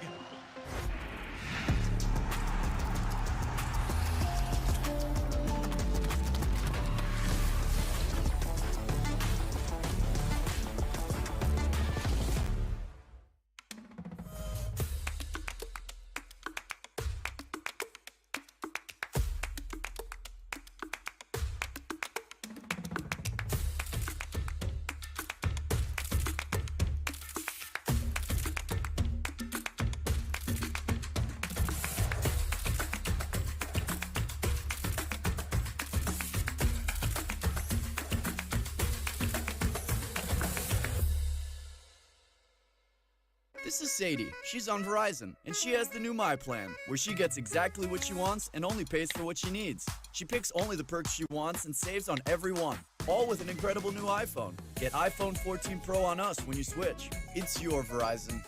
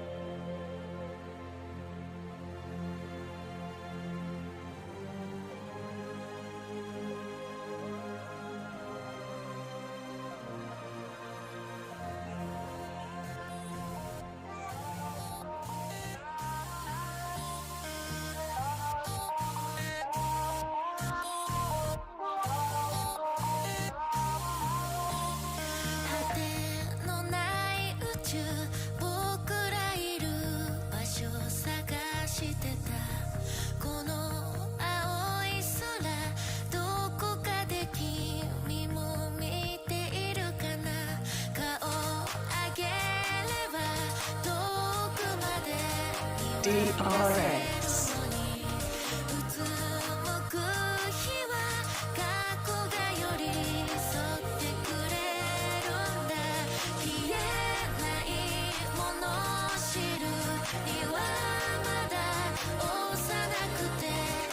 HyperX.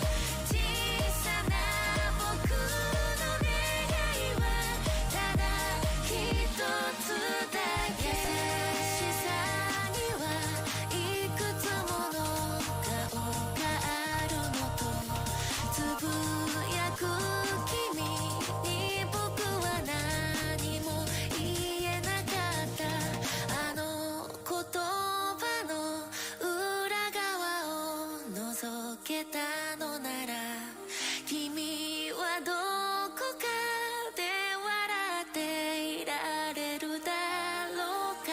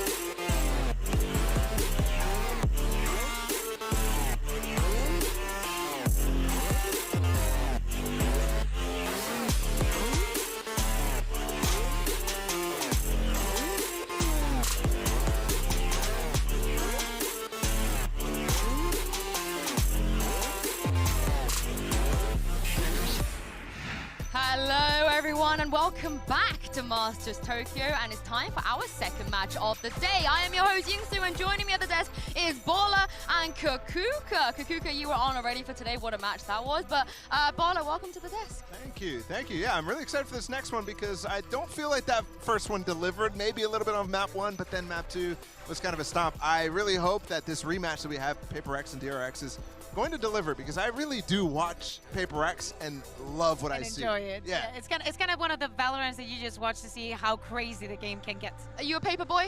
Absolutely. Yes, oh, Baller, absolutely. let's go. I used to not be, but I think they convinced me during Pacific to become a paper boy. Yeah, all right, let's have a look at this history of DRX versus HyperX, because they always play against each other once a year at an international tournament, as you guys can see, Berlin and Reykjavik as well. But Kakuka, the funny thing is, for HyperX, since like May 20th, they have only played against DRX for like a whole month. Yeah, exactly. So playoffs, of course, it was about them too. But I think the most important bit is that now they are winning. Now they're on the winning end, especially during those finals where they actually have to reverse sweep into getting that win. Being on the losing foot and being like, okay, this is not going to be like the rest of the times. It's not going to happen again. We're going to win it, and we're going to do it in the fashion in which we're doing. Yeah, it was a really interesting story to follow HyperX throughout, specifically because to me, they were struggling at the beginning of the league. They were struggling in the beginning of the season, even back to lock-in, having a disappointing finish there. But then they revitalized themselves. I think we all know why. Of course, there's one player who comes in as the name of something, but they really doubled down on the style that made them good in the first place, that made them those matchups really interesting between these two teams in prior iterations of them, because it's just a lot of micro plays, a lot of really fast aggression, and DRX is very controlled. Yeah, and let's talk about the comms as well. I am so jealous of the talent in VCT Pacifics. I get to cast and watch HyperX play every single week because Kakuka would die. We don't get comms like this, and we don't get the agents that they play. Yeah, exactly. I think that I completely agree with you, Bella, when I was about reviewing this team, and when I was watching throughout the season, in so many instances, I was like, is this for real? Like, did I tune in at the wrong time? What am I watching here? Yeah. But it is actually the fact that even they're playing weird composition, the micros, the combos that they do with Sky, with Reyna, I'm like mind blown, because it's the kind of thing that I think happened to DRX and probably happens again right now. It's the kind of thing that is very weird to be prepared for, because it's very unlikely that you're going to be pracking against a team that does this kind of things. Yeah, you never know when the Reyna's just going to dive around a corner and drag all your attention. I mean, you're seeing some of these clips, the way that Jing is able to get active because you have these ideas to have this double duelist constantly happening. And we did see for a moment there Secret's going to be playing instead of something here. It's going to be big shoes to fill because he is so impactful in all those little microaggressions, right? The Reyna in some of these instances, but the Jet and others, the guy is a beast. And I think that is a major part why they came back. But I think with that success, they end up having a lot of confidence to go forward with whatever roster they might have. I mean, let's talk about this, because I think this is one of the biggest talking points of this entire tournament, is that something the player that was carrying them through VCT Pacifics is not here. We can confirm to you that today it will be CGRS that is going to be subbing in and playing. I will give you guys some context. He is a Gecko geek. He is a Gecko main. My guy loves that agent, but Kakuka, how big of a difference is this going to be for them? I mean, I think Bella was hitting the nail in the head there. I think that something has been very, very important and determinant for this team's success. Now, knowing that a player that has only played one official with them, in fact, I believe that only one map and then one show match, the fact that we know that also it was an Icebox, that is not even available now, that is going to be most likely on Gecko, and that HyperX has relied so much on those crazy compositions and actually being a surprise on the server. Now that they're going up not only on an international stage but also against a familiar opponent, it feels like in one way I think that this is the easier it's going to get for them because it's an opponent that they know. But on the other side, DRX is going to have an easier time finding the weaknesses on them. Well, I'm as a paper girl, and now you're a paper boy. You've been a paper girl for a while. We are very, very excited to see HyperX here in the building. So let's send it to Sideshow. Who's with the team? Coach Alex, can I grab you for a quick word? Swoop on in here. All right, so you've been put in a difficult situation for this tournament, but how's the preparation been going with CGRS? I think we had about like 10 days of practice with him over here in Tokyo. Could have gone better, obviously, but it is what it is. We'll try our best, pretty much. All right, thank you very much. Good luck for the game. That is the calmest I've ever seen Alex, and it's not going to stay that way, you guys know. But I think as a result of something not being here, I think one of the players we have to talk about is Forsaken, because Bala, during the regular season, he took up the brunt of being that flex player. I can't help but feel, though, surely something not being here, he's going to go back to more of a duelist role, you think? Yeah, I think that maybe is one of the easy solutions. I don't think that's the one that you should go for. I think you should start going for some harder solutions, because for me, Forsaken, while he maybe didn't have to play that duelist role, he wasn't the focus of the team, he was somebody who also reinvented himself, right? became really flexible, able to play the Killjoy, able to play one of the most unique harbors out of any harbor player in a way that really enables FavorX to continue to do just wacky things. Here he is on Neon enabling them. It's just so important that he stays flexible in my mind. Yeah, and here we can see the comparison between 2022 and 2023. We know that is a very extensive list, but I think that also something that he was saying during the promo video that we had at the beginning of the day is like, we just play like this as a ranked. And of course in ranked, I play a lot of different things, so anything can work. Of course, I think that also coming here into international stage, when you have so many people that are succeeding and excelling at their roles and the agents that they play, I think that keeping up the level is going to be a little bit complicated, but Forsaken is the only one that will make it look easy. It's funny because I look at the list, the comparison between the two sides there, 2022 and 2023, and I'm like, wow, he's played the same amount of agents, but because FavorX is just so troll. They just do anything. It doesn't matter. So low key, it doesn't really matter what we think about what CGRS is going to play, whether it's going to be Gecko. He grinds ranked a lot with Gecko. They're going to throw whatever. It's crazy. Yeah, and I just think that Forsaken is such a key player for them because he not only changed his role and played those new agents he didn't play last year, Kukuka, he was incredible at the agents that he didn't play last year. Yeah, exactly. So that is why the reason why we understand that if something changes on the team, I feel weird every single time that I say something knowing that something is not here. But if something changes on the team, he has to be one of the ones that steps up, that not only keeps up that performance, but also everybody feels like the eyes are on him being like, okay, so what are you going to do now that CGRS is playing here? On the IGLing issue as well, Baller, because we know that Jing, what IGLing? Well, exactly. I mean, we know that Jing, Forsaken, and Divide kind of split those responsibilities across them, which is just giving Forsaken even more stuff to do. Yeah, it's interesting though, because something was a key part when you heard them talking about like coming up with some ideas. So yeah, I think everybody adds a little bit of their flavor, and it's been working really well. So I'm not thinking that's a major issue here. But there is a lot more pressure put on Forsaken, put on Jing, those types of guys. Well, you guys heard from us already. Let's hear from the players themselves. Here is Forsaken and Mindfreak.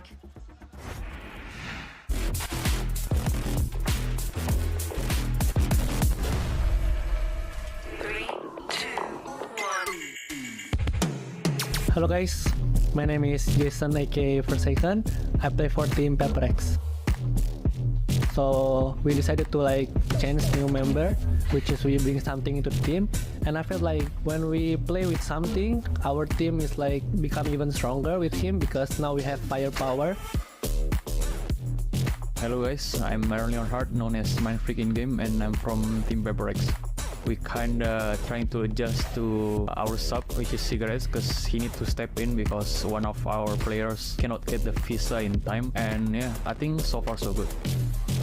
So I think from the qualify into the playoff, it's been a long journey and it's been tough for HyperX. I think having something on the team is really benefit for the team because he play without fear. He plays so confident with his aim. I'm the flexible role now and it's also new for me, and I think I have to like learn more about flexible role, and I hope I can do better as well. When I was playing Duelist, I just shoot people around, but now I play on flexible role like Sentinel or like Initiator. With the flexible role, you cannot push like crazy because utility support is important for the team. So I think that's the like biggest difference. So I have to be more disciplined and play with the team as well.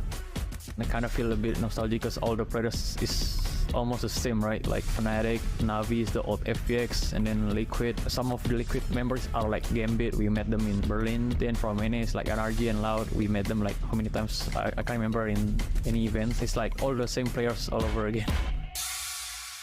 I would say all of the playstyle is a bit similar like last time because HyperX is always be chaotic. In every tournament, it's always gonna be chaotic and it's gonna be fun to watch HyperX. I mean, of course, every team wants to win, right? We're trying so many times in Masters and the best one that we get only like second place. So I think we want to leave it the trophy in Masters. We'll see. We just trying our best.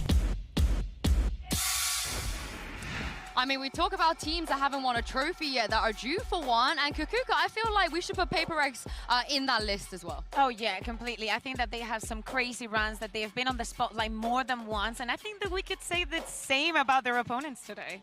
Yeah, I mean, let's talk about DRX. I mean, you guys spoke a little bit about maybe this is a good time for FakerX to play against DRX because they don't have something. It's better to have a familiar opponent. But Bala, I can't help but feel the same because DRX has not been the same DRX we've seen in the past. Yeah, I think during group stages, you continue to have that narrative about DRX not looking very similar, you know, looking like they have some internal issues. And I think we could obviously see that with some of the external decisions that they're making. You saw Zest again in the roster and in the lineup just a moment ago. And that is continuing to be a question mark for people where they played Foxy9 all season long. And for me, I look at DRX against FakerX and I think you might need to fight fire with fire and use Foxy9 in that method. But it didn't work out in the upper bracket final. And yeah, I think that they're reeling from that decision. Yeah, they still have that decision to make today, but I think it's just surprising to see that we have a tournament where DRX are not favorites, and the spotlight is not on them, and they barely made it out of groups. But they still did. It's DRX. They still did. They still did. And speaking of DRX, they are standing by with Sideshow right now. Let's see what they had to say. Marco, can I get you for a quick word? Thank you. Okay, we've got Jen here for the interview too. You've played against FakerX a lot recently. Are you feeling more confident in getting the win this time around? 이제 페이퍼렉스 상대로 올해 많은 경기를 펼쳤는데 이번에 복수하고 승리할 자신이 있나요?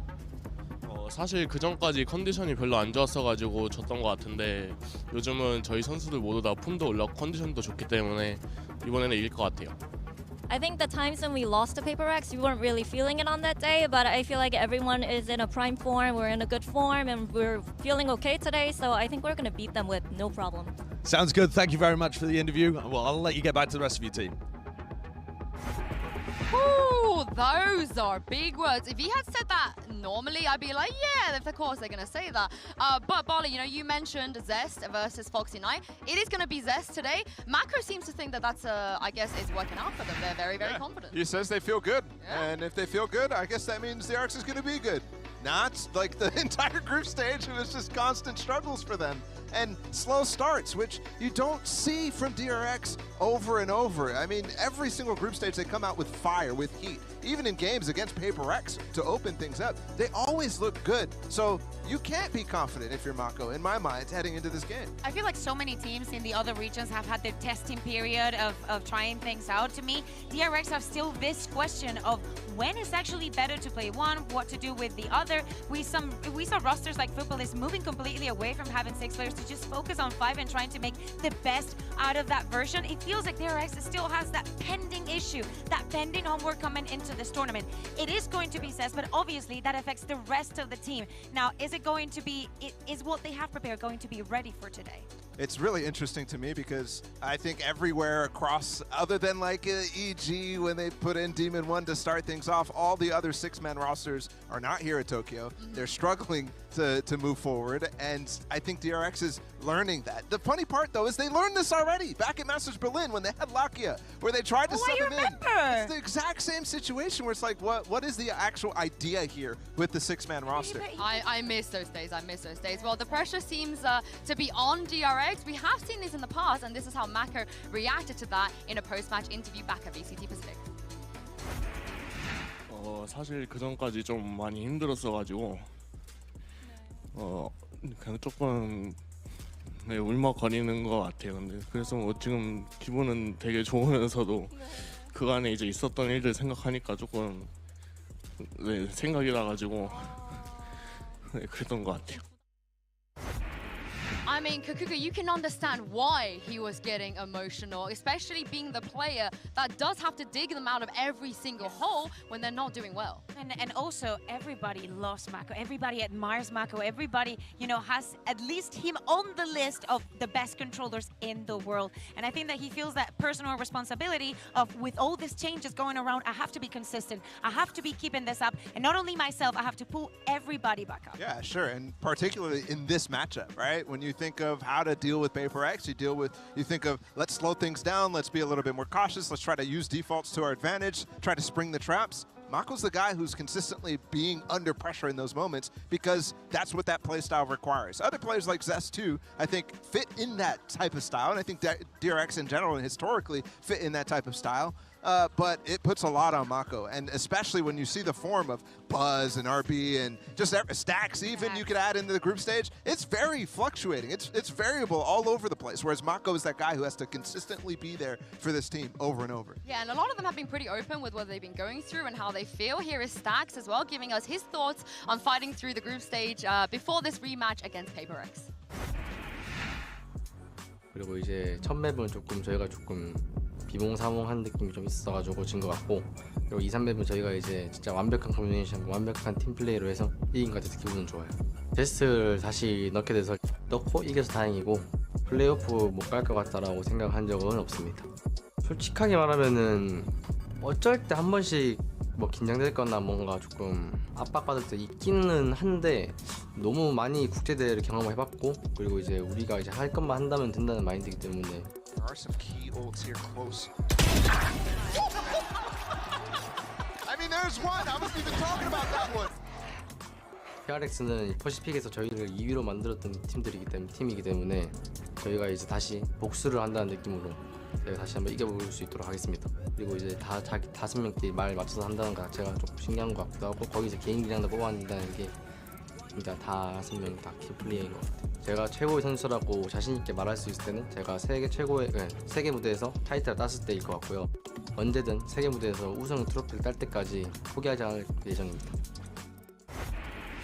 I mean, this is the thing. Stacks said it. They were dethroned. They are no longer the kings of Pacifics. And Kukuka, I want to quickly talk about a map pool, because we've seen DRX already in the group stage. They played a lot of maps. And in that grand finals against FavorX, do you think the maps that we saw there are we going to see again here? Do FavorX lean into those? I mean, the thing is that FavorX did have a couple of bans for that one, and DRX could not ban any map. Still, as I said, FavorX had to perform a reverse sweep to actually close that one out. I think that this is going to be very close. Maybe it has to do with comfort on both sides, depending on who's going to be playing. Because we have to think of CGRS, like how is that going to fit? And if he's going to be playing, maybe he feels very comfortable on Lotus, and he's like, okay, either this or Fracture. Like, I really want to do it, and I think that comes into play. I think that's the key point, right? How do you want to fit in CGRS, and how do you actually expand again? Or how much do you care that he's there? Right. Know? Like, that's maybe you don't want to change anything else. But you do have an element of trying to get prepped with the ideas. For me, FavorX is always a team that doesn't have deep strat books, but they have deep ideas. They have so many, they have a list of things like, oh, it'd be cool if we stunned like this. It'd be cool if we did this. And they are able to capitalize on that. They practice those like little micro plays, and that is what makes it look like they have an expansive, I mean, you can combo any little thing. And that is really, really tough to get used to as a player who's coming in if you haven't practiced those specific maps. But it does allow you to end up being super flexible with that, because he doesn't have to learn all these protocols, right? He just learns, okay, these are the types of things that you guys like to do. So it does take a little bit of time, but thankfully they have had time, right? They've known for a while that something is not going to play. They've known for a while, everybody's been here since the beginning of the group stage. They've been watching everything, and that's a lot of time to get up to speed and scrim. And you saw what Sometime did for Fnatic here. They looked insane in that first matchup. Yeah, I love the point that you both made about, you know, the change of game plan.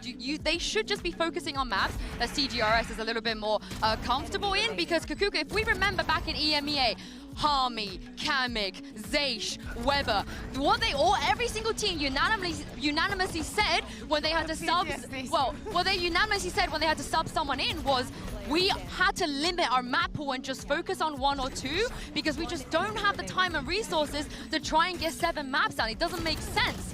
So Kukuka, do you feel like maybe that changes things for FavorX? Yeah, I think that this is a very special situation, because if FavorX had one strong IGL that has been head-to-head with the coach, just thinking everything out, have very clear compositions and a very clear idea of how they want to interpret the entirety of the map pool as having a very clear playstyle, I think it would be something different. To me, it really feels like everybody is bringing something onto the table, being like, okay, I'm playing this agent, so I'm just going to prepare, and the rest is going to be playing this. I'm going to prepare some combos. Let's prepare some micros that we can just execute on the spot. I think the point that I've always been trying to make about FavorX is, no matter what we think they should do, they're always going to try to do the opposite. Like, literally look out for what the opposite is. I wouldn't be surprised They listen to like some of the pundits and say, oh, okay, we're just going to do the opposite. Unless it's Brendan, they just play Harbor Viper on Ascent when he asks for it. But there's moments like that. It just, to me, proves that FavorX is super flexible. Well, they banned Haven and Split the last time they played against DRX, but that was not on the international stage. They're about to face each other now. Let's send it down to the coaches and find out the picks and bans and the maps we're going to be seeing today. All right.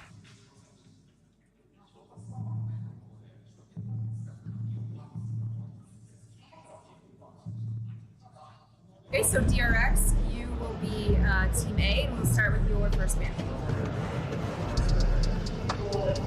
Lotus, your ban. And so map number 1 from DRX. Split, side on split. Map number 2. Big bind. Bind, side on bind.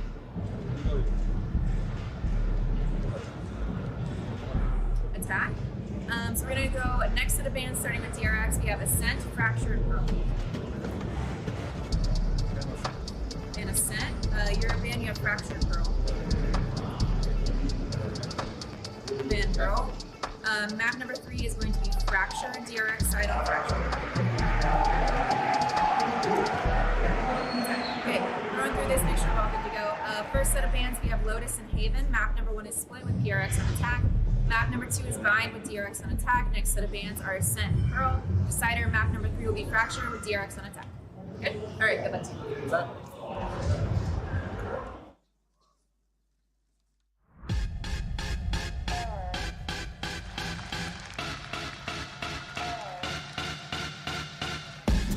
Hello and welcome everyone to VCT Masters Tokyo. मैं हूँ आपकी host Ahana and मेरे साथ जुड़े हुए हैं Spartans. This is gonna be one great night. What are you expecting? We are back again with HyperX versus DRX. I guess ये एक आर्च राइवलरी और ज़्यादा डिफरेंट होने वाली है क्योंकि हर बार हम इनको कंटेस्ट करते हुए देखते हैं and the results have been different. पहले यहाँ पे DRX डोमिनेट करता नजर आता था पर रिसेंट डेज में HyperX ने पैसिवली जीत के अपना डोमिनेशन क्रिएट करा शुरू जरूर कर दिया पर आज के दिन देखना पड़ेगा क्या वो डोमिनेशन को कंटिन्यू कर पाएंगे या नहीं क्योंकि टोक्यो के अंदर कहीं ना कहीं सिनेरियोस बदलने वाले हैं.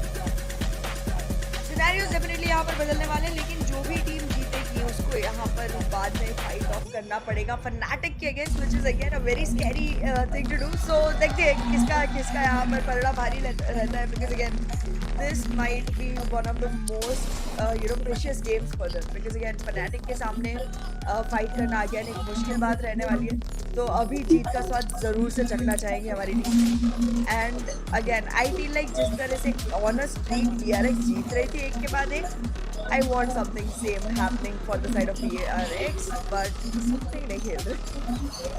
Actually that is the biggest difference क्योंकि HyperX के लिए जो सबसे मेजर की प्लेयर रहे थे एंटायर पैसिफिक सर्किट में वो थे समथिंग ऑन द जेट. वो जिस तरीके से यहाँ पे टीम से फ्रैग निकाल रहे थे एंटी ड्यूलिस्ट का जो रोल निभाया था उन्होंने वो बिल्कुल परफेक्शन के साथ था. And now on this biggest stage of master Tokyo something lineup में ही नहीं है. कुछ दिक्कतें हैं on that technical front but उनको जगह यहाँ पे लेने वाले हैं CGRS.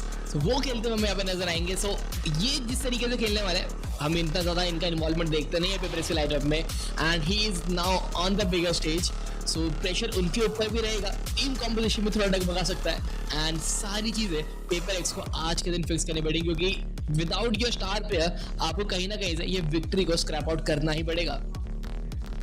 एब्सोल्युटली काफी ज्यादा मुश्किल रहने वाला है ये मैच कंसिडरिंग कि सडन चेंज आया है कॉम्प में and it's not even a decided change. It happened because of the visa problems with something. So कहीं ना कहीं पे इस चीज़ के लिए HyperX भी इतनी तैयार नहीं थी.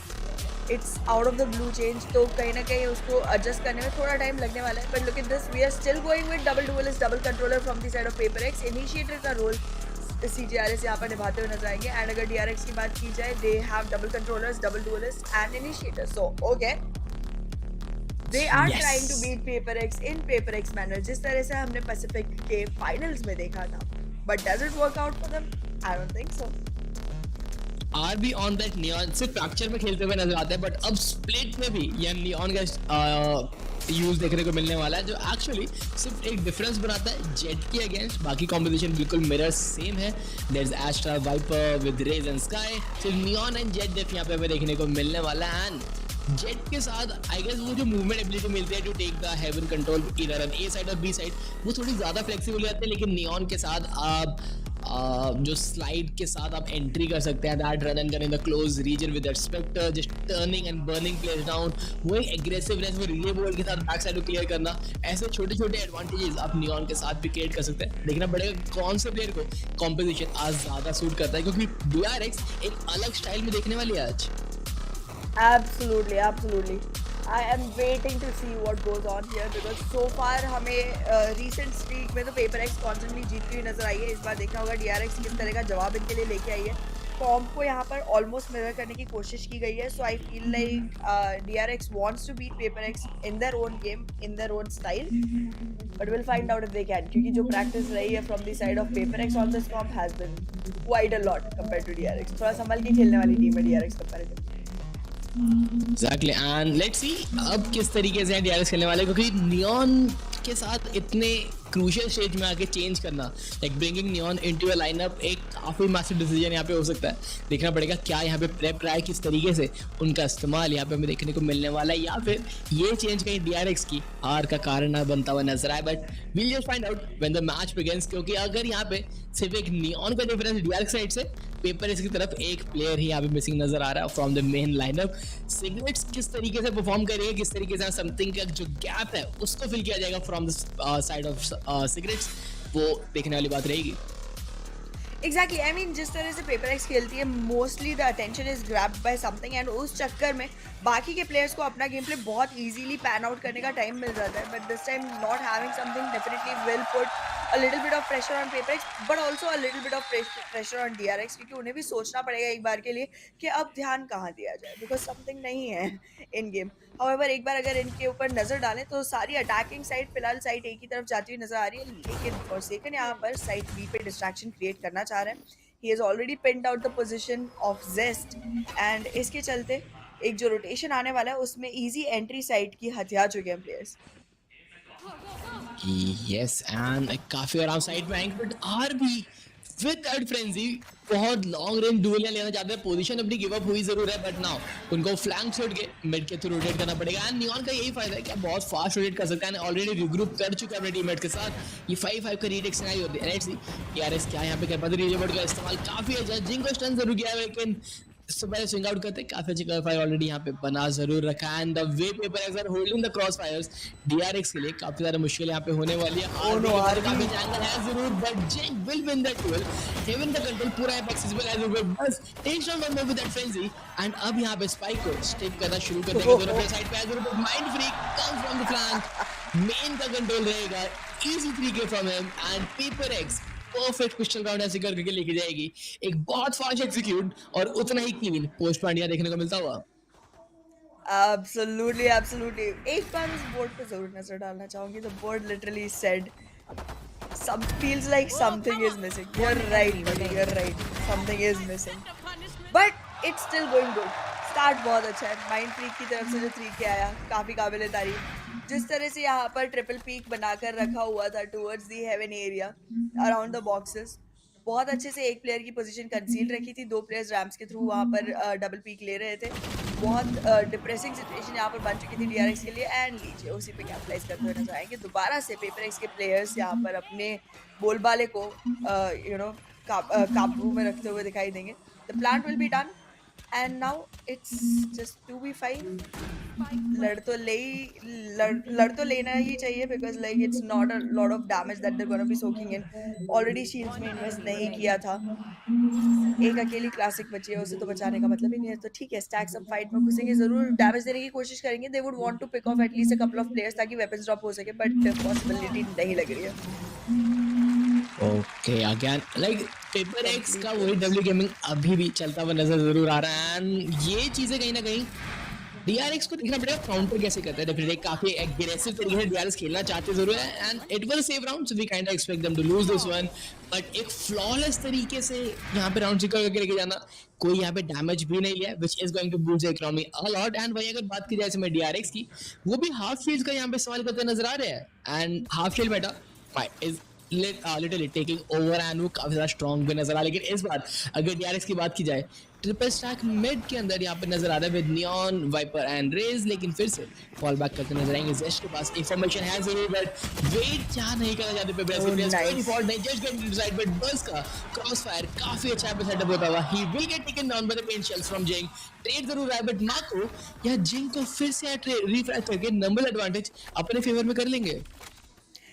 नंबर्स एडवांटेज तो मिल चुका है, लेकिन अब एक रोटेशन आता हुआ दिखाई दे सकता है from the side of paper X. Otherwise split में जाने की कोशिश कर सकते हैं, because again they have quite a difficult situation. Already entry का जो पॉइंट बना था इनके लिए, उसको बार बार कंसील किया by using Viper mollies, and उस स्नेक बाइट के चलते एंटर कर पाना मुश्किल हो गया था। Now they are trying to scope out कि साइट एक खाली है या नहीं। They have enough time, they can go for the move, and अभी के लिए जिस तरह से इन्फॉर्मेशन डिनाइड है, कहीं ना कहीं there is gonna be constant thinking from the side of DRX as well. वो भी यहाँ पर रोटेट करते नजर आ सकते हैं साइट ए की तरफ, बट फिलहाल के लिए काफ़ी क्लियर एंट्री डिवाई को दिखाई दे रही है। जैसे जैसे रैम से वॉक करना स्टार्ट करेंगे, वो इन्फॉर्मेशन भी पास ऑन करना शुरू कर दिया जाएगा, बट अभी के लिए कोई रिस्की मूव नहीं ले रहे हैं। ऑल्दो 30 सेकंड्स सिर्फ बचे यहाँ पे क्लॉक पे, so they have to make a decision, and वो डिसीजन आएगा जरूर मिड वेंट्स के थ्रू यहाँ पे ए पे जाने का ट्राई। थोड़ा रिस्की हो सकता है, आरबी प्ले का स्पॉट आउट जरूर करेंगे, but now the rotation might come and might free get taken down, and ये चीजें नहीं होनी चाहिए थी यहाँ पे। एंड उसके बाद आरबी भी पिक ऑफ करते नजर आएंगे। आप वेंट्स का इस्तेमाल नहीं कर सकते to make the rotation happen, you have to be from either the sewers region और फ्रॉम योर स्पॉन, बट ये थोड़ा सा रिस्की प्ले यहाँ पे लेते हुए पेपरएक्स के प्लेयर्स, जो एक्चुअली बहुत ज्यादा भारी पड़ता हुआ। दवाई will save his Phantom, and पहला राउंड DRX ऑन बोर्ड लगाता हुआ। DRX को पहला राउंड मिल चुका है, बट डिवाई की फैंटम एक हीरो फैंटम साबित हो सकती है आने वाले राउंड में, एंड वहाँ पर दोबारा से एक बार अपने पीसेस को स्क्रैप करने की ज़रूरत पड़ने वाली है पेपरएक्स को, बिकॉज अगर इक्वलाइज स्कोर चलता रहा तो प्रेशर धीरे धीरे बिल्ड होने लगेगा दोनों साइड्स पे। If they want to make sure कि इस मैच को जीत सके, तो ऑलरेडी स्टार्टिंग से एक डोमिनेटिंग फैशन में आगे बढ़ना पड़ेगा। एंड ये थर्ड राउंड जिस तरह से during the Pacific time bar bar Paperex convert करने में कामयाब हो रही थी, इस बार उन्हें वो मौका नहीं मिला, so they would have to make sure कि कहीं ना कहीं पे थोड़ी सी जो कमी रह रही है उसको कवर अप किया जाए। पेपरएक्स धीरे धीरे क्रॉल बैक करना स्टार्ट जरूर करें साइड में, एंड फोर्सेकन के पास एक बहुत अच्छा एंगल है जरूर, पर आरबी की बात की जाए जंप स्पॉट करेंगे, प्लेयर्स का इंफॉर्मेशन मिला, एंड वो इंफॉर्मेशन डेफिनेटली इनफ रहने वाला है to make the rotations happen, but अभी के लिए कोई भी ज्यादा मूवमेंट नहीं होती हुई Astra from the side of DRX still B side को एंकर करते नजर आ रहे हैं। भाई अगर देखा जाए मिड का कंट्रोल अभी भी यहाँ पे बज ने अपने हाथ में रखा हुआ है, एंड पेपरएक्स फिर से एक और रेड करने की जा रही है, बट बस के पास बहुत ज्यादा इंटेल यहाँ पे गैदर्ड है, ऑलमोस्ट यहाँ पे स्पॉन की तरफ है, सो वो रोटेशन यहाँ पे सुन सकते हैं पेपरएक्स की, एंड ये इन्फॉर्मेशन देना सबसे ज्यादा क्रूशियल चीज होने वाला है, क्योंकि पेपरएक्स को अब यहाँ पिंच आउट करने का काफी अच्छा मौका है DRX के पास। मार्को स्नेक बैक चलते काफी टाइम भी बाई करेंगे, एंड कोई भी यहाँ पे कह सकते सेंटिनल नहीं है, सो एक लर्कर प्ले जो हमें बनाना चाहते हैं वो काफी इजीली बनता हुआ भी नजर आएगा। बस के साइड से ही will get pass the Viper ball, get taken down by Mindfreak, but Mako will just wipe up the round. Perfectly done from side of DRX. Second round, Paper Rex full buy round अपने नाम ही कर चुके हैं।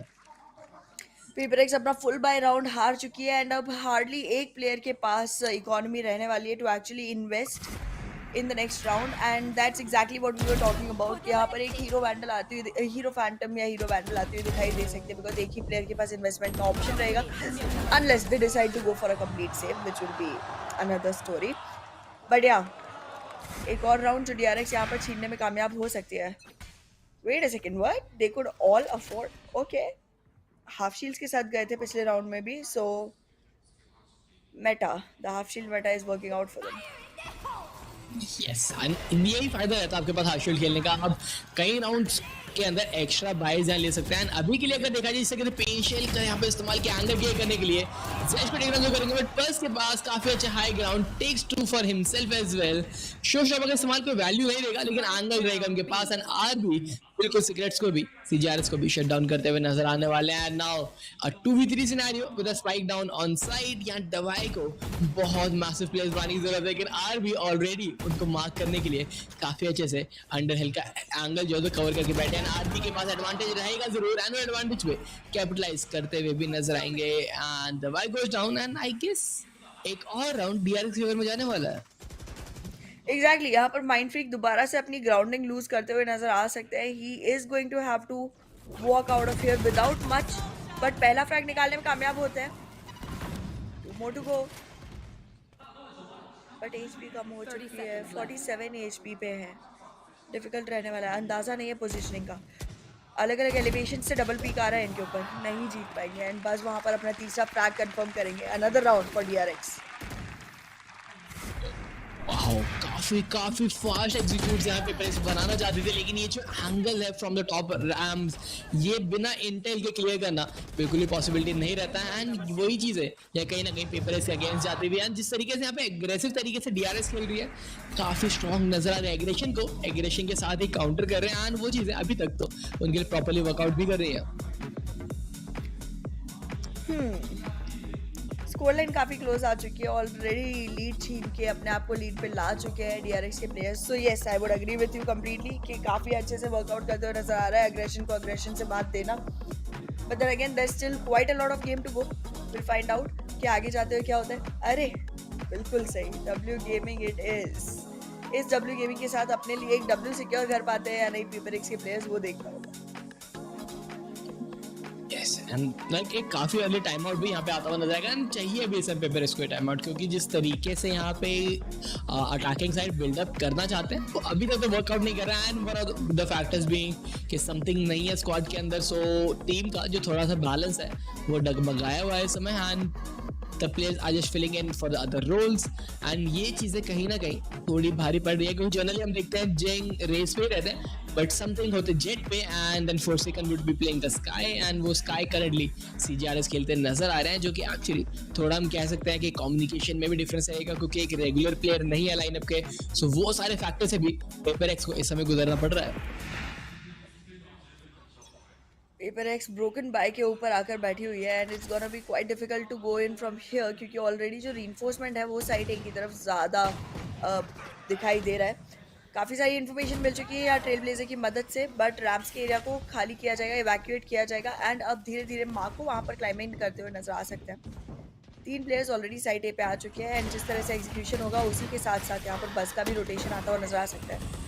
Information यहाँ पर CGRS की तरफ से भी निकाली गई है, लेकिन उस पर कैपिटलाइजेशन करने का मौका अभी तक मिल नहीं पाया है HyperX को. एंड अगेन आरबी को अगर देखें काफी अच्छा एंगल यहाँ पे होल्ड जरूर कर रखा है, जिससे कि माको के साथ क्रॉस फायर सेटअप में थे, हेवन का कंट्रोल लेना बिल्कुल इम्पॉसिबल हो गया HyperX के, but now he will drop back to side and वहां से अपने लिए एक और काफी अच्छे एंगल बैक साइड से खेलते हुए नजर आने वाले हैं. वेट करें HyperX के साइड के अंदर आने का ताकि यहाँ पे उनको एक पेंच करके शटडाउन करने का मौका बन सके, but HyperX is going toward the spawn reason.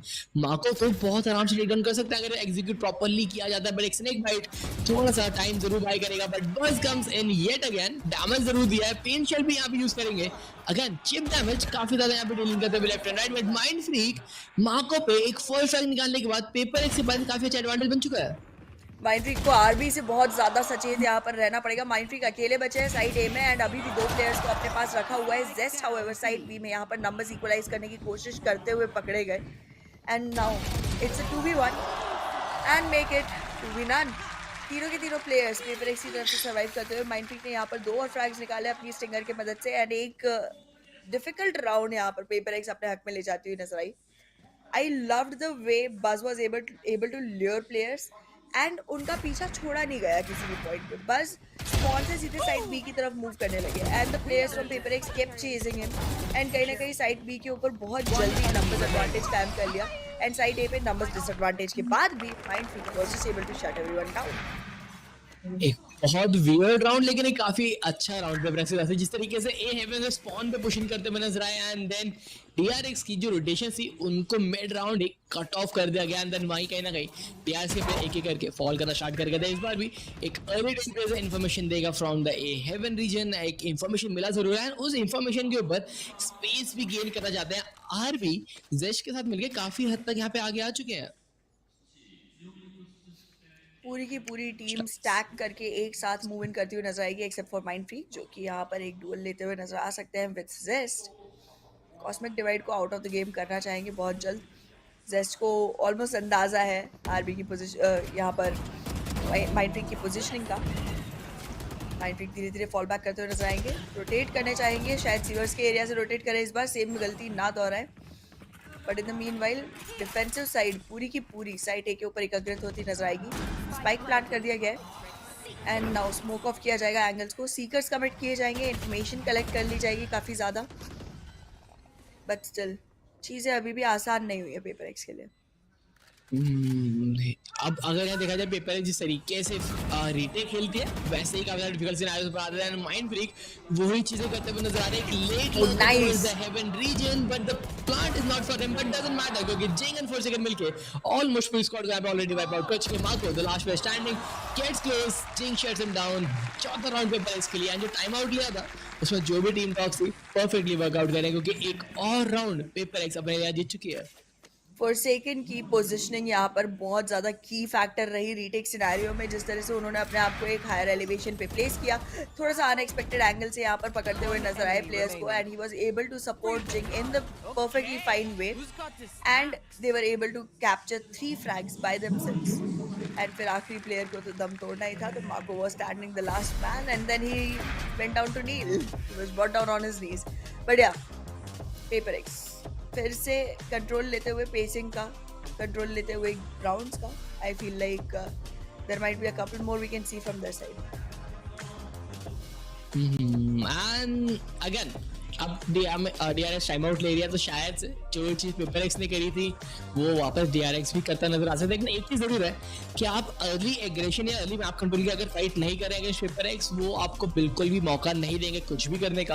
And जितने भी राउंड पेपर एक्स सिक्योर करें हर चीज़ में एक ही थीम कॉमन रही है, MindFreak being the late player, the late lurker and वो लेट लर्क आके अपनी टीम को बहुत ज़्यादा कंफर्ट जोन प्रोवाइड करता है क्योंकि उन्हें पता है वो बैकस्टैप से काफ़ी ज़्यादा क्लियर एंगल्स हैं, is coming late to kill the defuser. हर एक चीज जो है माइंडफ्रीक के थ्रू होती हुई यहाँ पे निकल रही है in the post round scenario. So उसको अवॉइड करने के लिए आपको कहीं ना कहीं थोड़ा एग्रेसिव मैप कंट्रोल लेना पड़ेगा एंड DRX कंटेंट जरूर करती है लेकिन बहुत जल्दी उस स्पेस को गिव अप करती हुई नजर आ रही है जो थोड़ा सा अभी लास्ट के 2 राउंड में उनके अगेंस्ट गया है। एग्जैक्टली एक चीज़ जो बहुत की नोटिस करने वाली यहाँ पर रहने वाली है, जब भी साइट बी पर कमिट कर रहे होते हैं डिवाइस साइट ए को लर्क करते हैं, जब भी साइट ए पे कमिट कर रहे होते हैं माइंडफ्रीक साइट बी को लर्क करते हैं एंड वहाँ से काफ़ी ज़्यादा इन्फॉर्मेशन मिल जाती है डिफेंडर्स को। ये लीजिए ऑलरेडी एंट्री यहाँ पर सिक्योर करने में कामयाब हो चुके हैं बट पोजीशन बस की बहुत ज़्यादा क्रूशियल रहने वाली। ही हैज़ अ जज and he will be able to punish a few. Oh this is giving numbers disadvantage. 2v2 पर ले आए हैं, नंबर्स इक्वलाइज जरूर किए लेकिन forsaken oh god the position this guy holds every single time providing the right cover, the right support to his teammates. Forsaken and Divide मिलके game को close करते हुए नजर आएंगे। दोबारा से एक और राउंड पेपर एक्स के हित में जाता हुआ जो कि DRX ने सोचा नहीं था। This one was definitely looking like one जहां पे DRX को लगा था ये हम ले गए। Definitely and again it is Divide late left from mid। जब यहाँ पे सारी फाइट साइट में चल रही थी Divide was taking fight in the heaven से हेवन क्रॉसफायर ब्रेकआउट किया देन एक एक करके पूरी टीम को शट डाउन करने में कामयाब है। एंड ये जो लेट लर्किंग है ये बहुत ज़्यादा दिक्कत देती है आपको and to avoid this you need a sentinel in your setup. Double डोरेज डबल्स कंट्रोलर के साथ वो लर्किंग प्लेस बहुत ज़्यादा इफेक्टिव हो जाते हैं एंड अभी तक पेपर एक्स उस चीज़ को बिल्कुल एक्सप्लॉइट करने में कामयाब हो रही है। एक काफी अच्छा स्पैम यहाँ पर जिंग की तरफ से आएगा and he will be able to take 2 down. Stax की तरफ से एक रिटेलिएशन जरूर आया पर जिंग अपने शो स्टॉपर से उसको भी इक्वलाइज करेंगे। 2v4 बहुत ही खतरनाक एडवांटेज यहाँ पर पेपर एक्स अपने लिए रख चुकी है and now these moves they are nothing, they are nothing right now. सिर्फ वेपन सेव कर सकते हैं DRX के प्लेयर्स। डेफिनेटली एंड अगर जिस तरीके से अटैक कर रहे हैं पेपर एक्स लाइक जनरली आप टीम्स को देखते हैं कि स्टार्टिंग 30 सेकंड्स के अंदर वो सब डिफॉल्ट रन कर रहे होते हैं, वहीं पेपर एक्स यहाँ तक बात है वो 30 सेकंड में साइड के अंदर होते हैं। उनके लिए साइड हेड इतना ईजी हो चुका है कि उनको रोक पाना एक इम्पॉसिबल सा टास्क है एंड जो भी यहाँ पे DRX करना चाहती है उसके अंदर नाकामयाब हो रही है क्योंकि ये Jing with this frags literally just running down with the vandal, takes down 2 and then showstopper के साथ आखिरी प्लेयर को साइड में भी करके अपनी टीम को एक परफेक्ट राउंड जिताते हुए 5वां राउंड यहाँ पर जीतते हुए नजर आएंगे पेपर एक्स एंड वही अगर इसमें 6ठा राउंड ऑन बोर्ड यहाँ पे आ चुका है। एंड बात की जाए अगर उनकी ऑपोनेंट्स इकोनॉमी की DRX के पास बहुत कम क्रेडिट्स हैं सो एक सेव राउंड यहाँ पे देखने को मिलने वाला है which is technically very difficult to win from here. तो पेपर एक्स को एक और राउंड का एडवांटेज मिल सकता है। Absolutely, but well we do know कि DRX शेरिफ्स पे काफ़ी अच्छा खेलती हुई नजर आती है. काफ़ी सारे थ्रिफ्टीज DRX ने पेपर एक्स के अगेंस्ट निकाले थे पिछली बार भी, एंड इस बार अल्टीमेट्स भी बहुत ज़्यादा डैमेजिंग रहने वाले. They have the Viper spit, they have overdrive, and बहुत जल्द इनके पास सीकर्स एंड शो स्टॉपर भी आ जाएगा, जो अगेन एक बहुत ही ज़्यादा यूजफुल सेट ऑफ अल्टीमेट्स साबित हो सकता है for the defensive side. But let's see if they will even get the opportunity to do that. Sheriff लेके स्टैक्स मौजूद ज़रूर है. उनकी पोजीशन अगर पता नहीं चली तो बहुत बहुत हमला हो सकता है. पोजीशन रिवील कर ली गई है ट्रेल ब्लेजर की मदद से, and now they are trying to move in towards the ramp. Overdrive का इस्तेमाल जरूर कर रहे हैं, पहला पिक भी निकालेंगे. काफी अच्छा यहाँ पे स्नेक बैट का इस्तेमाल, बट 4 सेकंड इंस्टेंट ट्रेड करते नजर आ रहा है टीममेट को. स्मोक्स, अपड्राफ्टेड एंड सिगरेट्स काफी अच्छे कवर देते हुए, and again round after round similar चीज है. वो क्रॉस फायर के अंदर बेट आउट कराया, and DRX is now yet again in a 1v3 scenario. Just अकेले प्लेयर बचे जो एक्चुअली लेट लक आ जरूर है, and we can see the ping as well कि प्लेयर शायद से फ्लैंक हो सकते हैं, एंड माइंड फ्रीक उसी चीज को अवेयरनेस मार्क करते हुए नजर आने वाले हैं. And he is just holding the heaven region, and site का एक्सेस जरूर मिल जाएगा यहाँ पर जेस्ट को. कि उससे पहले mind freak will just out taking down 7th round में पेपर एक्स, एंड एक काफी अच्छा अटैकिंग हाफ नजर आ रहा है on the map of split. Absolutely, and attacking half में आई थिंक पेपर एक्स का एक बोलबाला हमेशा से रहता भी है. सो कहीं ना कहीं these numbers are looking good for them right now. But did you notice that? Did you notice that little bit of something peeking out of Forsaken? बिल्कुल something वाला गेम प्ले यहाँ Forsaken की तरफ से हमने देखा. He updrafted, he went down, and he had his shotty on his hands. सीधे से निशाना दागा, आराम से फ्लैग निकाला है. मतलब something is not as missing as we thought. Like he is still missing. Like Forsaken ये चीजें like 2021 से करते नजर आ रहे हैं. We have seen him dominate the scene. One of the star duelists जो एक्चुअली अब एक लेजेंड बन चुके हैं, एंड ये कहीं ना कहीं एक और एडिशन था समथिंग के रूप में इनकी टीम में. वो जो एक्स्ट्रा एग्रेसिव पावर थी वो मिलती हुई नजर आ रही थी. ऑल्दो अभी तक तो इतना ज्यादा मिस नहीं करें जैसा एज यू सेड, क्योंकि वो फ्रैग्स अभी भी यहाँ पे मिल रहे हैं उन्हें, एंड CGRS अपने स्काई के ऊपर काफी अच्छे से फिल इन करते हुए भी नजर आ रहे हैं. उनकी तरफ से भी अभी तक कोई भी गलतियां नहीं हो रही. काफी अच्छा था, अपने टीममेट्स को सपोर्ट भी दे रहे हैं वो. So they are doing a pretty good job. And इस राउंड की अगर बात की जाए, so triple stack on the B side from side of DRX. इस बार वो ट्रिपल स्टैक को ज्यादा वैल्यू नहीं देगा, क्योंकि साइडेड फिर से नजर आने वाला है, एंड पेपर एक्स के प्लेयर्स वापस से इस साइड को एग्जीक्यूट करते नजर आएंगे with updrafting just take down RB. Right click damage दिया स्टैक्स को, takes him down as well, and Forsaken is back on Jett, and he just destroying their lobby right now. He sure is, and यहाँ पे चौथा frag आते हुए S बन सकता है, and it oh god, Zest just denies the ace, but it's still a 1v2. Divide बहुत लो on HP है. वाइपर स्पिट कमिट करेंगे ताकि लेवल कर सके ग्राउंड्स को. वाइपर स्पिट के पीछे वेट कर रहे हैं डिवाइड. यहाँ पर जेस्ट एंटर करते हुए नजर आएंगे. Divide was very low on HP. This move seems perfectly sound, but अगर इस अल्टीमेट के कमिटमेंट के बाद भी राउंड हारते हुए नजर आए तो दिक्कत हो सकती है. लाइक सबसे बड़ा इशू यही है दवाई के लिए कि उनके पास स्नेक बाइट्स अवेलेबल नहीं है. उनको सिर्फ अपने गन गेम पे खेलना पड़ेगा, एंड जितनी लो HP पे वो कदर कर सकती है. Perfectly waited out, and the rotations in the Viper spit predict कर रहे थे कि किस तरफ इससे मूव कर सकते हैं, किस तरीके से एंगल क्लियर करेंगे यहाँ पे जेस्ट, एंड बिल्कुल उसके ऑपोजिट खेलते रहे ताकि जेस्ट जितना ज्यादा टाइम हो वो वाइपर स्पिट में बिताए, जिससे डीके रहे, एंड वो शॉटी के साथ सिर्फ एक बुलेट में उनको फिनिश ऑफ कर सके. परफेक्टली डन, एंड दवाई अपने बिग ब्रेन का इस्तेमाल करते हुए अपनी टीम को बहुत क्रूशियल राउंड में जिता दिया है. एग्जैक्टली ये राउंड बिल्कुल लग रहा था कि यहाँ पर DRX उनसे छीन पाएगी, बट वेल DRX के सारे प्लान्स धरे के धरे रह गए. डिवाइड ने काफ़ी सही टाइम पे अपना अल्टीमेट यूज़ किया. नाउ काफ़ी सारे अल्टीमेट्स यूज़ हुए हैं पिछले राउंड में, बट जो वैल्यू निकली वो पेपर एक्स की तरफ से निकली. ब्लेड स्टॉर्म की वैल्यू निकली, वाइपर स्पिट की भी वैल्यू निकली. लेकिन अगर बात करें from the side of DRX, तो ना ही शो स्टॉपर ज़्यादा वैल्यू दे पाया, ना ही seekers. So somewhere it seems like Paper Rex बहुत बुरी तरह यहाँ पे एनाइलेट करती हुई नजर आ रही है DRX को, and they are just finding no answers to all of this. Oh, Forsaken again. Like heaven से सीधा वाइट स्विंग बिना किसी यूटिल के प्लेयर को टेक डाउन कर रहे हैं. फिर से 3K जरूर हो चुका है, 4K की तरफ बढ़ जरूर है. माको को ढूंढ जरूर है. ब्लेड स्टॉर्म एक्टिवेटेड है, takes him down. Another 4K for Forsaken. Just wow. Like ये Forsaken हमने लास्ट टाइम VCT में फाइनल्स के अंदर देखा था जिस तरीके से परफॉर्मेंस रही थी, he was playing the jet, वही सिमिलर स्टाइल वापस यहाँ पे देखने को मिल रहा है। ऑल्दो ये स्टाइल थोड़े दिनों के लिए छीन लिया गया था इनसे बिकॉज समथिंग इसी चीज को रन डाउन कर रहे थे, but now he is literally back. Oh goodness, look at the numbers. Look at the numbers. Okay, we gotta talk about this. Total kills from the side of DRX are 31. Total kills. If I'm not wrong at my math. And from the side of FavorX, first two players, Forsaken and Jing, 30 kills. 30 kills. Yes. This is okay. I don't think I need to explain what it is. You know what it is. This is domination. This is outstanding domination from the side of FavorX. And like अगर आपके duelist इस तरीके से frag निकाल रहे हैं side में जाने के बाद, and all you have to do is just give them smokes, give them flashes on perfect timing, and सिर्फ वो टाइमिंग आपको परफेक्ट रखनी है। बाकी जितना फ्रैगिंग डिपार्टमेंट है उसको इतना अच्छे से अपने कंट्रोल में रखा हुआ है कि ब्लेस्टॉर्म के साथ उड़ते हुए जाते हैं, 2 प्लेट्स को पिक करते हुए नजर आता है। Then the phantom on the heaven, कोई चांस नहीं है डीआरएक्स के प्लेस के बाद इन गंडूस को जीतने का।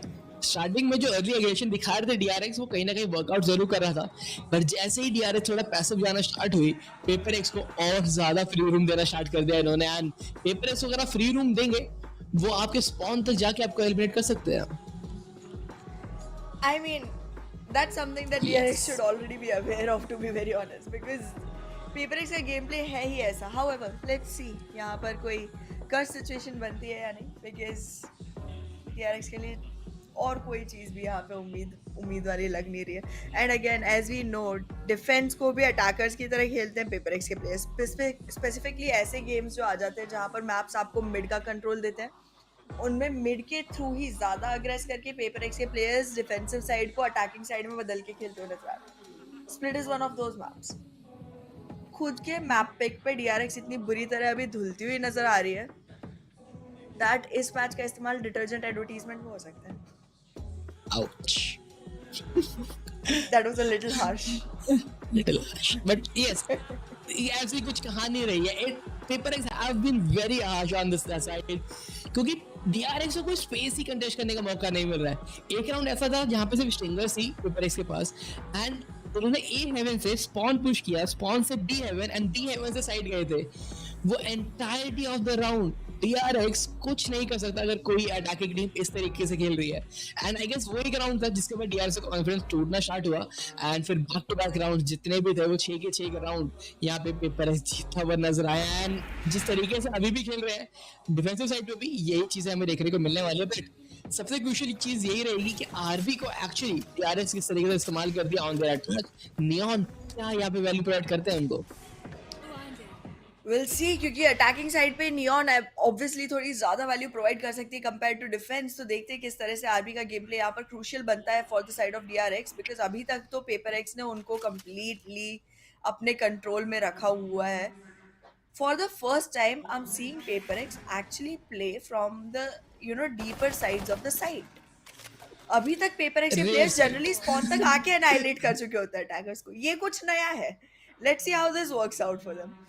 साइड बी की तरफ कमिट करते हुए नजर आ सकते हैं हम attackers, and then I think trailblazer and guiding light का इस्तेमाल करके इन्फॉर्मेशन कलेक्ट करके उसके बेसिस पे एंटर करने की कोशिश करेंगे, बिकॉज अगर ड्राई अंदर घुसने की कोशिश करता है तो फिर माइंड फ्रीक इनको बहुत ज़्यादा फ्रीक आउट कर देंगे। एक्जेक्टली, एंड माइंड फ्रीक अपने स्मोक्स के अराउंड खेलते भी इतने अच्छे तरीके से कि दिक्कतें ओपोनेंट को बहुत ज़्यादा बढ़ जाती है। बट नाउ अगर मिड वेंट का एरिया देखें तो उसको कम्प्लीटली वेकेंट छोड़ रहे हैं FavorX, जो एक्चुअली वही चीज़ है जो DRX भी करते नजर आ रही थी। एंड अब माको के पास वो लेट लर्कर रोल निभाने का मौका है जरूर। लेट्स सी माको किस तरीके से यह निभाते हुए नजर आता है। बट नाउ अभी रिले परफेक्ट लाइनअप यहाँ पे इस्तेमाल करते हुए गेट्स इनसाइड, बस पहला फ्लिक निकालेंगे सिगरेट्स के ऊपर, एंड अब यहाँ पे साइड का पूरा एक्सेस कहीं ना कहीं मिला जरूर है DRX को। But MindFreak still standing strong, काफी अच्छा स्मोक यहाँ पे बना जरूर रखा है, जंप स्पॉट करेंगे but Mako gets down, and 2 players को पिकअप करने के बाद इस स्पेशल राउंड को बिल्कुल अपने नाम करने वाले, क्योंकि Forsaken अकेले प्लेयर बचे हैं 25 में। एब्सोल्युटली, ये बहुत डिफिकल्ट सिचुएशन बनने वाली है। गोस्ट के दम पर Forsaken अकेले बचे हैं, and it's quite a lot to deal with. शायद स्विच करते हुए नजर आए उनके जस्ट पीछे, आई थिंक शेरिफ हमने स्पॉट किया। He won't switch the weapon. यहाँ पर Ghost के ऊपर ही खेलते हुए नजर आएंगे. दो प्लेयर्स की पोजीशन पता चल चुकी है. एक को पिक ऑफ करने में कामयाब होंगे, दूसरे से फाइट लेने की कोशिश है. 30 HP पर श्रिंक डाउन हो चुके हैं. डिफिकल्ट फाइट है पर पार्टिसिपेट करना ही पड़ेगा. पीछे से एक प्लेयर के आने की कोशिश रहने वाली है, बट कोई ज़रूरत नहीं होगी. बस आप वहीं ठहर जाइए क्योंकि ऑलरेडी यहाँ पर Forsaken को पिक ऑफ कर दिया गया है. सो 1 frag is all he could manage, but ठीक है. अभी भी बहुत बड़ा बिगल ग्रुप रहने वाला है FNC के पास. Definitely, and the entry from Buzz just यहाँ पे perfectly stop हुए अंडर हेल का एंगल क्लियर करने के. FNC के साथ लॉन्ग रेंज फाइट कंप्लीटली उनका फेवर करते हुए नजर आई, जो होना नहीं चाहिए था. The Ghost should be better in that range, लेकिन it is just Buzz things. आराम से वो पिक निकाला है. अभी अगर यहाँ देखा जाए जो जिस तरीके से किल्स डिवाइडेड है in the side of PaperX, ये साइड हम जनरली देखते नहीं है. PaperX में बहुत ज़्यादा इवन आउट होते हैं नंबर्स.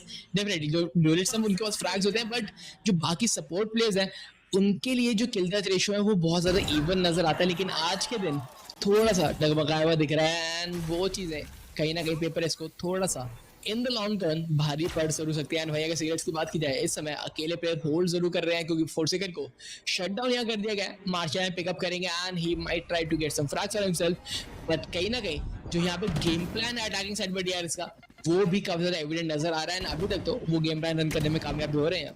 काफी अच्छे तरीके से माको ने यहाँ पर होल्ड बैक कर दिया सिगरेट्स को. CGRS अब यहाँ पर ज़्यादा इन्फॉर्मेशन नहीं निकाल सकते. अगर दोनों प्लेयर्स रहे होते तो थोड़ा और अग्रेस करते एंड पूरा अटैकिंग स्पॉन की तरफ से आते, काफ़ी सारा इंटेल उन्हें कलेक्ट हो गया होता. लेकिन अब स्पाइक प्लांट हो जाने के बाद सीधे साइड बी पे फोकस करने के लिए आना पड़ा from the defensive spawn itself. तो यहाँ पर कोई भी पोजिशनिंग का अंदाजा नहीं रहने वाला है DRX की तरफ से, एंड उस बात का DRX बहुत अच्छे से फायदा उठाते हुए नजर आएगी. And they did it. Already weaponry का एडवांटेज था ही, साथ साथ पोजिशनिंग कंसील्ड रखने का भी एडवांटेज हो गया. CGRS अकेले बचे in a 1v3. Make it difficult fight, but he goes in with the shotty. काफ़ी डैमेज दिया स्टैक्स को, लेकिन कन्वर्ट नहीं कर पाएंगे. So 3 players still surviving, so a good enough position for the bonus round. But full buy of PaperX के सामने take पाना in a bonus round with only 3 weapons might be difficult. So I think DRX यहाँ पर बाकी के 2 players के लिए एक अच्छी वेपनरी खरीदेगी. Definitely, and they have cats as well. So bulldogs यहाँ पे रहने वाले हैं उनके पास. आर भी ऑल्दो अगर देखा जाए 2 अल्ट पॉइंट दूर है तो चाहे तो फार्म कर सकते हैं इस राउंड के अंदर, but he goes with a bulldog and यहाँ पे स्पेक्टर ड्रॉप दिया जाएगा जेश को, जो लास्ट पे स्टैंडिंग की तरीके से खेलने वाला है. बट डेफिनेटली एक अल्टीमेट्स का फॉर्म करना इस राउंड में काफी ज्यादा क्रूशियल हो सकता है आरबी के लिए, क्योंकि overdrive in the bonus round एक काफी क्रूशियल वेपन होता है. But he just running down with the spectre, but Jing के आगे जीत पाना काफी ज्यादा मुश्किल. स्टैक्स एक पे शट डाउन जरूर करेंगे, बट माइंड फ्रीक गेट स्टेडीड आउट, बट अपना काम जरूर यहाँ पे कर चुके हैं. फुल बाय राउंड है जरूर PaperX का. They have to be very careful. Jing gets the third one. Mako को डैमेज भी दे चुके हैं. 1 shot to the body might done him as well. 1v2 scenario and माको को सिर्फ अपने माइंड गेम्स के साथ ही इस राउंड को सिक्योर करने का मौका मिलने वाला है. बट डैमेज जो था वो काफी हद तक DRX दे चुकी है. अपने बोनस राउंड को बहुत ज्यादा एक्सपेंसिव बना दिया ओपोनेंट्स के लिए. Beautifully done from the side of CGRS. काफी सही टाइम पे ट्रेल ब्लेजर का इस्तेमाल किया, साइड बी को स्कोप आउट किया, एंड अब उन्हें अंदाजा आ चुका है कि साइड ए की तरफ एक रोटेशन आता हुआ दिखाई दे सकता है. मिड के एरिया को थोड़ी देर वॉच आउट करेंगे. अभी तक साइड खाली करने का इरादा नहीं किया है इन्होंने, because they are not completely sure कि ये रोटेशन एग्जीक्यूट किया जाएगा या फिर साइड के बाहर वेट कर रहे हो सकता है. Mako waiting for the defenders to rotate. अब फाइनली जब धीरे धीरे घड़ी टिकाने लगी है, we can see the rotation coming in from the side of PaperX, and oh god, are you trying to go from the defender spawn? Mako Dibai के साथ fight आएगी एंड तुम्हें ले जाएगी. That's the double digit round for PaperX.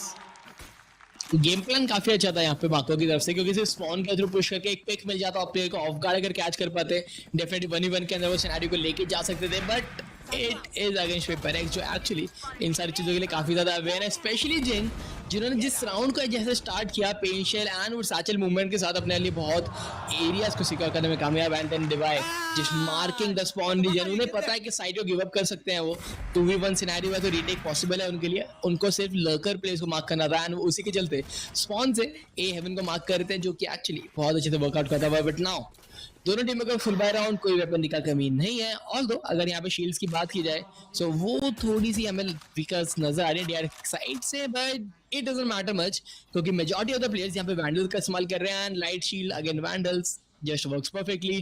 कोई यहाँ पे दिक्कतें नहीं आने वाली. एंड इस बार अगर देखें तो PaperX फिर से मिड एग्रेसिव खेलती भी नजर आ जरूर रही है, with Jing literally marking the cross, and उनके कॉन्टैक्ट पे यहाँ पे खेलने के लिए ऑलरेडी दवाई भी मौजूद है। Jing and Davai holding great positions for themselves. अभी तक कोई एंट्री यहाँ पर DRX को नहीं मिल पाई है, किसी भी साइड में पेनिट्रेट नहीं कर पाए हैं एंड बहुत ज़्यादा बिखर के खेलती हुई नजर आ रही है टीम। आरबी की पोजीशनिंग मिली लेकिन बस वहाँ पर स्विंग आउट करेंगे at the same time picking Jing off. लेकिन अगेन जैसा हम बात कर रहे थे उनके कॉन्टैक्ट पे डिवाई खेलते हुए नजर आ सकते हैं। उन्होंने बस को पिक ऑफ कर लिया, ट्रेड्स यहाँ पर आ गए, दोनों तरफ नंबर इक्वलाइज्ड है बट उस पर कैपिटलाइज करते हुए नजर आए आरबी। जेस्ट को एंटर होते ही पकड़ा जाएगा and that's exactly what happened. डिवाई यहाँ पर पहला फ्रैग निकालेंगे, दूसरा निकालेंगे, आरबी को भी पिक ऑफ कर सकते हैं। He is not looking in the right direction. Rb अपना ट्रिगर डिसिप्लिन मेंटेन करते हुए। Oh, just look at this. Arby might be good for 2 at this moment. बिल्कुल वॉक इन कर रहा है, just wait out किया, कोई प्लेयर मूव इन नहीं कर रहा, takes him down and a perfect display of trigger discipline right now and he will close the round as well. Rb एक बहुत ट्रिकी सिचुएशन में थे, ट्रिगर डिसिप्लिन मेंटेन किया एंड सिर्फ मेंटेन ही नहीं उसको एग्जीक्यूट भी उतने अच्छे तरीके से करते हुए नजर आए। बहुत क्लीन हिट दवाई पे देखने को मिला and then the repositioning, then the refrag perfectly executed and DRX एक राउंड जो वो शायद हारता हुआ नजर आता, आउट ऑफ नोवेयर जीत चुके हैं। एब्सोल्युटली एक बहुत टाइट सिचुएशन यहाँ पर बन चुकी थी लेकिन डिवाई जिस तरह से पिक ऑफ हुए, कहीं ना कहीं जो एक क्रॉसफायर बनाने की कोशिश थी डिवाई एंड सीजीआरएस की, उसको यहाँ पर शट डाउन करते हुए नजर आया Rb and he was just really good at his trigger discipline and the way he was moving forward after that. But still 4 rounds की दूरी तय करनी है डीआरएक्स को to even bring this to an equaliser. इस बीच में कोई भी गड़बड़ हुई तो दुर्घटना हो जाएगी। डेफिनेटली एंड बहुत ज़्यादा क्रूशियल तरीके से यहाँ पे इस राउंड को खेलना पड़ेगा, खासकर डीआरएक्स को, क्योंकि वो नहीं चाहेंगे कि एक थ्रिफ्टी जैसा राउंड पुल इन किया जाए from side of Paper Rex, because we know Paper Rex is well capable of doing that. And वहीं अगर बात की जाए इसमें फोर्सेकर की, सिर्फ 1 पॉइंट दूर है अपने ब्लेस्टॉर्म से, जिंग अपने शो स्टॉपर से एंड सीक्रेट्स अपने सीकर्स के साथ। तो किसी भी प्लेयर को एक भी पिक मिलता है तो उनके पास अल्टीमेट अवेलेबल रहेगा। माइंड फ्री को एक पिक मिलेगा जरूर, बट दवाई का हिट आरबी माइंड फ्री को भी शट डाउन करते नजर आने वाले हैं। जिंग डैमेज देंगे बट आरबी एक और बार 3K की तरफ बढ़ चुके हैं, एक और क्लीन फ्रैग देखने को मिलता है एंड फोर्सेकन शॉटी के साथ यहाँ आगे बढ़ जरूर है। एक प्लेयर का एग्रेशन चाहेंगे जरूर इनकी तरफ, but all he want is to pick up that gun. मिलेगा जरूर स्टिंगर के रूप में, बट क्या यहाँ पे स्टिंगर के हाथ कोई वैल्यू निकल सकती है या नहीं, क्योंकि एक पिक मिला definitely is going pop in the bladestorm, लेकिन उससे पहले RB is going for that एस is good for 4K already. CGRS is on the heaven रीच, जिनके पास सिर्फ एक शेरिफ है। एस यहाँ पे डिनाई क्या कर पाएंगे सीजीआरएस, वही कंटेस्ट होने वाला, क्योंकि आरबी वाइट स्विंग करके खड़े हैं and he wants to take this ace, he will get this ace on that Neon on a map like Split. क्या ही डिस्प्ले देखने को मिल रहा है इस खिलाड़ी का। एब्सोल्युटली एक अनएक्सपेक्टेड पिक आया आरबी के नियॉन के रूप में एंड उसके बाद जो वैल्यू इन्होंने निकाली है काफ़ी ज़्यादा काबिल तारीफ। टुवर्ड्स द सेकेंड हाफ तो बहुत ही ज़्यादा अमेजिंग गेम प्ले इनकी तरफ से देखने को मिल रहा है। सिंगल हैंडेडली राउंड्स छीन के ला रहे हैं डीआरएक्स के लिए and DRX to be very honest right now needs this, definitely needs this, because जिस तरह से माइंड फ्री एंड डिवाई इनके पीछे पड़े हुए थे towards the first half and defence में जितना ज़्यादा वो इनको हार्म कर सकते हैं considering both of them are playing controllers, उनको शट डाउन करना काफी यूजफुल रह रहे हैं आगे। And I guess अब like save round था, we kind of expected DRX to win this, but they won it in a very convincingly way. But again, अब पेपरएक्स को कुछ चीजें फिक्स करने की जरूरत है, क्योंकि जो 9-3 का स्वैप था वो कहीं ना कहीं धीरे धीरे करके शिफ्ट होना शुरू हो चुका है। They might get cursed, क्योंकि DRX काफी क्लोज आ रही है। मात्र 3 राउंड का डिफरेंस रहने वाला है दोनों के स्कोर लाइन में एंड 3 ही राउंड पेपरएक्स को जीतने के लिए भी चाहिए। अगर स्वॉप चीज भी होती रहती है कॉन्स्टेंटली तो भी पेपरएक्स यहाँ पर जीत सकती है, बट उन्हें यहाँ पर एक डोमिनेटिंग फैशन में जीत हासिल करनी होगी ताकि डीआरएक्स को थोड़ा सा डरा पाए, थोड़ा सा प्रेशर सिचुएशन उनके ऊपर क्रिएट कर पाए। Because to be very honest one of the teams that have noticed जो बिल्कुल प्रेशर में नहीं आती, that has to be PaperX. आप कितनी भी बुरी सिचुएशन में उन्हें डाल दो, क्योंकि वो काफ़ी ज़्यादा इंडिविजुअल स्किल पे फोकस्ड रहते हैं, उन्हें उस तरह का प्रेशर नहीं फील होता जितना बाकी टीम्स को फील होता है in dire situations. But look at this particular round, they have everything. Operator आ चुकी है, ब्लेड स्टॉर्म आ चुका है, कॉस्मिक डिवाइड आ चुका है, स्नेक बाइट रहने वाला है, ऑलरेडी शो स्टॉपर कमिट कर दिया गया है एंड साथ ही साथ यहाँ पर एक सीक्वेंस भी अवेलेबल रहने वाला है। ओह गॉड, जिंग 2 फ्रैग्स निकाल के नंबर्स एडवांटेज भी ला चुके हैं। डेफिनेटली एंड सिर्फ स्ट्रिंगर लेके गए थे वो, सो बहुत कम इन्वेस्टमेंट के साथ बहुत ज्यादा वैल्यू प्रोवाइड करके दिया अपने टीम को। अब यहाँ पे देखा जाए तो DRX को बहुत सारी चीजें कैलकुलेट करनी पड़ेंगी। B garage area Viper spit के अंदर से बिल्कुल ही अवेलेबल नहीं है इनके पास, so they have to play it from the other 3 choke points. लेकिन माइंड फ्रीक को नेट टैप यहाँ पे कर दिया गया and MindFreak has to fall back. B heaven is just now compromised and अब यहाँ पे किसी भी साइड DRX pivot back कर सकते हैं। Currently they are trying to just send the tailblazer to the B side, fake sell करना चाहते हैं क्योंकि मार्को A side पे already बढ़ना शुरू कर चुका है। यहाँ पे आखिरी डिमन 4 सेकंड रहने वाले हैं। 4 सेकंड अगर यहाँ पे मार्को के ऊपर फ्रैग निकालने में कामयाब हो जाते हैं, although he has an operator, he might get caught off guard and he will get caught off guard। Marco shut down करेंगे 4 सेकंड को। द पोजिशनिंग फ्रॉम 4 सेकंड ये थोड़ी अलग थी क्योंकि जैसे कि सीकर से पॉप इन हुए थे, इंडिकेशन था थ्रू के प्लेयर्स वेंट के थ्रू ऑन कर सकते हैं, but despite all this main की वाइपर वॉल को स्पॉट कर रहे थे एंड आई गेस ये राउंड तो DRX के फेवर में जाता हुआ नजर आएगा। 3v3 का ऑल रेटिंग सिनेरियो है जरूर, बट वाइपर स्पिट है सामने, तो वाइपर स्पिट के अंदर जाके रीटेक करना एक बहुत बड़ा चैलेंज होने वाला पेपरएक्स के लिए। काफी हैवी कमिटमेंट हुआ था यहाँ पेपरएक्स की तरफ से। अपनी वाइपर स्पिट भी कमिट की थी, अपने सीकर्स भी कमिट किए थे, फोर्स रोटेट करवाया गया towards the side A and उसके बावजूद यहाँ पर जीत हासिल करने की कोई गुंजाइश नहीं दिखाई दे रही है पेपरएक्स के लिए। कॉन्स्टेंट डीके में रह रहे हैं एंड डीके से निकलते ही पिक ऑफ हो रहा है। DRX capitalising pretty well on this one. Mind freak को अपना वेपन सेव करना पड़ेगा because this fight is done for, it can not go any further from here. Sad day for Paperex specifically in this round. ये काफ़ी अच्छा round निकल सकता था उनके लिए, बट एक स्पेसिफिक वाइपर स्पिट आएगी एंड पूरा जो एडवांटेज इनिशियल स्टेज में जिंग दिला पाए थे उसको नलिफाई कर जाएगी। लाइक अगेन ए हेवन के ऊपर एक और प्लेयर होना चाहिए था 4 सेकंड के साथ। सोलो होल्डिंग द एरिया वैसे बहुत ज़्यादा डिफिकल्ट है, बट जिस तरीके से 4 सेकंड मार्क करे थे ऑपरेटर को वो थोड़ा सा मुश्किल रहा उनके लिए। लाइक जनरली हम देखते हैं यहाँ प्लेयर्स रैम्स का एंगल लेते towards the A heaven region, लेकिन 4 सेकंड ए मेन रीजन पे ऑपरेटर डिप्लॉय करके बैठे थे, तो वो चीज़ है कहीं ना कहीं थोड़ी भारी पड़ती हुई। जो रेटिंग कैपेबिलिटी था वो अगेंस्ट गया इस बार पेपरएक्स के। But now if we look at this round, एक हल्का सा broken by है जरूर। CGRS is on the sheriff, 4 second अपने ब्लेड स्टॉर्म पे खेल रहे हैं एंड बाकी 3 प्लेयर्स अपने वैंडल्स के ऊपर खेलते हुए नजर आने वाले हैं। एंड 4 सेकंड को देखा जाए इनको इंडिविजुअल से मार्को को ढूंढना जरूर है, डैमेज भी देने में कामयाब, takes him down and this is what makes a difference. Generally players इतना ज्यादा एग्रेसिव नहीं जाते हैं, वो प्लेयर को स्पॉट करते हैं, हल्का चिप डैमेज दिया, then they decide to fall back, but it is 4 second in the end, gives good for another one. Although जो वेपन रिकवर किया था वो अपने टीममेट तक डिलीवर नहीं कर पाए हैं, the delivery has been stout, लेकिन अपना काम जरूर कर चुके हैं। ऑलरेडी 2 पिक्स आप निकाल चुके हैं एंड CGRS का एक बहुत खराब पीक आएगा शेरिफ के साथ। नंबर एडवांटेज को फिर से यहाँ पे गिव अप कर दिया जाएगा उनकी तरफ से। ये पीक CGRS को नहीं लेना चाहिए था, ये पीक बिल्कुल नहीं लेना चाहिए था। जैसे कि आप बता रहे थे, it was a bad peek to be very honest and कहीं ना कहीं जो वेपनरी डिसएडवांटेज था वो भी यहाँ पर रोल प्ले करता हुआ नजर आया। फिलहाल के लिए स्पाइक प्लांट हो जाएगी, पोस्ट प्लांट सिनेरियो में खेलते हुए नजर आएंगे players and Buzz gets Jing. This was a Jing fight, this was definitely a Jing fight, but he lost it and now it's a 2v3 retake scenario for the side of PaperX. लेकिन 9-3 numbers balance कर देंगे। अगर HP wise देखा जाए तो भी advantage रहने वाला है क्योंकि बस काफी डैमेज सोक इन कर चुके हैं।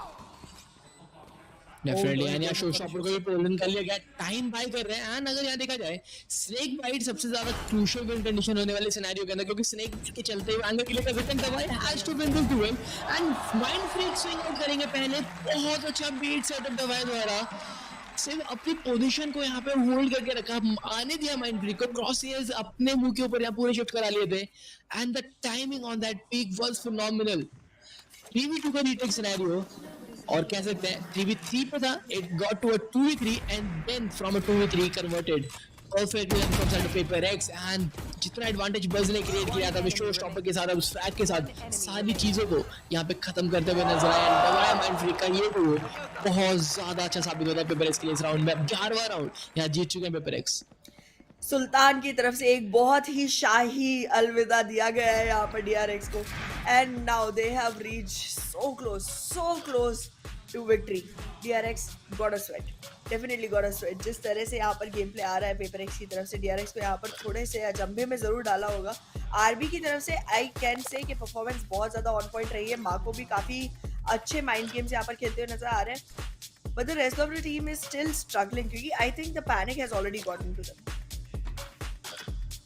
ये चीज जरूर है, लाइक अगेन वो शो स्टॉपर के साथ बहुत देर तक होल्ड जरूर किया पर्स ने, बट वो वैल्यू फाइंड नहीं कर पाया. टाइम जरूर फाइंड कर लिया था अपनी टीम के लिए, लेकिन वो वैल्यू नहीं मिल पाया उनको. एंड आई गेस वो इतना मेजर अल्ट को बेट आउट कराना काफी सक्सेसफुल डिसीजन था from side of Paperex. But now DRX के पास उनका दूसरा टाइम आउट अवेलेबल है जरूर, they will use it.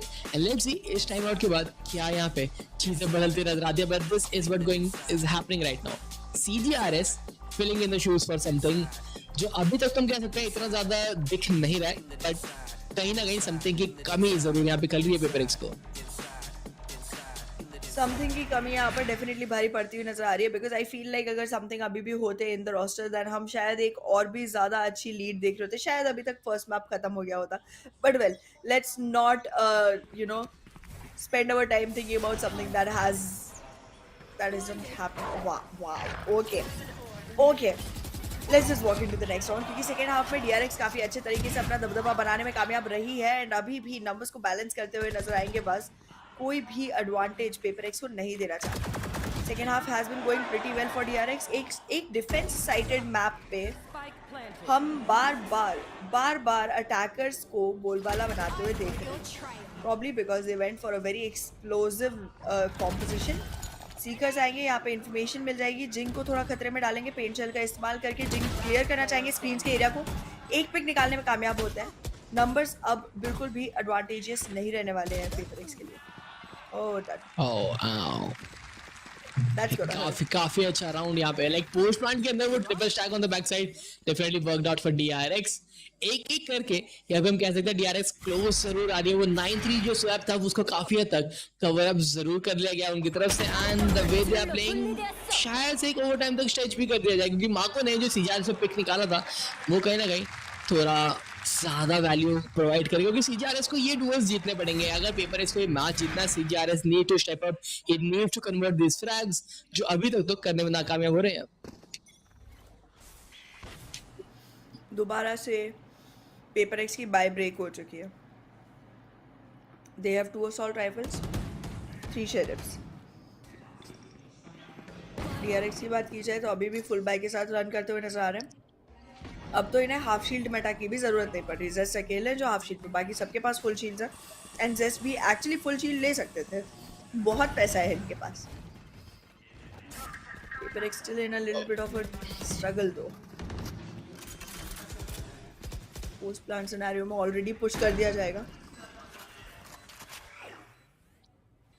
Okay, triple flank from the side of Paper Rex. ये ट्रिपल फ्लैंक काफी ज्यादा वैल्यू प्रोवाइड करना चाहिए, स्पेशली जिंग, क्योंकि वो उनके पास सबसे ज्यादा इस समय एक यूटिलिटी के साथ साथ एक वैंडल भी अवेलेबल है. They have to get in the side. CGRS का फ्लैश आएगा, कोई इंफॉर्मेशन नहीं मिलने वाली. सारे प्लेयर्स साइड तक है जरूर. 4 सेकंड स्टार्ट को शट डाउन करेंगे, माको पिक करेंगे CGRS को.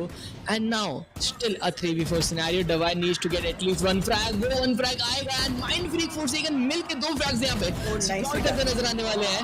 RB is good for 2. ये फ्रैग आरबी को नहीं मिलना चाहिए था, मिलेगा लेकिन इस बार. And MindFreak now still standing in a 1v1. Time is already up. The spike will just blow out.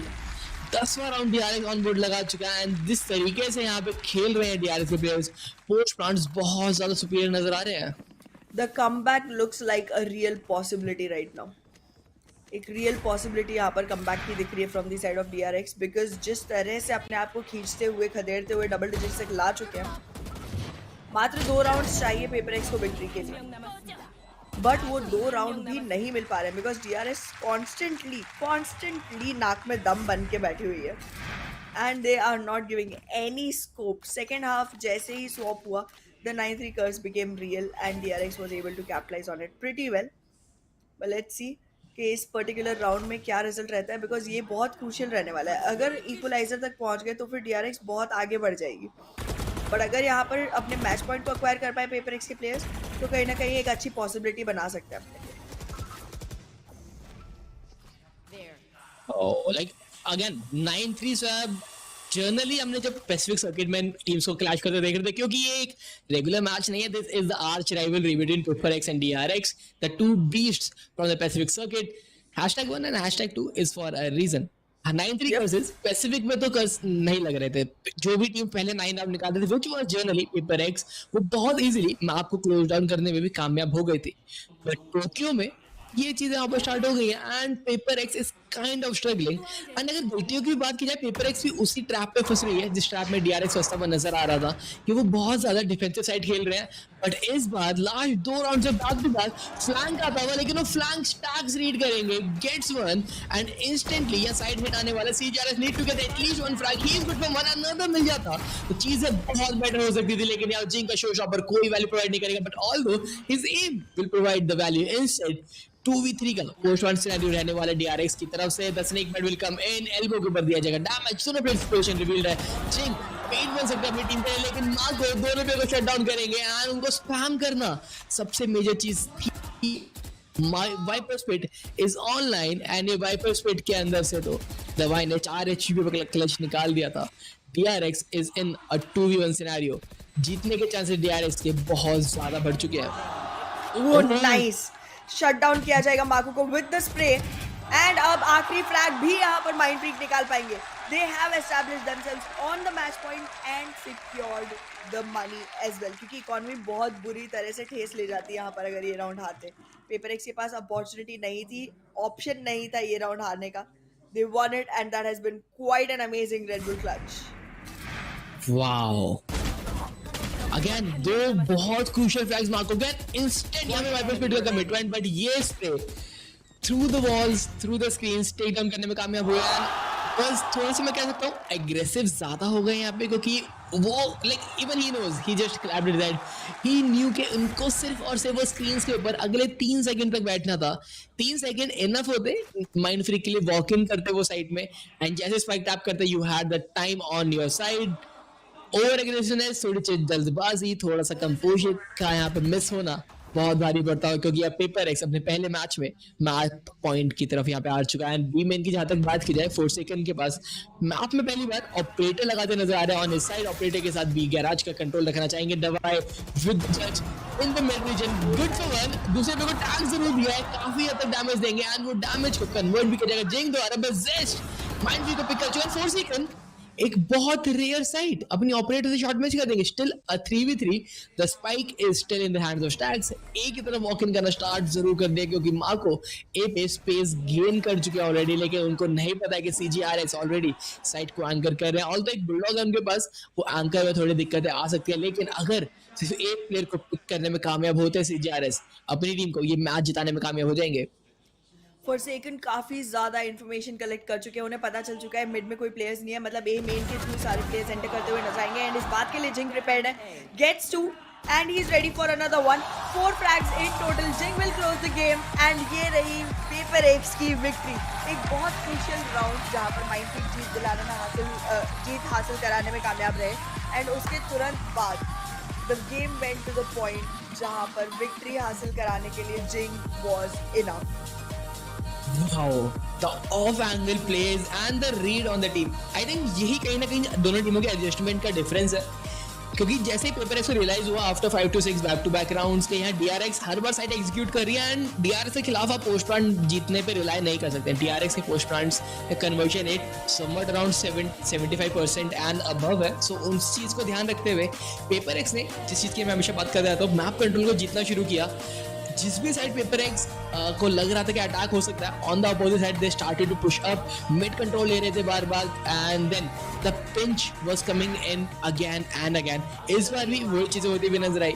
Mid को पुश किया Forsaken ने. इन्फॉर्मेशन कंप्लीट जैसा आपने कहा कि मिला था कि प्लेयर्स मिड में नहीं है, so they have to be on the A main region, क्योंकि बी से तो Forsaken सारे एंगल्स को क्लियर करके ऑलरेडी आए थे. Then the off-angle plays from Jing perfectly shut down the entire team. क्या ही राउंड यहाँ देखने को मिला है, क्या ही मिड के एडजस्टमेंट HyperX की देखने को नजर आई. ऑल्दो अपना स्टार फ्रैगर मिस कर रहे हैं, लेकिन पहला मैच काफी अच्छी तरीके से कन्वर्ट कर लिया है. एग्जैक्टली. इवन तो ये बात जरूर से कमेंटेबल रहने वाली है कि 90 के स्वैप के बावजूद अपने आप को 10 राउंड्स तक DRX लाने में कामयाब रही and they were able to secure quite a few rounds on the second half. काफ़ी बैक टू बैक राउंड्स उनके लिए आते हुए नजर आए थे एंड बहुत ज़्यादा दिक्कत भरी सिचुएशन बनी HyperX के लिए to actually acquire the victory, लेकिन they did. Now it's only a matter of one more map. DRX के खुद के मैप पे DRX हार चुकी है एंड अब बाइंड का मैप आने वाला है जो कि HyperX का पिक है. एंड वहाँ पे अगर सिमिलर गेम प्ले देखने को मिलता है इनकी तरफ से तो 2-0 पे सीरीज क्लोज आउट हो सकती है। डेफिनेटली, बट एक चीज जरूर रहेगी फाइन के ऊपर, हम रैना को आज शायद मिस करते हुए नजर आ सकते हैं because something on that Raina hit different and आज के दिन 4 सेकंड तो रैना नहीं खेलने वाले, that's for sure. He doesn't play Reyna, so Jett and Raze का कॉम्बिनेशन हो सकता है। एक जो पुराना कॉम था पेपर एक्स का शायद उसी को रन डाउन करेंगे क्योंकि हार्बर खेल रहे थे रिसेंट डेज में 4 सेकंड एंड आज के दिन क्योंकि सीजी आ रहे थे लाइनअप में, सो चीजें थोड़ी अलग रहेंगी एंड बाइंड जीतना इतना आसान नहीं रहेगा उनके लिए।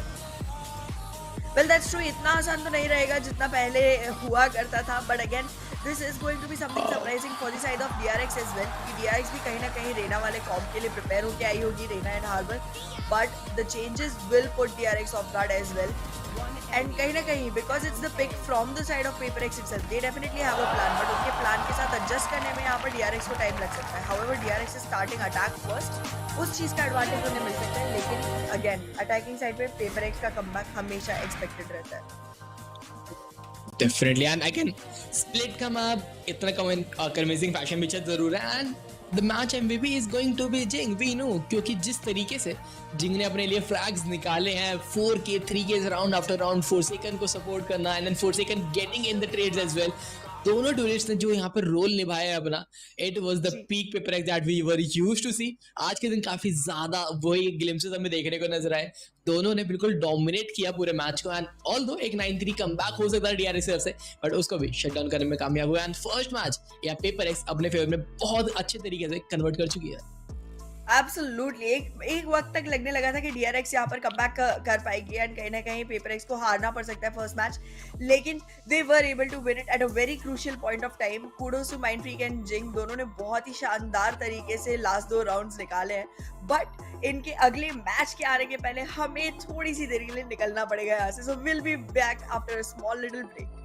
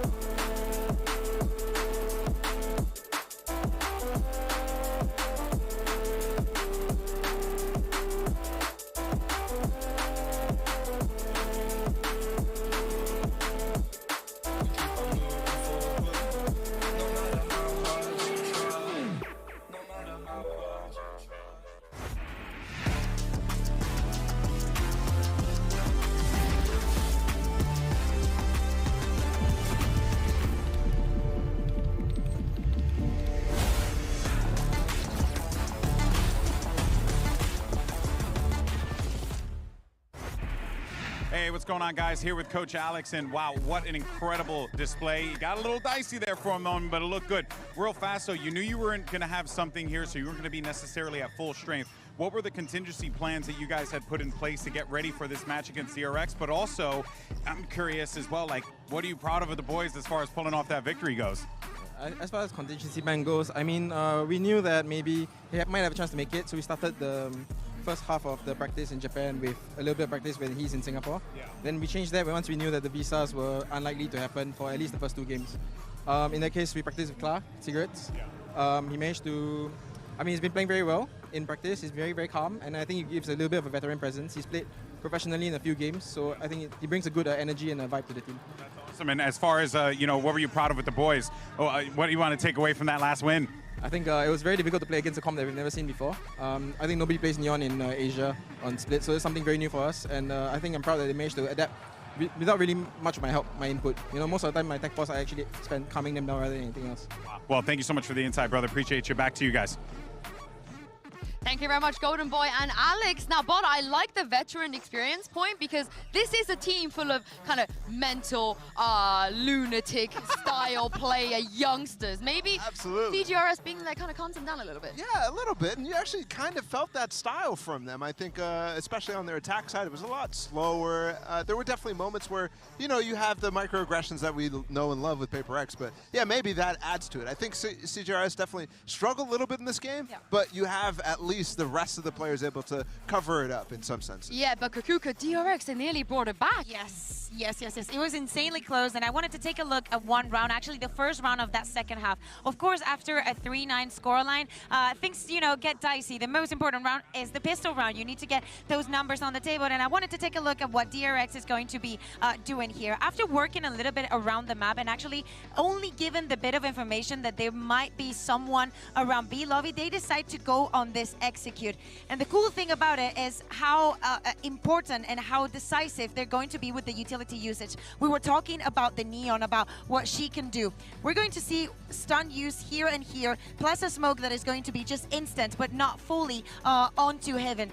And I want to play the clip directly so we can dive into it, clearing that early space and actually giving that first kill that is going to go on this direction, as you can see right now. And the moment that they freeze inside of this smoke, acknowledging the strengths that they're also on the side of PaperX and how important this round is. Now, look at the minimap. We still see how Jet is going back into A, saying like, okay, there's such a big freeze time into when nothing happens, and all of the players, a couple of them coming from mid, take that space and take that moment of a little bit of disjointing just because of the utility that is being thrown onto B that causes the right exact amount of chaos for them to take that space without actually any casualties. It's crazy how well that freeze worked. And they dove into the smoke too. That was PaperX's. That is just perfect. That's like really giving PaperX a sense of what is going on. And I think almost every single round had an element of that from DRX as well. For me, the game plan was really good. They started abusing that B side. They went there like 5 times after that pistol, and then they started abusing that A side, where CGRS is struggling to get the information so the rotates can come in time. It's just a bunch of hero plays, and like Josh was talking about on the cast, a lot of really lucky moments as well, like that spray through the Viper's pit. Yeah, but we're going to move on to map 2 now, and I'm really excited about this. I know it's a rematch, but this is where I feel like DRX, they're going to want revenge, Kakuka. This is where the final map of that grand final as well, but again, very different players this time. We still don't have something. Yeah. There's a lot of questions. I think that's the biggest question, because one of the craziest compositions that PaperX has on their map pool is here on Bind. And one of the pivotal points of their wins was actually something on Reyna and all of the combos and all the insane individual plays that he could have. Now that we have seen CGRS playing on the Sky on Split, what is the team going to do on Bind? It's really interesting, because to me, something on that Reyna actually played quite isolated on this map. And you can. I mean, it's Reyna. You definitely can. He goes for like a lot of like late lurks, all that sort of stuff. But to me, I'm thinking if you put Forsaken back on Jet, you know what's coming. I don't want to take him off the harbor. I just don't want to think of a world where we have to take him off of that. But let's hear from DRX's coach Termi before we head into map 2. Hey guys, here with Coach Termi. Of course, Jen's here as well for the translations. This is a familiar team, Coach, that you guys have played time and time again. How has the preparation been different, knowing as well that you are facing a PaperX team that doesn't have a star player on there, but yet now everyone's stepping up? 일단 페이퍼렉스를 상대로 많은 경기를 치러 왔었는데 상대편에는 이제 썸띵 선수가 없잖아요. 근데 이렇게 많이 만나본 팀이 다른 라인업으로 경기를 준비할 때 좀 DRX의 경기 준비 과정이 많이 달라진 점이 있을까요? 준비 과정이 달라지진 않지만 썸띵 선수가 없어도 충분히 파워가 넘치는 팀이기 때문에 굉장히 그런 부분에서는 좋은 팀인 것 같고 준비하는 과정에서는 딱히 서로 잘 알고 있는 것 빼고는 다른 건 없습니다. Well, we are pretty familiar with each other, but HyperX, even without something, I think they have plenty of firepower and they are a strong team. But our preparation doesn't really change because of that. Yeah, makes sense. What are you telling the team as you're getting ready for map 2? 이제 2세트 들어가면서 선수들에게 어떤 얘기를 해주실 건가요? 첫 번째 경기라서 사실 선수들이 몸이 안 풀린 것 같았는데 2, 3맵은 충분히 이길 수 있기 때문에 선수한테 그런 점을 조금 준비시키겠습니다. I don't think they're warmed up, but I'm pretty sure that they're all warmed up after the first set, first map. So I'm not really too concerned about what's going to happen in map 2, 3. So I'm just going to tell them you guys can do that. Stay confident. All right, well, Coach, I want to thank you so much for your time, my friend. Always a pleasure to talk to you, Jen, as well. Back to you.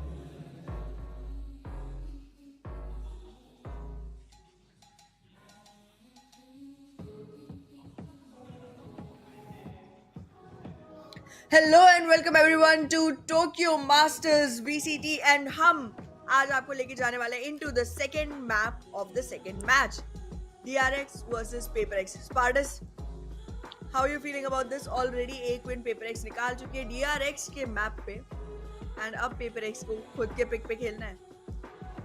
Yes, and that too, the map of Bind.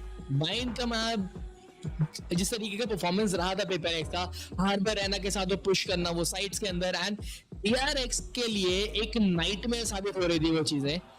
वो control नहीं कर पा रहे थे जितना भी यहाँ पे गेम प्लान निकल के आ रहा था फ्रॉम साइड ऑफ PaperX. आज के दिन क्योंकि समथिंग मिसिंग है, सो रहना भी मिसिंग रहेगा उनके साथ. सो फिल इन करने के लिए एक और अनोखा कॉम PaperX यहाँ पे लेके आया है. Single duelist with a double initiator, that in the form of Gecko. क्योंकि हार्बर तो 4 सेकंड नहीं छोड़ने वाले हैं. वे double control in the name of Brimstone दबाए रहेंगे अपनी ट्रेडिशनल स्काई पे. बट CGRS गेको के साथ खेल रहे हैं एंड ये बहुत सारी चीजें बदलेगा क्योंकि जिस तरीके से शार्ज कंट्रोल को कंटेस्ट करते हैं PaperX, it is a very simple thing. सीधा यहाँ पे W गेमिंग करते हैं, रन डाउन करते हैं शार्ज के रीजन को, क्योंकि DRX एक बहुत ज्यादा पैसिव टीम हो जाती है when it's come to Bind. वो फ्री स्पेस उनको बहुत आराम से मिल रहा था एंड वो रहना के लीड्स का इस्तेमाल करके पूरा शार्ज का एक्सेस अपने फेवर में रख रहे थे. लेकिन क्योंकि अब इनके पास वो स्टार पावर नहीं है, वो समथिंग की एक्यूरेसी, वो एम नहीं है आज इनके पास, तो एक अलग अप्रोच से खेलना पड़ेगा. एंड जिसके चलते वो गेको के डिजी का इस्तेमाल करने वाले हैं मोस्टली शार्ज के अंदर, क्योंकि वो शार्ज रीजन को बहुत इजीली क्लियर आउट कर सकता है उसके साथ. So the game plan has been changed. Off guard यहाँ पे खुद पकड़ा जाएगा DRX को भी, क्योंकि जिस स्ट्रैटेजी के साथ वो प्रिपेयर करके आए होंगे अब उसके अपोजिट कुछ खेलना पड़ेगा. जी बिल्कुल. एंड यहाँ पर अगर एक बार आप नजर डालें तो जो स्टैट्स हमें देखने को मिले अभी इट सीम्स लाइक DRX का win percentage on this particular map has been 33% and PaperX has a 100% win percentage on the map of Bind. So ये पिक कहीं ना कहीं PaperX को बहुत ज्यादा हेल्पफुल रह सकता है. Definitely. And again, let's see कि पहला मैप कैसे के स्टार्ट होता है, क्योंकि पिछली बार जो अटैकिंग डिफेंसिव साइड मैप था उसमें अटैक के अंदर बहुत ज्यादा राउंड्स निकाले थे PaperX, 9-3 स्वैप देते हुए नजर आए थे. But now another defensive sided map, लेकिन इस बार DRX अटैक के साथ स्टार्ट कर रही है. So we might see DRX making some big round calls right now. And अगर ऐसा कर पाते हैं देन PaperX के लिए दिक्कत जरूर होती है. लेकिन इस बार अगर यहाँ देखा जाए एक फास्ट एग्जीक्यूट करना जरूर चाहते थे, लेकिन मॉलीज एंड स्मोक के साथ होल्ड जरूर कर रहे हैं, सिर्फ उनका टाइम बाय करते हुए नजर आ रहे हैं. लेकिन DRX के पे रुक नहीं रहे. आप committed to the side. CGRS आएंगे from the flank, takes one down and stacks से शट डाउन होने के बाद जो शार्ज से कंट्रोल मिला था DRX को, वो फिर से बिना हो चुका. CGRS प्लस को शट डाउन करके अपनी टीम को बहुत मेजर एडवांटेज क्रिएट कर सकते हैं. Is in the sides, is good for one. Flash swing gets another one, maybe he misses out the shot, लेकिन डैमेज जरूर यहाँ पे कर चुके हैं. काफी ज्यादा डैमेज यहाँ पर जेस्ट करते हुए फिलहाल दिखाई दे रहे हैं, लेकिन Jing and CGRS will be able to close the duo down. And यहाँ पर मार्को और जेस्ट भी पिक अप होते हुए नजर आएंगे. मैंने शायद पहले ही ये बोल दिया था कि हमें डिफेंस साइड पे PaperX अटैकर्स की तरह खेलती हुई दिखाई देगी. And that's exactly what we are seeing right now. I mean, the way they are coming from the attacking side after giving the entry to the side. Beautiful. ये काम PaperX की books में डिफेंस एग्जिट नहीं करता. Exactly. PaperX के लिए defence है ही नहीं गेम में. It is attack and the better attack. That's the how they play. लेकिन अगर डिफेंसिव साइड पे वो अटैक कर रहे हैं एंड जब अटैकर साइड पे तो वो बेटर अटैक कर रहे हैं. It is just that simple. वो डब्ल्यू छोड़ते नहीं है. वापस से dry peek on the B long region takes down बस. सीजीआरए जो पिछले मैप पे थोड़ा सा लैग कर रहे थे, इस बार बहुत अच्छे से फ्रैग निकालना शुरू कर चुके हैं. एग्जैक्टली यहाँ पर जिंग भी अपने पेंट शेल्स की मदद से एक फ्रैग निकालने में कामयाब जरूर होंगे. 3v3 पर नंबर्स आ चुके हैं. कहीं ना कहीं थोड़ी सी फायर पावर DRX की तरफ से भी देखने को मिली है. बोनस राउंड पे इतना डैमेज ऑलरेडी इनफ है और डैमेज पेपरएक्स सोके नहीं करना चाहिए. बट देखिए क्या अच्छे तरीके से यहाँ पर स्क्वीज करने की कोशिश थी जिंग को, लेकिन ये जिंग है तो ये स्क्वीज होते नहीं है. 2 प्लेयर्स को पिक ऑफ कर गए. 1v2 का सिचुएशन बना गए. माको ने स्पाइक तो कंट्रोल में ले लिए, लेकिन अब देखिए साइड कंट्रोल में नहीं ले पाएंगे. दोनों प्लेयर्स के पास यहाँ पे स्पेक्टर्स हैं. सो लॉन्ग रेंज का जो अगर ड्यूएल होता है माको के साथ, तो माको के पास एक काफी मेजर एडवांटेज रहेगा, क्योंकि बुलडॉग के साथ long range angle clear up करना काफी आसान हो जाता है. वहीं स्पेक्टर्स के साथ वो जो हेडशॉट का डैमेज है एंड वो स्प्रे कंट्रोल थोड़ा सा मुश्किल रहता जरूर है. एंड माको उस चीज को जरूर अपने फेवर में टर्न करना चाहेंगे. फिलहाल अगर देखें 35 seconds still remaining on the clock. He has enough time to just fake out everything, cut noise and make PaperX anxious right now. And वो थोड़ा सा उसमें कामयाब भी हो चुके हैं, क्योंकि अगर PaperX 4 सेकंड की बात की जाए वो ऑलरेडी ए साइड के ऊपर है. वहीं अगर माइंडफ्रीक को देखें वो सिर्फ हुका कंट्रोल अपने पास रखना चाहते हैं, क्योंकि वो जब तक हुका में रहेंगे वो रीटेक के अंदर काफी अच्छे से वैल्यू प्रोवाइड कर सकते हैं. Now it is last 10 seconds remaining. The of goes down, the spike will come in. And अगर यहाँ देखा जाए माइंडफ्रीक को, वो बिल्कुल अभी भी जंप डाउन नहीं कर रहे हैं. He just baiting out and finally cross करते हुए नजर आने वाले. टाइमिंग यहाँ पे बहुत अच्छी कैच करी है. दोनों ही player Mindfreak hits in the back end जिस तरीके से साइलेंटली ड्रॉप आउट करा है हुक्का से, ये one of the finest movements है. क्योंकि जनरली आप देखते हैं हुक्का का प्लेयर बहुत ज्यादा एंशियस हो जाता है, बट इट इज माइंडफ्रीक बहुत अच्छे तरीके से इस राउंड को सिक्योर किया है. Absolutely, the way he has controlled the game is pretty amazing. मुझे लगा था कि यहाँ पर कोई ना कोई यूटिलिटी ड्रेन करनी पड़ जाएगी माइंडफ्रीक को to actually acquire the round, but काफ़ी अच्छी पोजिशनिंग एंड काफ़ी अच्छी टाइमिंग रही माइंडफ्रीक की तरफ से. And he was able to do it without using his molly और हिज स्मोक. एंड अच्छा खासा प्रॉब्लमैटिक सिचुएशन यहाँ पर DRX के लिए बन गया. 1-1 अगर इक्वलाइज करते तो इकोनॉमिक रिकवरी यहाँ पर थोड़ी दिक्कत हो रही होती पेपरएक्स के लिए, लेकिन अब 2 राउंड लगातार जीत के पेपरएक्स अपने आप को काफ़ी कंफर्टेबल स्पॉट में पाएगी. I do not think they should be investing much in their weaponry just yet, but will find out. And इसी के साथ आता हुआ एक टेक पॉज. इस चीज़ को बहुत मिस किया है मैंने Sparts. Like when I started off in VCT APAC, हर दिन टेक पॉज आता था, बहुत लंबा टेक पॉज आता था एंड हमें काफ़ी सारी बातें करने का मौका मिलता था. बट बहुत समय हो चुका है टेक पॉज देखे हुए मुझे. आई गेस वो समय और होना चाहिए, क्योंकि tech pause are like one of the most annoying things. Players के लिए भी, ऑडियंसेस के लिए भी. You don't want that to see, you want the action to continue right now. अभी के लिए वो टेक पॉज जल्दी आ चुका है, सो चलता है and the things will get fixed up. लेकिन जिस तरीके से लाइक प्रीवियस राउंड हुआ, इसमें सबसे क्रूशियल पार्ट यही था, जब भी आप हुक्का से ड्रॉप डाउन करते हैं you try to get onto the box, लेकिन वो बॉक्स से भी जब आप नीचे आते हैं तो वो हल्का सा साउंड क्यू मिल जाता है ओपोनेंट को. साइलेंटली ड्रॉप डाउन करना हुक्का से बहुत एक टेक्निकल मैकेनिकल स्किल है, जो यहाँ बहुत तरीके से इतने क्रूशियल राउंड में माइंडफ्रीक यूज करते नजर आए. क्योंकि एक गलती अगर माइंडफ्रीक करते, वो साउंड क्यों देते थे, देन वो एडवांटेज सीधा कहीं ना कहीं माको के हाथ में थ्रो इन कर सकते थे. क्योंकि माको ने जिस तरीके का प्लांट लिया था, वो एक्चुअली सिर्फ स्नेक बिट पे खेलना चाहते थे उस पोस्ट प्लांट सिनेरियो को, लेकिन वो हल्की सी मूवमेंट का डिफरेंस यहाँ देखने को मिलता हुआ एंड परफेक्टली टाइम डन. पिछले राउंड एंटाई को डैमेज जरूर दिया DRX ने, लेकिन काफी अच्छे से, जैसा हमने स्प्लिट में देखा था, पेपरएक्स वैसा ही शॉट फिर से ले चुकी है. Absolutely. But yeah, on your point about technical pauses being annoying, let me just tell you, technical pauses are not annoying. क्योंकि they are like, कभी आपने कॉमिक्स पढ़ी है स्पार्टस?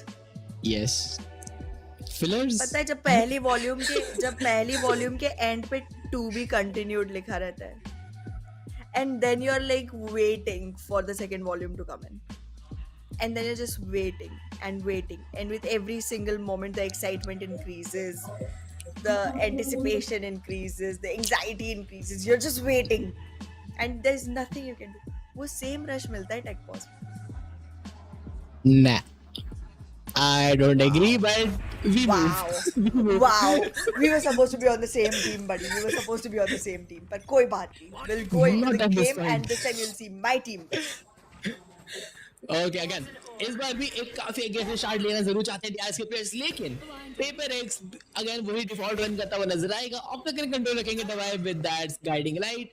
वहीं अगर देखा जाए 4 सेकंड एक अर्ली एक वॉल का इस्तेमाल करेंगे to cut off any sound from the hookah region. ये थोड़ा अर्ली वॉल जो है एक इंफॉर्मेशन डिनाइल का काम करता है। कोई भी हुका के अंदर चार्ज लेना चाहे उससे पहले ही उनको थोड़ा सा उनके ग्राउंड्स पर रोकने का काम जरूर किया गया था यहाँ पे उस हाई टाइड के साथ। लेकिन अभी के लिए कोई भी प्लेयर हुका का कंट्रोल नहीं लेना चाहता। They are just standing strong on the long region and now धीरे धीरे करके जेस्ट यहाँ से हुका कंट्रोल किए जा जरूर रहे हैं। भाई पेपर एक्स की बात की जाए वो टेलीपोर्ट यहाँ पे लेना चाहेंगे विद दैट अल्टीमेट क्रैश का इस्तेमाल जरूर किया गया था। एक डिटेल अभी भी किया गया, जेस्ट स्टिल डिटेन एंड सही टाइम रहते हैं उनको पिक ऑफ भी किया गया। ये अल्टीमेट एबिलिटी का अल्टीमेट यूसेज देखने को मिलता है and this crash have just turn the tables around, क्योंकि सिर्फ यहाँ पे पिक्स ही नहीं मिले, पेपर एक्स को वेपन अपग्रेड करने का मौका भी मिल चुका है। माइंड फ्रीक के पास एक बहुत लेट लर्क है, क्रैश अभी भी अवेलेबल है, बैक साइड क्लियर करेंगे एंड माइंड फ्रीक उस फ्रैग को निकालेंगे। एक और प्लेयर को यहाँ पे शटडाउन करने का मौका, पर स्टैक्स इंस्टेंट ट्रेड लेते हुए 2v2 सिनेरियो हुका से जंप डाउन अभी भी करना CGRX को। He will jump down but अभी get instantly takes him down. 1v2 for Mind Freak in the bonus round. क्या यहाँ से कन्वर्ट कर पाएंगे यार? पोजीशनिंग अगर देखें तो काफी क्रूशियल होने वाली थी आरबी की। एक और बार आरबी आखिरी फ्रैग सिक्योर करेंगे। Playing on the Astra, Neon से एस्ट्रा पे शिफ्ट हुए लेकिन परफॉर्मेंस में कोई दिक्कत नहीं आ रही है। एग्जैक्टली आई मीन यहाँ पर माइंड फ्रीक के लिए चीज़ें बहुत डिफिकल्ट हो गई कंसिडरिंग द फैक्ट कि उनके पास कोई भी यूटिलिटीज़ नहीं बची हुई थी। He could not isolate any of the fights and उनको दोनों फाइट्स एक साथ ही लेनी पड़ गई। जिस तरह से पोजीशनिंग रही from the side of DRX, थोड़ी दिक्कत यहाँ पर पेपर एक्स को आनी ही थी। CGRS यहाँ पर थोड़ा अगर ज़्यादा होल्ड करते तो शायद एक बेटर पोजीशन में अपने आप को पा सकते थे। I was just waiting to see CGRS be playing the patience game, but कहीं ना कहीं वो चीज़ नहीं होती हुई दिखाई दी एंड राउंड बिखरता हुआ नजर आया। DRX was finally able to secure one, but अब full buy round from the side of PaperX, जिसमें एक स्टिंगर देखने को मिलेगी। ओके नाउ वो स्टिंगर भी दवाई के पास है एंड दवाई इस समय ऑक्टागन का एरिया खेल रहे हैं, सो वो स्टिंगर एक्चुअली काफी ज्यादा वैल्यू प्रोवाइड कर सकते हैं अगर कोई भी प्लेयर एग्रेसिव ऑक्टागन के अंदर आने का ट्राई करता है। But the pop flash will send the players back from DRX। Information मिल चुकी है but that dizzy and moshpit का इस्तेमाल करके फिर से रीजन को कंटेस्ट किया जाएगा। पेपर एक्स बिल्कुल भी आसानी से हार नहीं मार रही है, वो इस रीजन को कंटेस्ट करना चाहते हैं जितना ज्यादा हो सके उतनी ज्यादा यूटिल यूज करवाना चाहते हैं DRX की एंड वो यूटिल ट्रेड काफी अच्छा दिख रहा है अभी तक। एब्सोल्युटली हुक्का के एरिया के जस्ट नीचे काफी अच्छी पोजीशनिंग यहाँ पर हमें देखने को मिल सकती है फ्रॉम द साइड ऑफ जिंग। हुक्का के रीजन को पेनिट्रेट करना बहुत ज्यादा मुश्किल रहने वाला है। But wait a second, trailblazer आएगा, पेंशंस का इस्तेमाल करके थोड़ा सा पुशबैक किया जाएगा प्लेयर्स को, लेकिन खुद भी डैमेज सोक इन कर चुके हैं। काफी इनफ डैमेज दे चुके हैं। अगेन दवाई एक और पे को शट डाउन करेंगे। शो स्टॉपर का इस्तेमाल यहाँ कर दिया गया था, ऑल्दो वैल्यू नहीं मिलेगी उसकी, रिक्वायरमेंट नहीं थी, बट इट इज जिंग जैसे अल्टीमेट अवेलेबल होता है just pops it out and even he is upset about it, क्योंकि वो show stopper actually next round में इनसेन वैल्यू निकाल के देता, अभी के लिए सिर्फ मिस होता हुआ नजर आएगा। कोई दिक्कत नहीं, जरूरत नहीं रहेगी वहाँ पर शो स्टॉपर की पेपर एक्स को, बिकॉज जिस तरह से ये टीम खेलती हुई नजर आ रही है, जिस तरह से अग्रेशन दिख रहा है इनका, it seems like they might just be able to do it without any problems at all. Definitely and again जिस तरीके से यहाँ पे वो बिलोंग कंटेस्ट कर रहे हैं राउंड आफ्टर राउंड, DRX को एक कहीं ना कहीं कह सकते हैं कि एक सिचुएशन में डाल दिया है कि वो बिलोंग का एरिया जाना ही नहीं चाहिए। एक और बार बहुत एग्रेसिव हाई टाइड का इस्तेमाल, कैस्केड भी शॉट में करेंगे एंड जिस तरीके से यहाँ पे फोर्स बैक कर रहे हैं DRX को, आउट कर दिया गया है उन्हें। एंड अगर कोई भी प्लेयर उसका के बारे में दिक्कत आती, बट जज के साथ एक काफी क्रूशियल फ्रैग निकालेंगे जरूर, बट सेव राउंड थोड़ी दिक्कत होती है। तब आरबी ऑल्दो एक जरूर निकाल चुका है विद दैट फ्रेंजी, दवाई को ट्रेन आएगा, माको विद दैट जज गेट्स अनदर।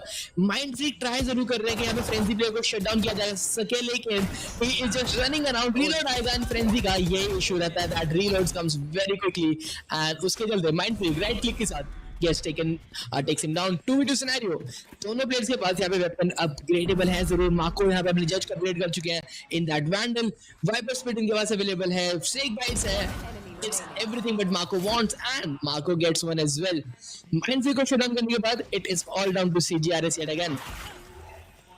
CGRS यहाँ पर ट्रेल ब्लेजर के थ्रू अपने आप को अटैक में जरूर पाएंगे and now he is gonna have quite some difficulty penetrating into the side. एक डबल एलिवेशन एंगल से डबल पीक आता हुआ from the side of DRX will take a thrifty away and जो इकोनॉमिक डिसएडवांटेज पे DRX को push करने की कोशिश थी वो यहाँ पर फेल होती नजर एक क्रूशियल राउंड यहाँ पर हारते हुए नजर आए पेपरएक्स के प्लेयर्स एंड जो स्ट्रेंथ इनकी हम देख रहे थे वो कहीं ना कहीं ढलती हुई नजर आई and now I can say yes you were right अगर बचाया होता शो स्टॉपर बेटर वैल्यू निकल पाती Exactly. क्योंकि like it is showstopper at the end of the day.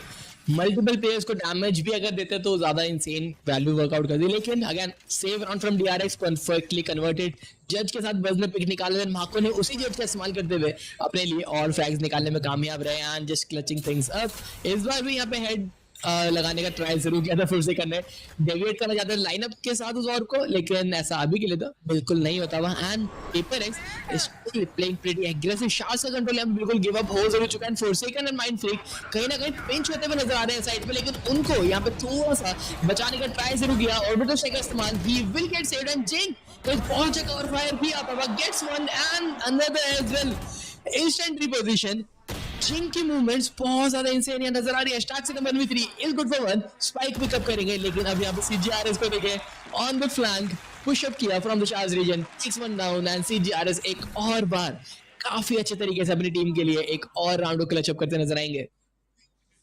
काफी शानदार game play from the side of Paperex they were quite amazing at the orbital strike उस point पे completely game को shatter करते हुए नजर आए साथ ही साथ यहाँ पर स्टिम बीकन का इस्तेमाल करके एक और फ्लैग एक्वायर करने की कोशिश रही कहीं ना कहीं जिस तरह का मूवमेंट जिंग यहाँ पर दिखाते हुए नजर आए अपने सैचल पैक्स के साथ he was able to create quite some disruption and इस डिस्ट्रप्शन का पूरा रिवॉर्ड पेपरएक्स के हक में जाता हुआ लीड को कायम रखना चाहते हैं ये 2 राउंड से ज़्यादा की लीड इन्हें बनानी है ये 2 राउंड से कम नहीं होने देना चाहते लीड को तो जैसे ही एक राउंड नजदीक आती है DRX दोबारा से पेपरएक्स राउंड छीनती हुई नजर आती है लाइक अगेन वही चीजें जो हमने पहले कहीं ना कहीं एक्सपेक्ट करी थी इनकी तरफ से जो ऑल दो देखने को नहीं मिली on this map of Split but अब यहाँ पे धीरे धीरे करके सिमिलर चीजें हो रही हैं बैक एंड फोर्थ यहाँ पे राउंड्स चल जरूर रहे हैं प्रॉपर डोमिनेशन का अभी तक किसी टीम को मौका मिल नहीं रहा है बट अभी के लिए DRX will take the time out क्योंकि ये एक अर्ली टाइम आउट थोड़ा सा रीस्टेबलाइज करने में मदद करेगा क्योंकि जिस तरीके से एग्जीक्यूट करना चाहता है DRX उनको बहुत जल्दी यहाँ पेपरएक्स रोकने में कामयाब हो रही है beat orbital strikes beat high tight हर एक चीज का परफेक्ट इस्तेमाल यहाँ देखने को मिल रहा है फर्स्ट पिक्स मिलने के बाद भी DRX काफी ज्यादा सफर कर रही है इस मैच में DRX टेल बिहाइंड कर रही है एंड बहुत दिक्कत भरी सिचुएशन उनके लिए बन चुकी है क्योंकि पेपरएक्स के सामने वैसे खड़े रहना ऑलरेडी मुश्किल होता है but the fact that Paperex defence में है एंड उस समय भी DRX ज़्यादा राउंड्स नहीं निकाल पा रही है कहीं ना कहीं दिक्कतमंद सिचुएशन बनता है उनके लिए बिकॉज अगेन पिछले मैप में अगर आपको याद हो जब पेपरएक्स डिफेंस पे थी उसी टाइम पे DRX कुछ कर पाई थी जीत फिर भी नहीं हासिल हुई बट एटलीस्ट राउंड्स निकाल पाए थे यहाँ पर सेम चीज होगी तो दिक्कत आ जाएगी दोबारा से एक बहुत ही ज्यादा अग्रेसिव हाइट इस बार देखिए हाइट हाइट से कम्प्लीटली इवन जो फाउंटेन एरिया उसको तक कवर कर लिया गया है वाओ येट अगेन एक और बहुत अग्रेसिव पुश था 0.4 पे स्पॉट करेंगे फॉल बैक किया इंस्टेंटली एंड यूटिल को पूरा डंप करते हुए क्योंकि उन्हें पता साइड एग्जीक्यूट आ रहा है but Jing oh kind unfortunate gets taken down and crash आएगा जरूर हिट करेगा 4 सेकंड को एंड अगेन वो सिर्फ डॉज करने में कामयाब हो चुके हैं 4v4 का सिनेरियो यहाँ पे देखने को मिलने वाला है but Marco trying to defuse the strike has to commit the Viper spit लेकिन वाइपर स्पिट कमिट होते होते चांस बना था उनको शट डाउन करने का लेकिन मूवमेंट काफी ज्यादा सुपीरियर होती हुई एक और राउंड ऐसा लग रहा है कि शायद ये वाला राउंड इस समय जा सकता है DRX के फेवर में क्योंकि Viper spit is online the players have information has been detected and RB का ये जो शार्ड्स का लेट लक है ये और ज्यादा दिक्कत देने वाला है प्लेयर्स को आरबी के लेट लड़कों यहाँ पर डिटेक्ट जरूर से कर पाए हैं because of the trail blazer from the side of stacks and यहाँ पर कहीं ना कहीं जो इन्फॉर्मेशन है उसके ऊपर कैपिटलाइज कर सकते हैं आरबी को शट डाउन करने में कामयाब रहे हैं now it's a 1v2 situation inside the Viper spit बहुत डिफिकल्ट सिचुएशन रहने वाला है माइंड फ्रीक को यहाँ पर एक फ्रैग मिलेगा 1v1 का सिचुएशन रहेगा बट टाइम हाथ से निकल जाएगा दैट्स डिफिकल्ट बहुत अच्छा उपयोग यहाँ पर डिवाई ने किया था अपने गेम सेंस का he did make sure to find out any information of any lurkers but उसके बावजूद गेम नहीं मिल पाया अगेन वाइपर स्पिट के साथ रीटेक बहुत ज्यादा दिक्कत बना हो सकता है। एंड ये पिक जो मिला जिन के ऊपर, ये कहीं ना कहीं थोड़ा अनफॉर्चुनेट रहे, क्योंकि सैचल्स के साथ इतना हाई एंगल जनरली चेक नहीं हो पाता, बट द मूवमेंट फ्रॉम बस वाज परफेक्ट। उन्होंने एक्सपेक्ट किया था उस एरिया को परफेक्टली शट डाउन करने में भी कामयाब हुआ। एंड जैसे हम पहले भी कह रहे थे, बैक एंड फोर्थ राउंड जहाँ चल रहे हैं अभी भी वही चीजें होती हुई नजर आ रही है। एक राउंड पेपर एक्स का तो अगला राउंड या डीआरएक्स के फेवर में जाता है। एंड अब इस बार देखा जाए तो एक नई हाइलाइट का इस्तेमाल, क्योंकि डीप शार्ट्स कंट्रोल में पेपर एक्स लेना चाहती है। एंड वो डीप शार्ट कंट्रोल सिर्फ वॉल के साथ लेंगे, कोई प्लेयर्स कमिट नहीं कर रहे हैं वहां पे। एग्जैक्टली एंड यहाँ पर आप देखिए read on the side of paper x, complete team यहाँ पर साइट ए की तरफ मूव कर रही है एंड साइट बी की तरफ से शायद स्पॉन एरिया तक आगे जाने की कोशिश करते हुए नजर आ सकते हैं हमें डिवाई। लेकिन डिवाई को यहाँ पर पुशबैक किया जाएगा प्राउलर के इस्तेमाल से। Difficult situation for Davai, he has to make sure, trailblazer sorry. And stax यहाँ पर फॉल बैक करेंगे। इन्फॉर्मेशन यहाँ पर डिवाई के पास इतनी तो है कि कोई प्रेजेंस था, लेकिन उसके ऊपर कैपिटलाइज नहीं कर पा रहे हैं बिकॉज अकेले पीक करना would be difficult. And 2 entry points है तो कहीं ना कहीं दोनों मिलकर भी सिंगल एरिया पर फोकस नहीं कर सकते। अगेन एक काफी अच्छा यहाँ पे क्रॉस फायर सेटअप है जरूर। माइंड फ्रीक को अगर देखें सिर्फ अपना मॉली हाथ में इन्होंने होल्ड कर रहे हैं। ही नोज कि जैसे ही फास्ट पुश आएगा बहुत ज्यादा क्रूशियल रहने वाला है यहाँ पे मोलोटोव का इस्तेमाल। डिजी के साथ भी कॉम्बिनेशन परफेक्ट होता है, यूटिल यूसेज की timing is just great from paper x yet again. जो अटैक पुश करना चाहते हैं डीआरएक्स के प्लेयर्स, उनको उनके ग्राउंड में रोकते हुए नजर आए। रेकनिंग का इस्तेमाल, देन उसके बाद dizzy, then the molotov, everything was just perfectly. And एक वीकर बाय राउंड था जरूर पेपर एक्स के लिए, लेकिन उसको भी कन्वर्ट करने में कोई दिक्कत नहीं आती। वेपन विल गेट अपग्रेडेड, दवाई को यहाँ पे भी वेपन मिल जाएगा। 2 फैंटम फिर कवर करी एंड सब स्टिंगर्स के बलबूते पे ये राउंड सिक्योर करके ले जाएंगे। पेपर एक्स पिछला राउंड डीआरएक्स में जीता था, तो अगला राउंड पेपर एक्स जीत चुकी है। आई डोंट अंडरस्टैंड यहाँ पर आरबी क्या करना चाह रहे थे। उन्हें अंदाजा था कि सामने वाली टीम के पास ज़्यादा अच्छे बाइज नहीं है, they do not have long range weapons, तो फिर इतना नज़दीक से वो फाइट लेने की क्या ज़रूरत थी। अगर वो रेडियनाइट बॉक्सेस के पीछे की तरफ से मूविंग कर रहे होते तो यहाँ पर होल्ड ऑफ कर पाते एंड शायद CGRS को पिक भी कर पाते, क्योंकि रेंज जो है फाइट की वो बढ़ चुकी होती एंड उस समय पे स्टिंगर इतनी कारगर नहीं हो पाती। But well he still chose to go in from the closer angle and got shut down instantly.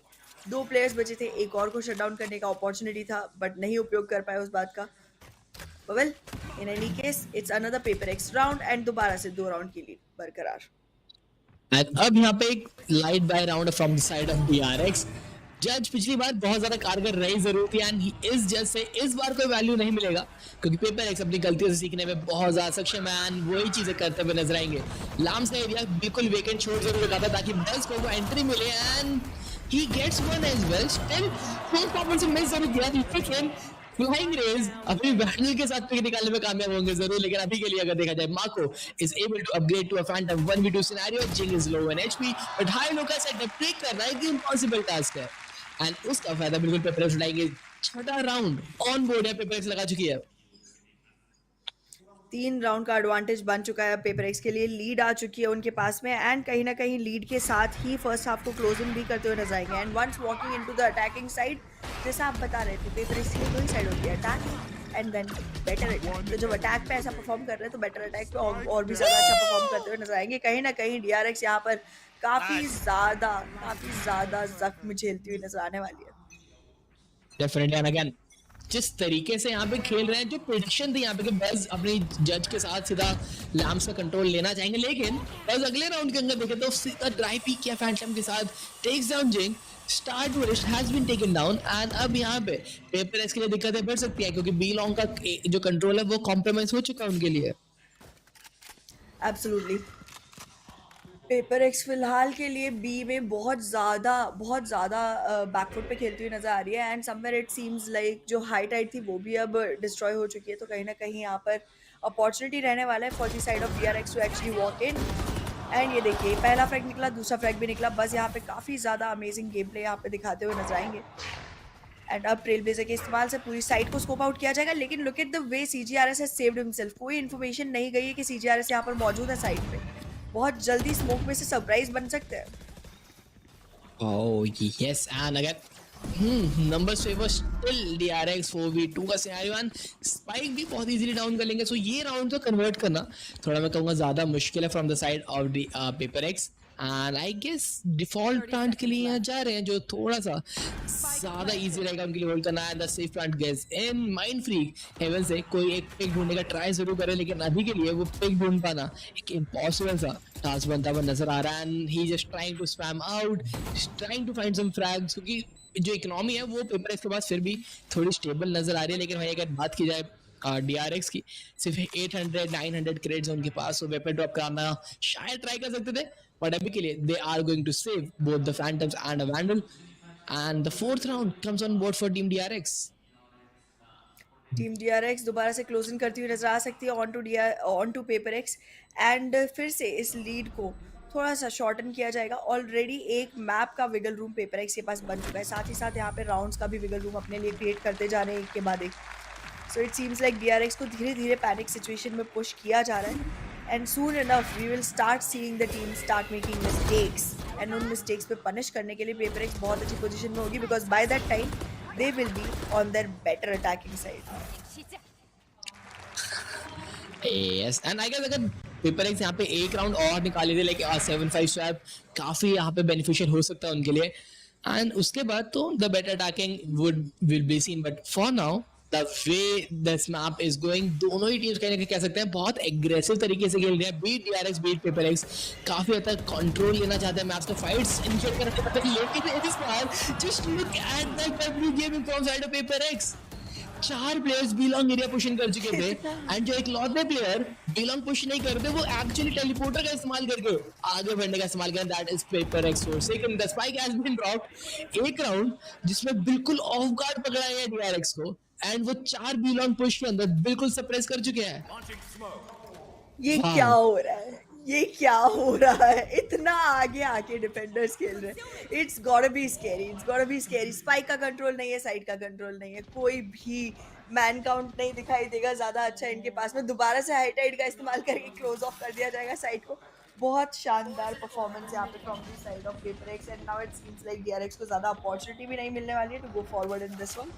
Weapon save करेंगे, आगे मूव करेंगे, बिकॉज अभी भी एक राउंड बचता है इस हाफ में, एंड उस राउंड को थोड़ा सा बेटर वेपनरी के साथ एग्जीक्यूट करना चाहिए. डेफिनेटली, एंड सिर्फ यहाँ पे सेव ही कर सकते हैं क्योंकि यहाँ से तो इस राउंड को निकाल पाने इम्पॉसिबल सा बन चुका है. But just look at that push. 4 players 2 flashes के साथ यहाँ पे मूविंग करना स्टार्ट कर चुके थे, एंड DRX के पास कोई मौका ही नहीं था इस डुएल को जीतने का.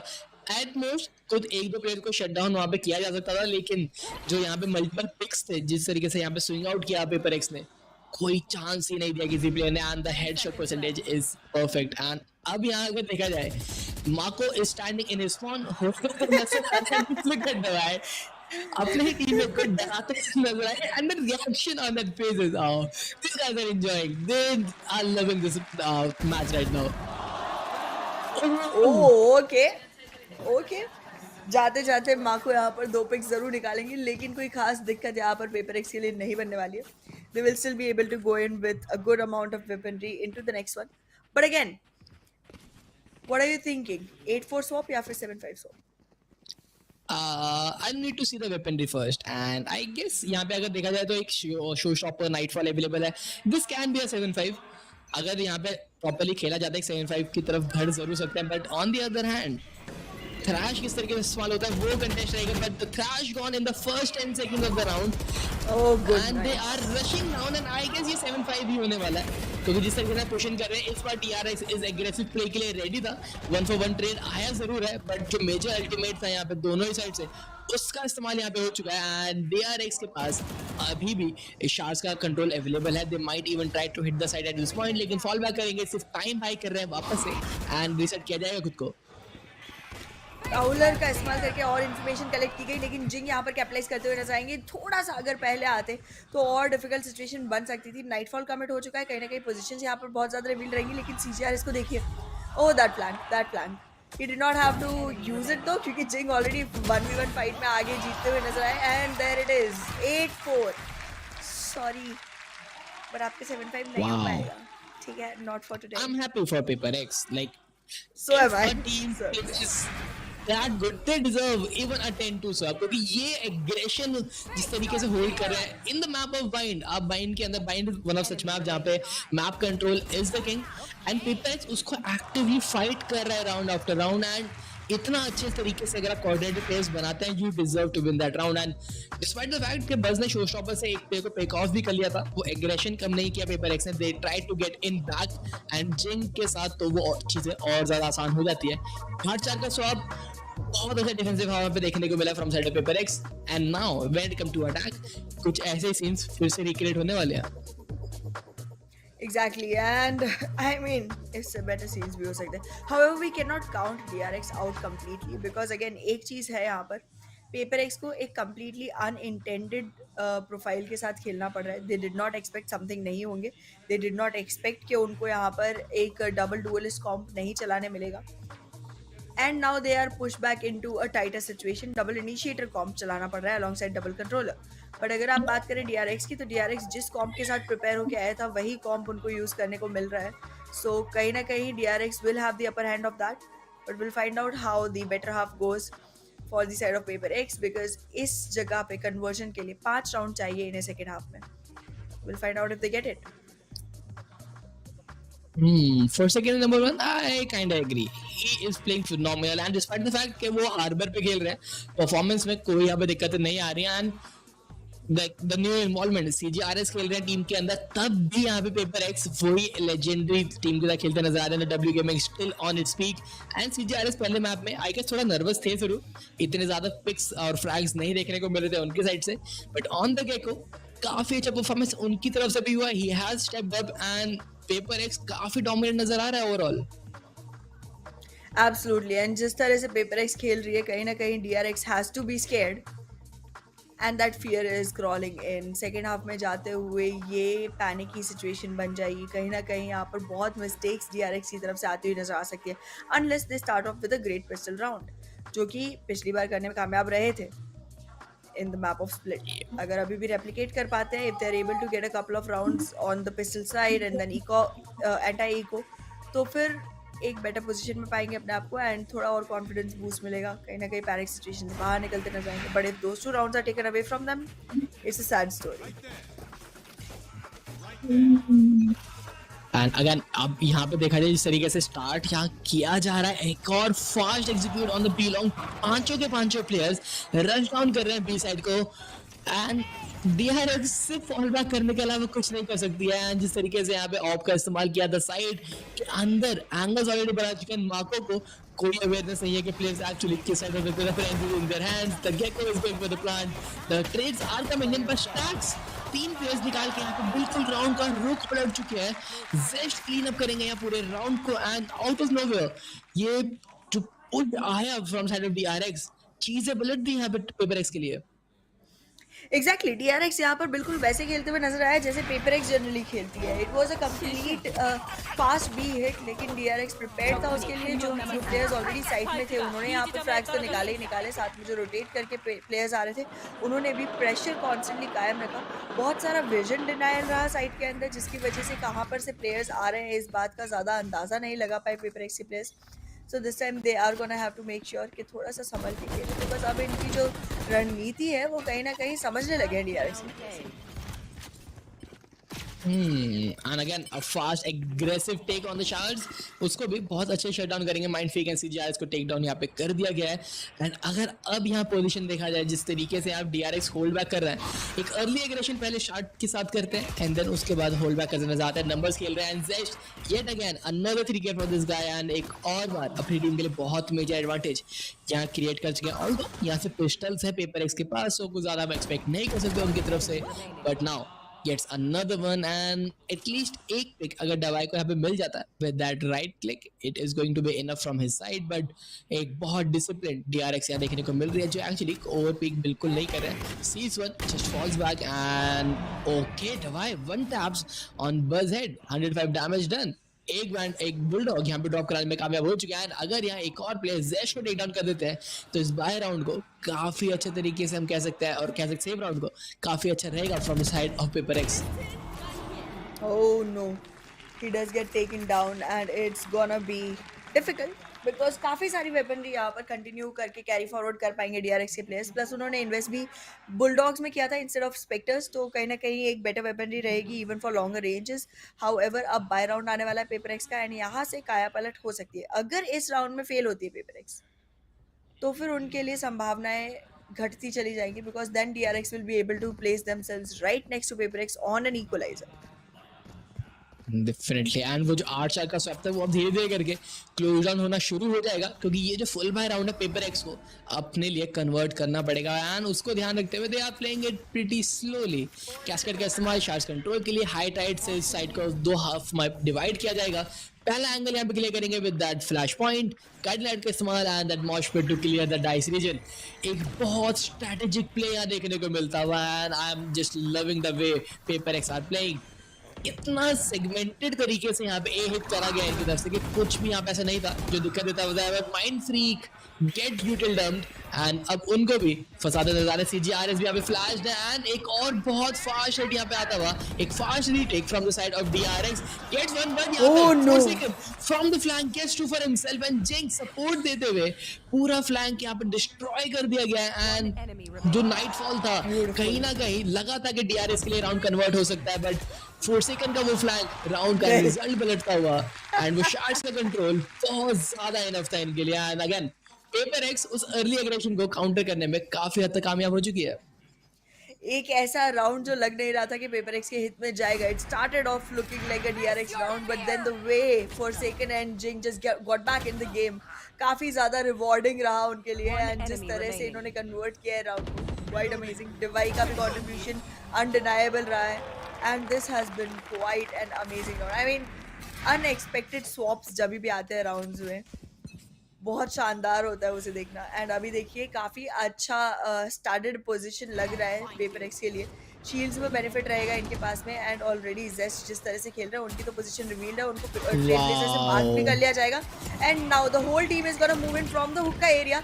बहुत अच्छे से अपनी पोजीशन कंसील्ड रख के इधर फाइट ऑफ करते हुए नजर आएंगे। क्रॉस फायर स्ट्रेट की डिफेंसिव स्पॉन की तरफ जाए, but Buzz is going in and he will get taken down instead of in front of Forsaken. अब 3v3 का पोजीशन बनेगा, प्लांट कर दिया जाएगा। मॉली का इस्तेमाल trying to block them off, लेकिन प्लांट हो चुका है, तो अब मॉली इतनी काम नहीं आएगी।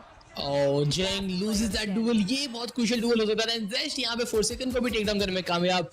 दवाई पे अब ये सारा प्रेशर आता है, उनकी पोजीशन भी यहाँ पे रिवील्ड है, लेकिन d4v41 through the smokes takes down Mako 1v2 scenario, but ये एस्ट्रल स्मोक काफी ज्यादा दिक्कत दे सकता है, एंड यहाँ स्पैम करना सबसे मेजर चीज रहेगा। But he is on the right side, he needs to swings out perfectly, but Zest was well aware of it, takes down the round. And जिस तरीके का स्टार्ट मिला था यहाँ, ये लगा था कि पेपरएक्स का राउंड रहेगा, बट इस बार DRX ये टर्न करता हुआ।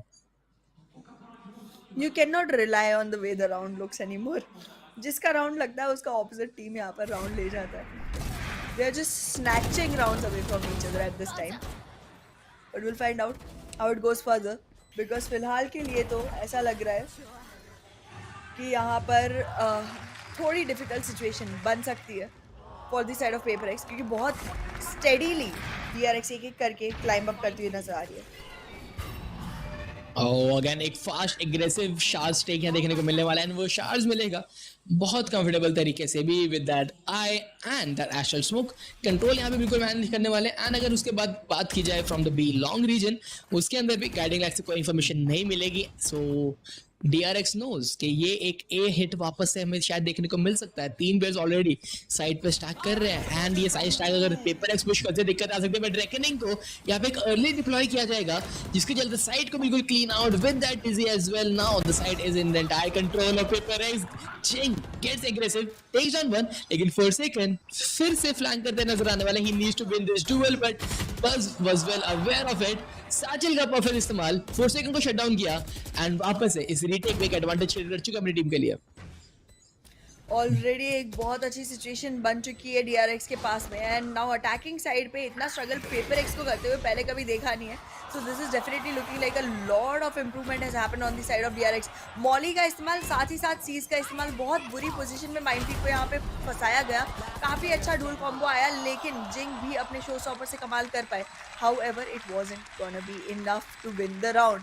DRX slowly and steadily climbing up the stairs one more time. Will it go to a 1-1? It seems like it might.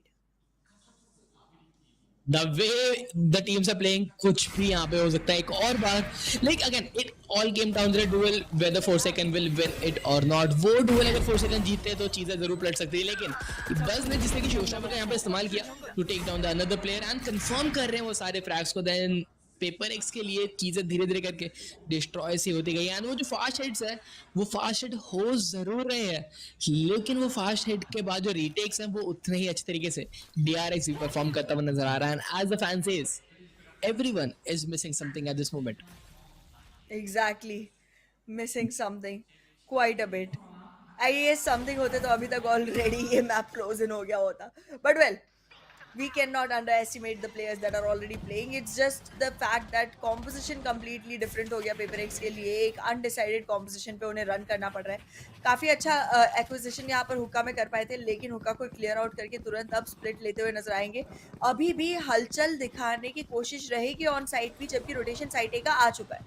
Now the smokes will go in, choke points को यहाँ पर cover किया जाएगा and they will be walking in. Quite a good movement coming in from the side of Jing. Pick off हुए, लेकिन trade आएगा तुरंत के तुरंत from the side of Forsaken. And now they are again going back towards side B and now going back again towards side A. क्या ही confusion create कर रहे हैं PaperX के players. DRX के लिए भी और हमारे लिए भी.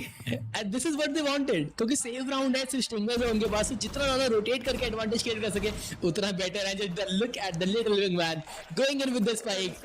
आराम से टैप इन किया जाएगा, स्पाइक को आराम से प्लांट करेंगे. एंड विंगमैन का एंड गेको का सबसे बड़ा फायदा यही है कि आप स्पाइक को प्लांट भी कर सकते हैं and at the same time you can just reposition yourself as well as fast as possible. And उसी को ध्यान रखते हुए CGRS अपने थ्रैश के साथ शार्ज के अंदर बहुत अच्छी पोजीशन है बस, लेकिन Forsaken जो ओवर एक्सटेंड कर रहे थे उनको टेक डाउन कर चुके हैं. ये थ्रैश को कमिट ऑलरेडी कर चुके हैं. At least he will be good for one and he might try to get the pick, but stacks instant trade आता हुआ. And I think mind free के दवाई के लिए राउंड जितना मुश्किल है जरूर, good for one, but sheriff के साथ स्क्यूज करना I think this is it.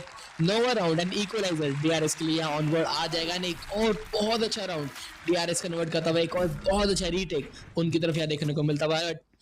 Again वही छोटी छोटी गलतियां कि जो ओवर एक्सटेंड कर रहे हैं PaperX के प्लेयर्स. इस राउंड में Forsaken नहीं किया, पिछले राउंड में हमने जिंग एक्सटेंड करते हुए नजर आए थे. ये जो इंडिविजुअल डुअल्स हैं पोस्ट प्लान के बाद, ये कहीं ना कहीं PaperX से भारी पड़ रहे हैं. Exactly, and beautiful one tap from the side of Mindfreak. Cannot deny that at all. बहुत ही शानदार फ्रैग Mindfreak ने निकाला था यहाँ पर CGRS के पिक ऑफ होते ही, लेकिन अब इक्वलाइजर पे आ चुकी है DRX.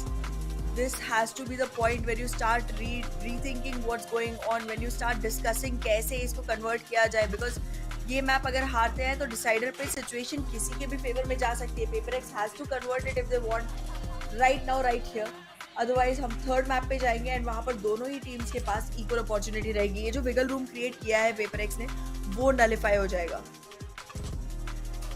Wow, like I don't think ये किसी ने सोचा होगा कि माइंड के ऊपर भी अटैकर टीम के लिए इतनी ज्यादा दिक्कतें क्रिएट की जा सकती हैं. एंड जिस तरीके से PaperX खेल रही थी, the attacking has been superb, but post plant scenarios के जो दिक्कतें हैं उनको रिजॉल्व यहाँ पे करना पड़ेगा इस टाइम आउट के दौरान, क्योंकि यहाँ से आप मैच को हारना एक्सपेक्ट नहीं कर सकते. एक 8-4 का बहुत अच्छा स्वैप यहाँ पे मिला जरूर था, बट उसकी ज्यादा वैल्यू अभी तक प्रोवाइड नहीं कर पाए. बट इस रन की अगर बात की जाए, there is an orbital strike available in the hands of Mindfreak.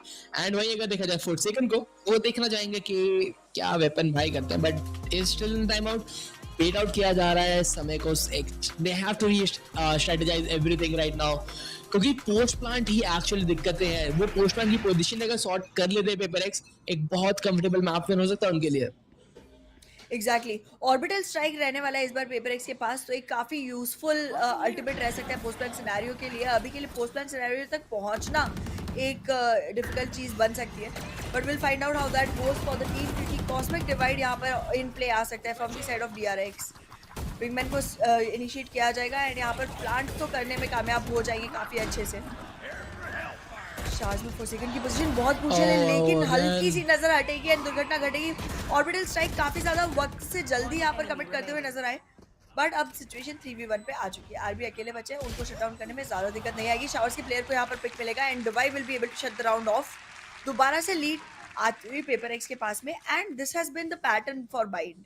Lead हाथ से नहीं जाने दी है. इक्वलाइजर अक्वायर करने का मौका दिया है, पर लीड हाथ से नहीं जाने दिए पेपरएक्स ने so far, and it seems like they will be able to carry this forward because 10 rounds on board already double digit तक पहुंच गए। पर जो panic and pressure situation DRX के लिए बिल्ड होनी चाहिए थी आफ्टर द 8-4 स्वैप, वो बिल्कुल नहीं हो पाई। एंड आई गेस इसमें मेजॉरिटी अगर चीज कहें तो एक बहुत रेयर साइड यहाँ देखने को मिल रही है। Forsaken 7 kills and 15 deaths। ऐसा आई डोंट थिंक हमने कभी देखा है। Negative KD for PaperX Forsaken, ये तो बिल्कुल भी डाइजेस्टेबल चीज नहीं है, एंड ही नीड्स सम मोर फ्रैग्स। लेकिन टाइमिंग का शिकार बार बार होते हुए नजर आ रहा है, लेकिन इस बार जेस्ट होंगे उस टाइमिंग का शिकार। वैंडल यहाँ पे जो हीरो वैंडल थी वो ड्रॉप होगी जरूर, एंड बस रिकवर करके पीछे निकलना चाहते हैं सही टाइम पे। जस्ट स्मोक फेड होने से पहले अपने लिए वो वेपन को वापस लेके आ जरूर चुके हैं, लेकिन फर्स्ट बर्ड फिर से पेपरएक्स के पास जाता हुआ नजर आने वाला है, एंड जो अटैक है इस बार वो थोड़ा सा स्लो डाउन जरूर कर दिया है। बस आगे बढ़ते हुए नजर आएंगे आरबी के प्रोटेक्शन के साथ, लेकिन आरबी अब वल्नरेबल पोजीशन में जा चुके हैं। उसके बावजूद बस एक पिक निकालने में कामयाब रहेंगे, पेंशल का इस्तेमाल करेंगे और थोड़ा पुशबैक करने की कोशिश रहेगी प्लेयर्स को, लेकिन शार्ट से 3 प्लेयर्स एक साथ मूव इन कर रहे हैं। अभी भी साइड पर सिर्फ 3 प्लेयर्स देखने को मिल रहे हैं from the side of Paperex, sorry from the side of DRX। अभी भी एक प्लेयर स्टैक्स साइड बी पे एंकर कर रहे हैं, तो man count advantage overall side के ऊपर तो रहने वाला है। कोई अंदाजा नहीं है शावर से कितने प्लेयर्स आने वाले हैं। मॉली का इस्तेमाल करके उनको रोका जरूर गया है, एंड आरबी साथ ही साथ शेरिफ से एक फ्रैग निकालने में कामयाब रहेंगे। बहुत सारा इन्फॉर्मेशन यहाँ पर रिले हो चुका है, प्लांट करने की कोशिश रहेगी विंगमैन की, will not be able to complete that. Half plant में ही वहाँ पे उनको धराशायी कर दिया गया, but Davai with that shorty claiming quite some thrones. It's a 1v3 now. CGRS दिक्कत में है, कोई यूटिलिटी नहीं है, कोई एबिलिटी नहीं है, ये राउंड जीतना मुश्किल रहेगा। This is over. This round is over for PaperX. ना टाइम है ना यूटिल्स है, and he has to just save that Vandal for Divine next round, क्योंकि उनके पास इकोनॉमी भी नहीं है। एंड अगर इस राउंड को अगर डाइसेक्ट करें, इनिशियली बहुत अच्छा खेला था, but again PaperX Forsaken shot के ऊपर इंडिविजुअल पैटर्न लेने के लिए गए, वो टाइमिंग के अंदर फिर से फंसते हुए नजर आए। वो जो स्मोक पुश करने का ट्राई कर रहे हैं Forsaken to catch DRX off guard, वो बिल्कुल भी नहीं चल रहा है, क्योंकि DRX बहुत ज्यादा अवेयर है हर चीज को लेके, एंड वो आपको बिल्कुल भी अलाउ नहीं करेंगे। And this frag just to push out through the smoke to create a pinch, ये आपको ड्राई स्विंग नहीं करना चाहिए। 4 से 5 बार आप ऑलरेडी ट्राई कर चुके हैं चीज़ों को, एंड वो चीज़ आपके लिए वर्क नहीं कर रही है, so you just have to avoid them and play with your team, and even let lurk कर सकते हैं, just get on your frags, क्योंकि PaperX Forsaken का अगर परफॉर्मेंस यहाँ पे शॉर्ट रह जाता है, देन PaperX का जीतना बहुत ज़्यादा मुश्किल हो जाएगा। एग्जैक्टली Forsaken की तरफ से रेकनिंग का इतना ज़्यादा इस्तेमाल नहीं देखने को मिला है, और रेकनिंग का जब इस्तेमाल हुआ है तब उसकी इतनी ज़्यादा वैल्यू नहीं देखने को मिली है। So that is again something that is a little bit of a complain. But अगर बात की जाए तो डिवाई एंड जिंग यहाँ पर अपने अल्टीमेट्स को जल्दी ही ऑनलाइन ला पाएंगे, एंड कहीं ना कहीं शो स्टॉपर एंड सीकर्स बहुत ज़्यादा इन्फॉर्मेशन एज वेल एज बहुत ज़्यादा एक्सप्लोजन प्रोवाइड कर सकते हैं PaperX को हुक्का के थ्रू मूव इन करने की कोशिश, लेकिन ऑलरेडी एक स्पैम माको की तरफ से आएगा जरूर। आरबी एक फ्रैग निकालने में कामयाब, लेकिन क्या ही शानदार movement from the side of Jing. Show stopper online आ गया, शो स्टॉपर को लॉन्च किया जाएगा, कोई वैल्यू नहीं है, लेकिन एंगल कंप्लीटली क्लियर कर लिया गया है। माको एक कोने में पिंच हो चुके हैं, इनकी पोजीशन लेकिन नहीं पता पड़ पाएगी। CGRS right on feet, right on toes, फटाफट से इस फ्रैग को अक्वायर करेंगे, प्लांट करेंगे, and now it's a 2v2 एक सिनेरियो में gets one, gets taken down, and now it's a 1v1। अपना काम वो बखूबी कर चुके हैं, ट्रेड निकाला, प्लांट यहाँ कर चुके हैं, हर एक चीज उन्होंने यहाँ पे अपने टीममेट के लिए बना के दे दी है, except for the spike location, क्योंकि वो ट्यूब के अंदर है। लेकिन दवाई का गेम सेंस ऑन पॉइंट यहाँ पे होता हुआ, prediction just top notch, and वो जो रैप अप था उसको कंप्लीटली यहाँ पे यूज किया जाएगा, एंड एक बहुत क्लोज राउंड यहाँ देखने को मिलता हुआ फिर से। एब्सोल्युटली राउंड्स काफ़ी क्लोज जा रहे हैं, मैच काफ़ी क्लोज ले जाया जा रहा है, बट कहीं ना कहीं यहाँ पर जीत की बहुत ज़्यादा ज़रूरत रहने वाली DRX को। If they don't win this then they are gonna be on a streak of losses against PaperX। अपने लिए एक अपॉर्चुनिटी भी अगर बनानी है अपर ब्रैकेट में रहने की, तो DRX को ये मैच जीतना बहुत ज़्यादा ज़रूरी रहने वाला है। This is getting more and more difficult for them with every single round. Early show stopper use करना चाहते थे, एंड वो टेलीपोर्टर के थ्रू इसको मारते हुए नजर आएंगे, एंड वैल्यू नहीं मिलने वाली है, बट वो अर्ली शो स्टॉपर बिना इन्फॉर्मेशन के बहुत बड़ा गैम्बल लिया था, एंड वो गैम्बल खराब होता हुआ नजर आएगा। 5-5 का retake scenario, and d4v41 has to be the one to clutch it out. एक प्लेयर की पोजीशन नोन दी, क्या एक और फ्लैंकर को एक्सपेक्ट करेंगे? मार्को की पोजीशन भी यहाँ पर पता चल चुकी है। फोरसेकन वो फ्रैग निकालने में कामयाब रहेंगे। ऑलरेडी नंबर्स का बहुत ज़्यादा एडवांटेज आ चुका है DRX के अगेंस्ट पेपरएक्स के पास। एंड नाउ टेल बेसिक का इस्तेमाल, एक और इन्फॉर्मेशन निकलते निकलते रह गई, बस बहुत सही वक्त पे सामने से गायब हुए हैं। बट अब इतना तो इन्हें पता है कि कोई भी अटैक मार्केट साइड से नहीं आ रहा है इनके ऊपर। Now they're just gonna be saving their weapons and the players of FaperX can enjoy the match point. Wow, not just a match point, it is a series point as well now. Yes, and DRX को ये तीनों weapons save ही करने पड़ेंगे। and अगर economy भी देखें 1650 for Mako and 700 for Z, so अगले round में light shields के ऊपर buy करने का definitely इनके पास मौका रहेगा, but वो light shield के साथ इनको convert करना पड़ेगा। इस round को देखना पड़ेगा क्या actually Vandals and Phantoms buy करने के लिए भी economy बचती है नहीं उन दोनों players के बाद। keeping in mind कि full utility रखना एक priority रहेगी दोनों ही players के लिए, but अगेन पेपरएक्स की जो मिड ऑन एडजस्टमेंट थी वो बहुत अच्छी यहाँ पे देखने को मिलती हुई, स्पेशली जिसे कहते फास्ट बी हुक का एग्जीक्यूट किया and then this flank protection from d4v41 अपने लिए सीकर्स पॉप इन करें एंड देन उसके बाद एक एक करके पिक्स निकालना जो स्टार्ट किया गया। डीआरएक्स के पास रीटेक करने का कोई मौका ही नहीं बचा था। Paperex on what might very well be the last round of the series unless DRX just catches them by surprise, क्योंकि बार बार यहाँ पर राउंड की काया पलटती हुई दिखाई दे रही है। हाइटाइट का इस्तेमाल करेंगे, साइड बी के ऊपर बहुत ज़्यादा आक्रमण देखने को मिल रहा है। रेकनिंग भी इस बार यूज़ की जाएगी, बहुत इजी प्लांट सिचुएशन पे अपने आप को पाएंगे एंड पोस्ट प्लांट पे पुश कर दिया जाएगा गेम को शुरू होते ही। जिंग बहुत अच्छे से यहाँ पर स्टैक्स को भी पिक ऑफ करने में कामयाब रहेंगे, ट्रेड ऑफ हो जाएंगे तुरंत के तुरंत बस के द्वारा। नंबर्स इक्वलाइज है लेकिन सिचुएशन ऑलरेडी पेपरएक्स के कंट्रोल में नजर आ रही है, पूरी साइट उनके पास है। प्लांट कर दिया गया है, कॉस्मिक डिवाइड का इस्तेमाल किया गया आरबी के द्वारा, लेकिन पोजीशनिंग जो है यहाँ पर प्लेयर्स की from the side of Paperex वो थोड़ी दिक्कतमंद रहेगी for the side of DRX। Goes in for one more, दो अलग अलग फाइट्स में एक साथ इन्वेस्ट करने की कोशिश की, उस बात का भुगतान तो पड़ेगा, लेकिन 2v1 की सिचुएशन में जेस्ट फंस चुके हैं।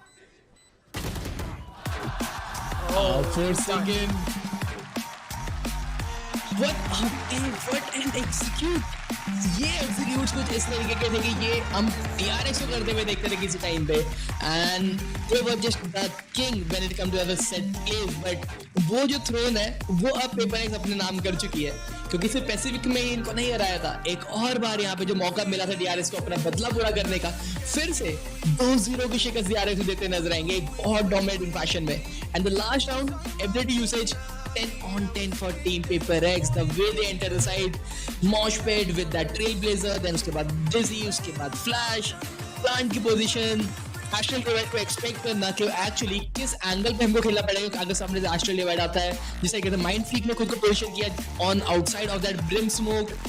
हर एक चीज को इतना अच्छे से प्ले आउट करने में कामयाब रहे पेपरएक्स तो वाइपर स्प्लिट होने के बावजूद DRX इस रीटेक को इनिशिएट तक नहीं कर पाई। Absolutely, and every single person from the audience was missing something, लेकिन बिना something के भी पेपरएक्स ने वो जीत हासिल की जो उनके लिए बनी थी एंड DRX को एक और बार चकमा देते हुए नजर आए। They have played against each other 6 times already, 4 बार लगातार यहाँ पर DRX ने पेपरएक्स को शिकस्त दी थी एंड अब पेपरएक्स ऑलमोस्ट बदला ले चुके, 3 हार दे चुकी है DRX को and now there's one more to go whenever that happens। अभी के लिए तो नहीं होने वाला है क्योंकि अब पेपरएक्स अपर ब्रैकेट के अंदर अपनी जर्नी कंटिन्यू करते हुए नजर आएंगे। They are going to match up against team Fnatic in the upper semifinals जो कि एक बहुत बढ़िया मैचअप होने वाला है एंड वही अब DRX लोअर ब्रैकेट में शिफ्ट हो जाएगी and they will face team NRG।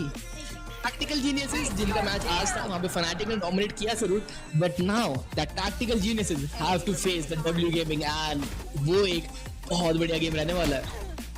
Absolutely, but I really wish कि तब तक something का आना हो जाए इस गेम के अंदर because it would be really required क्योंकि डरका जैसे डुअलिस्ट के सामने खड़े रह पाना थोड़ा सा मुश्किल होने वाला है and specifically for a team जो डबल डुअलिस्ट खेलना पसंद करती है it is going to be necessary कि उनका जो मेन कॉम्प है उस कॉम्प के साथ में वो यहाँ पर खेल पाए because this is a very huge match. Fanatic के अगेंस्ट खड़े होना वैसे ही बहुत मुश्किल बात रहने वाली पेपरएक्स के लिए, उसके साथ में समथिंग का ना होना कहीं ना कहीं डिफिकल्टीज पे और ऐड ऑन करता हुआ नजर आ सकता है। Will find out one the match starts because आज के लिए तो हमारे यही 2 मैचेस हैं एंड दोनों ही मैचेस काफ़ी ज़्यादा डोमिनेटिंग फैशन में ख़त्म होते हुए नजर आए। पहला मैच फनाटिक जीतती हुई नजर आई ऑन अ 2-0 एंड दूसरा मैच यहाँ पर पेपरएक्स के नाम हुआ on a 2-0।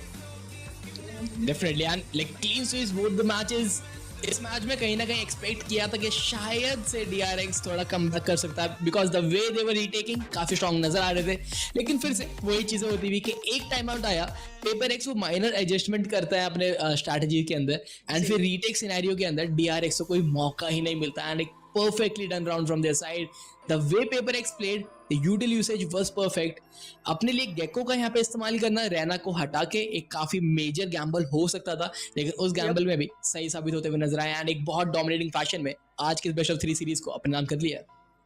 Absolutely. I mean, it seemed like यहाँ पे DRX comeback कर सकती है. Every single moment DRX was climbing one after the other. दोनों ही matches में similar situation बनी, but then HyperX was like not today. However, आज का हमारा जर्नी यहीं पर खत्म होता है. हम आपको कल फिर मिलेंगे 2 बेहतरीन मैचेस के साथ में. So be here on time. But well, अभी के लिए हम जाएंगे एक छोटे से ब्रेक पे.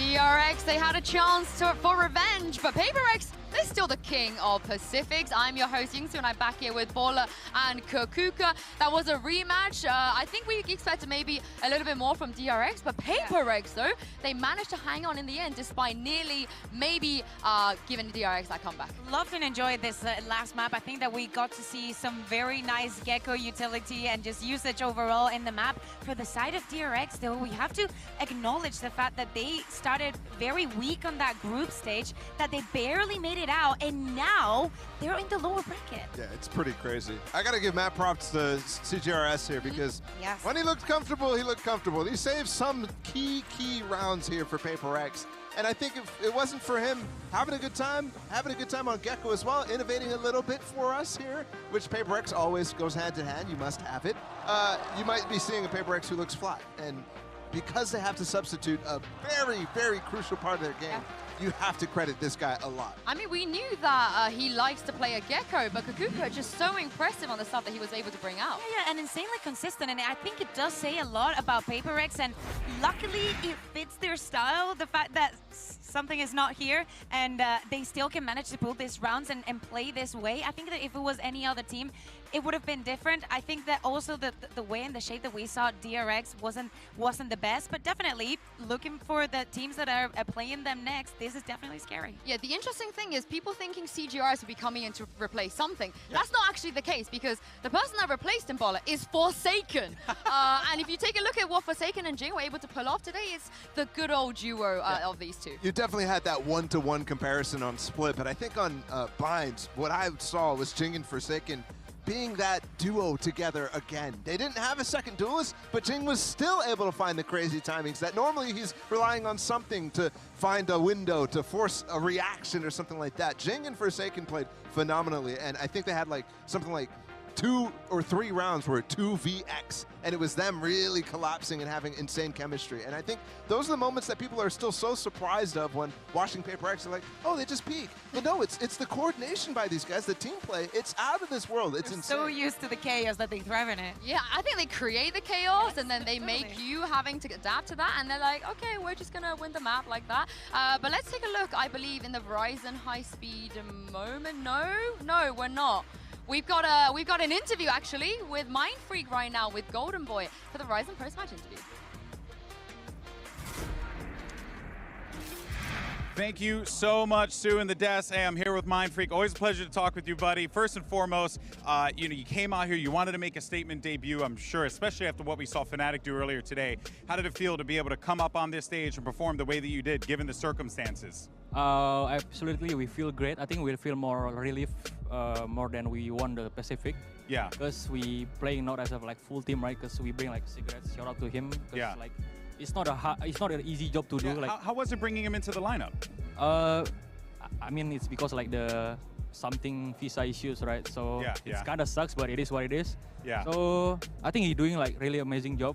Stepping on his shoes. Yeah. So yeah, we feel great and relief, I guess. Yeah, well, I mean, we felt his impact in that last game. He had a banging game on the Gecko. Exactly, I know that he's a Gecko man. I know he likes to bring that to the table, but I want to know, like, strategy-wise, what was he incorporating? And was he helping you guys to also understand this agent and be able to bring it into the composition? Or did you guys always have a plan of maybe we might want to incorporate Gecko into our comps? So basically, even from, I think since Pacific League, we already, Alex tried to ask him to play Gecko like every ranked game. So basically he's trying to like specialist the Gecko main agent. Yeah. Just in case like something like happen or whatever stuff. But exactly it's like something happened, right? Yeah, something happened. Something happened. Yeah. So yeah, and then like from the, so basically I think he mastered like every mechanic and kind of stuff. And then like we just trying to make a tactic towards it, and he just like trying to adjust it. Yeah. I mean, you could see the results speak for themselves, man. He had an incredible matchup, and now that sets you up for a collision course against Fnatic, a team that you have experience with. You saw what they did earlier today. How are you feeling about that game? Are you ready? Are you going to let them get revenge on you? I mean, you start from the roster shuffle. They have like really good roster right now, right? Yeah. So maybe kind of excited to meet like the new Fnatic, because like I feel like they are the best team right now in the world. Yeah. So we got nothing to lose. Got nothing to lose? Got nothing to lose, yeah. Hey man, sometimes, right, that's when you can forge diamonds out of a stone. Well, appreciate you, brother. Always a pleasure to talk to my man, Mindfreak. And I'll send it right back.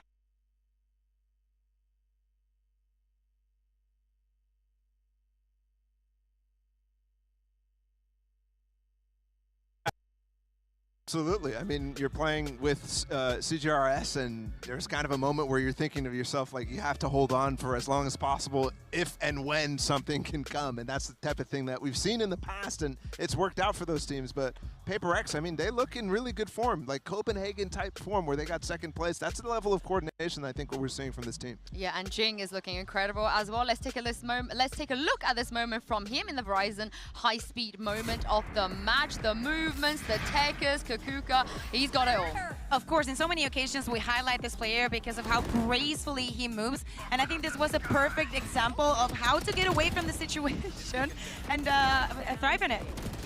And he has this nade that jumps up, satchels up, and then satchels away before Stacks can even react. It's crazy. Jing is so quick with it, and he's doing the right things again.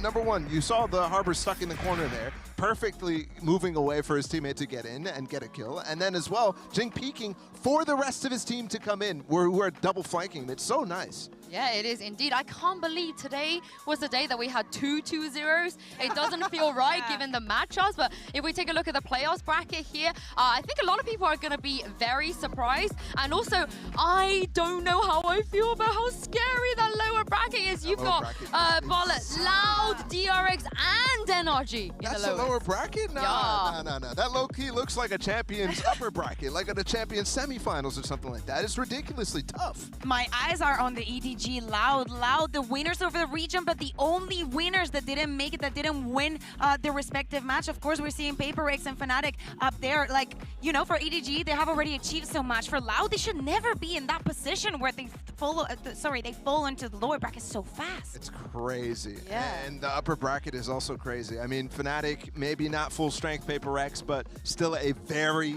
fearsome HyperX. And while Fnatic looked insane, how do you really even prepare? We've been talking about it all day about HyperX. How do you prepare against this team? Fnatic, you saw how important the strats were for them today.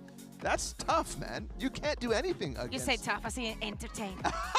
Yeah, I agree. I see the lights and the stars. I hope they stoop to their level and just be like, yeah, whatever. Let them do whatever they want. Bala, it's your last day here with us today on the broadcast. I want to ask you, what was your favorite moment, you know, before you That go? EDG just run in the group stage was so much fun to watch. EDG Navi in particular. How many moments there were in that game? But also this audience, the crowd, Japan in general. It's been a really fun time out here. Yeah, it's been great to have you as well. Very quickly before we close it out, who's going to win this tournament, Bala? Give it to me. Oh. We're going for the 2-time. Oh, what I saw today was enough to convince me. Okay, we'll see in around a 7-8 day-ish if you are right indeed. Thank you very much, Bala and Kakuka, for joining me. Thank you guys for watching at home as well. We're going to be back for more Valorant tomorrow. But first, here's your Prime Gaming post-day highlights.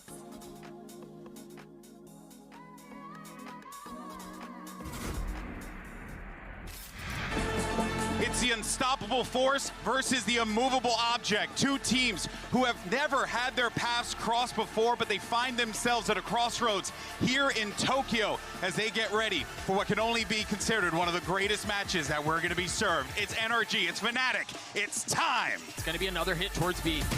This time, Crackle finding gorgeous timing, and Durka does too.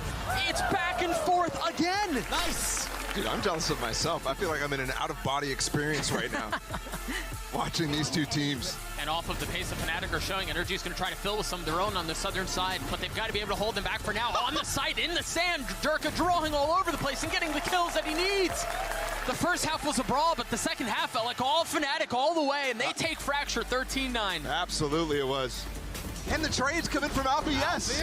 Pinpoint, accuracy, top of the box. Finesse in a 1v2.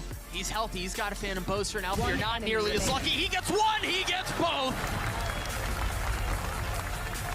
In the cascade, Sam has to tuck right back out. Durka doing well to keep him back. He's gotten two, he gets three. It's a trap, do they check him? No, they don't. It's just one though. I mean, the Stinger's just not enough in that scenario.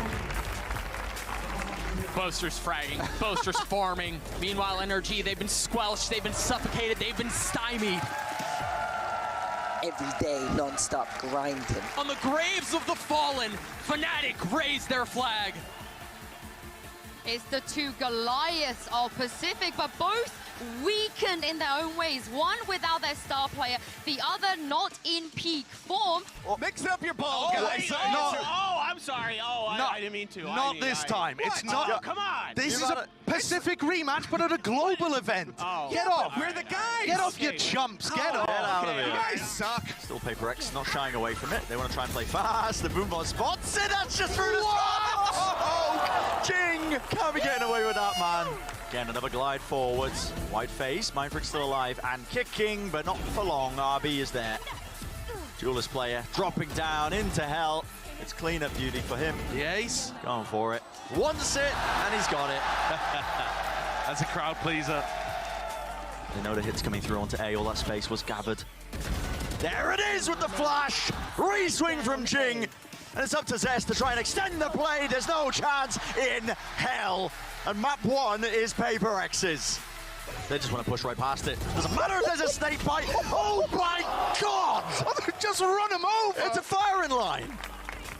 barreling into it, right through short. There's a rocket exchange as well in the Razors, but I don't know what's going on.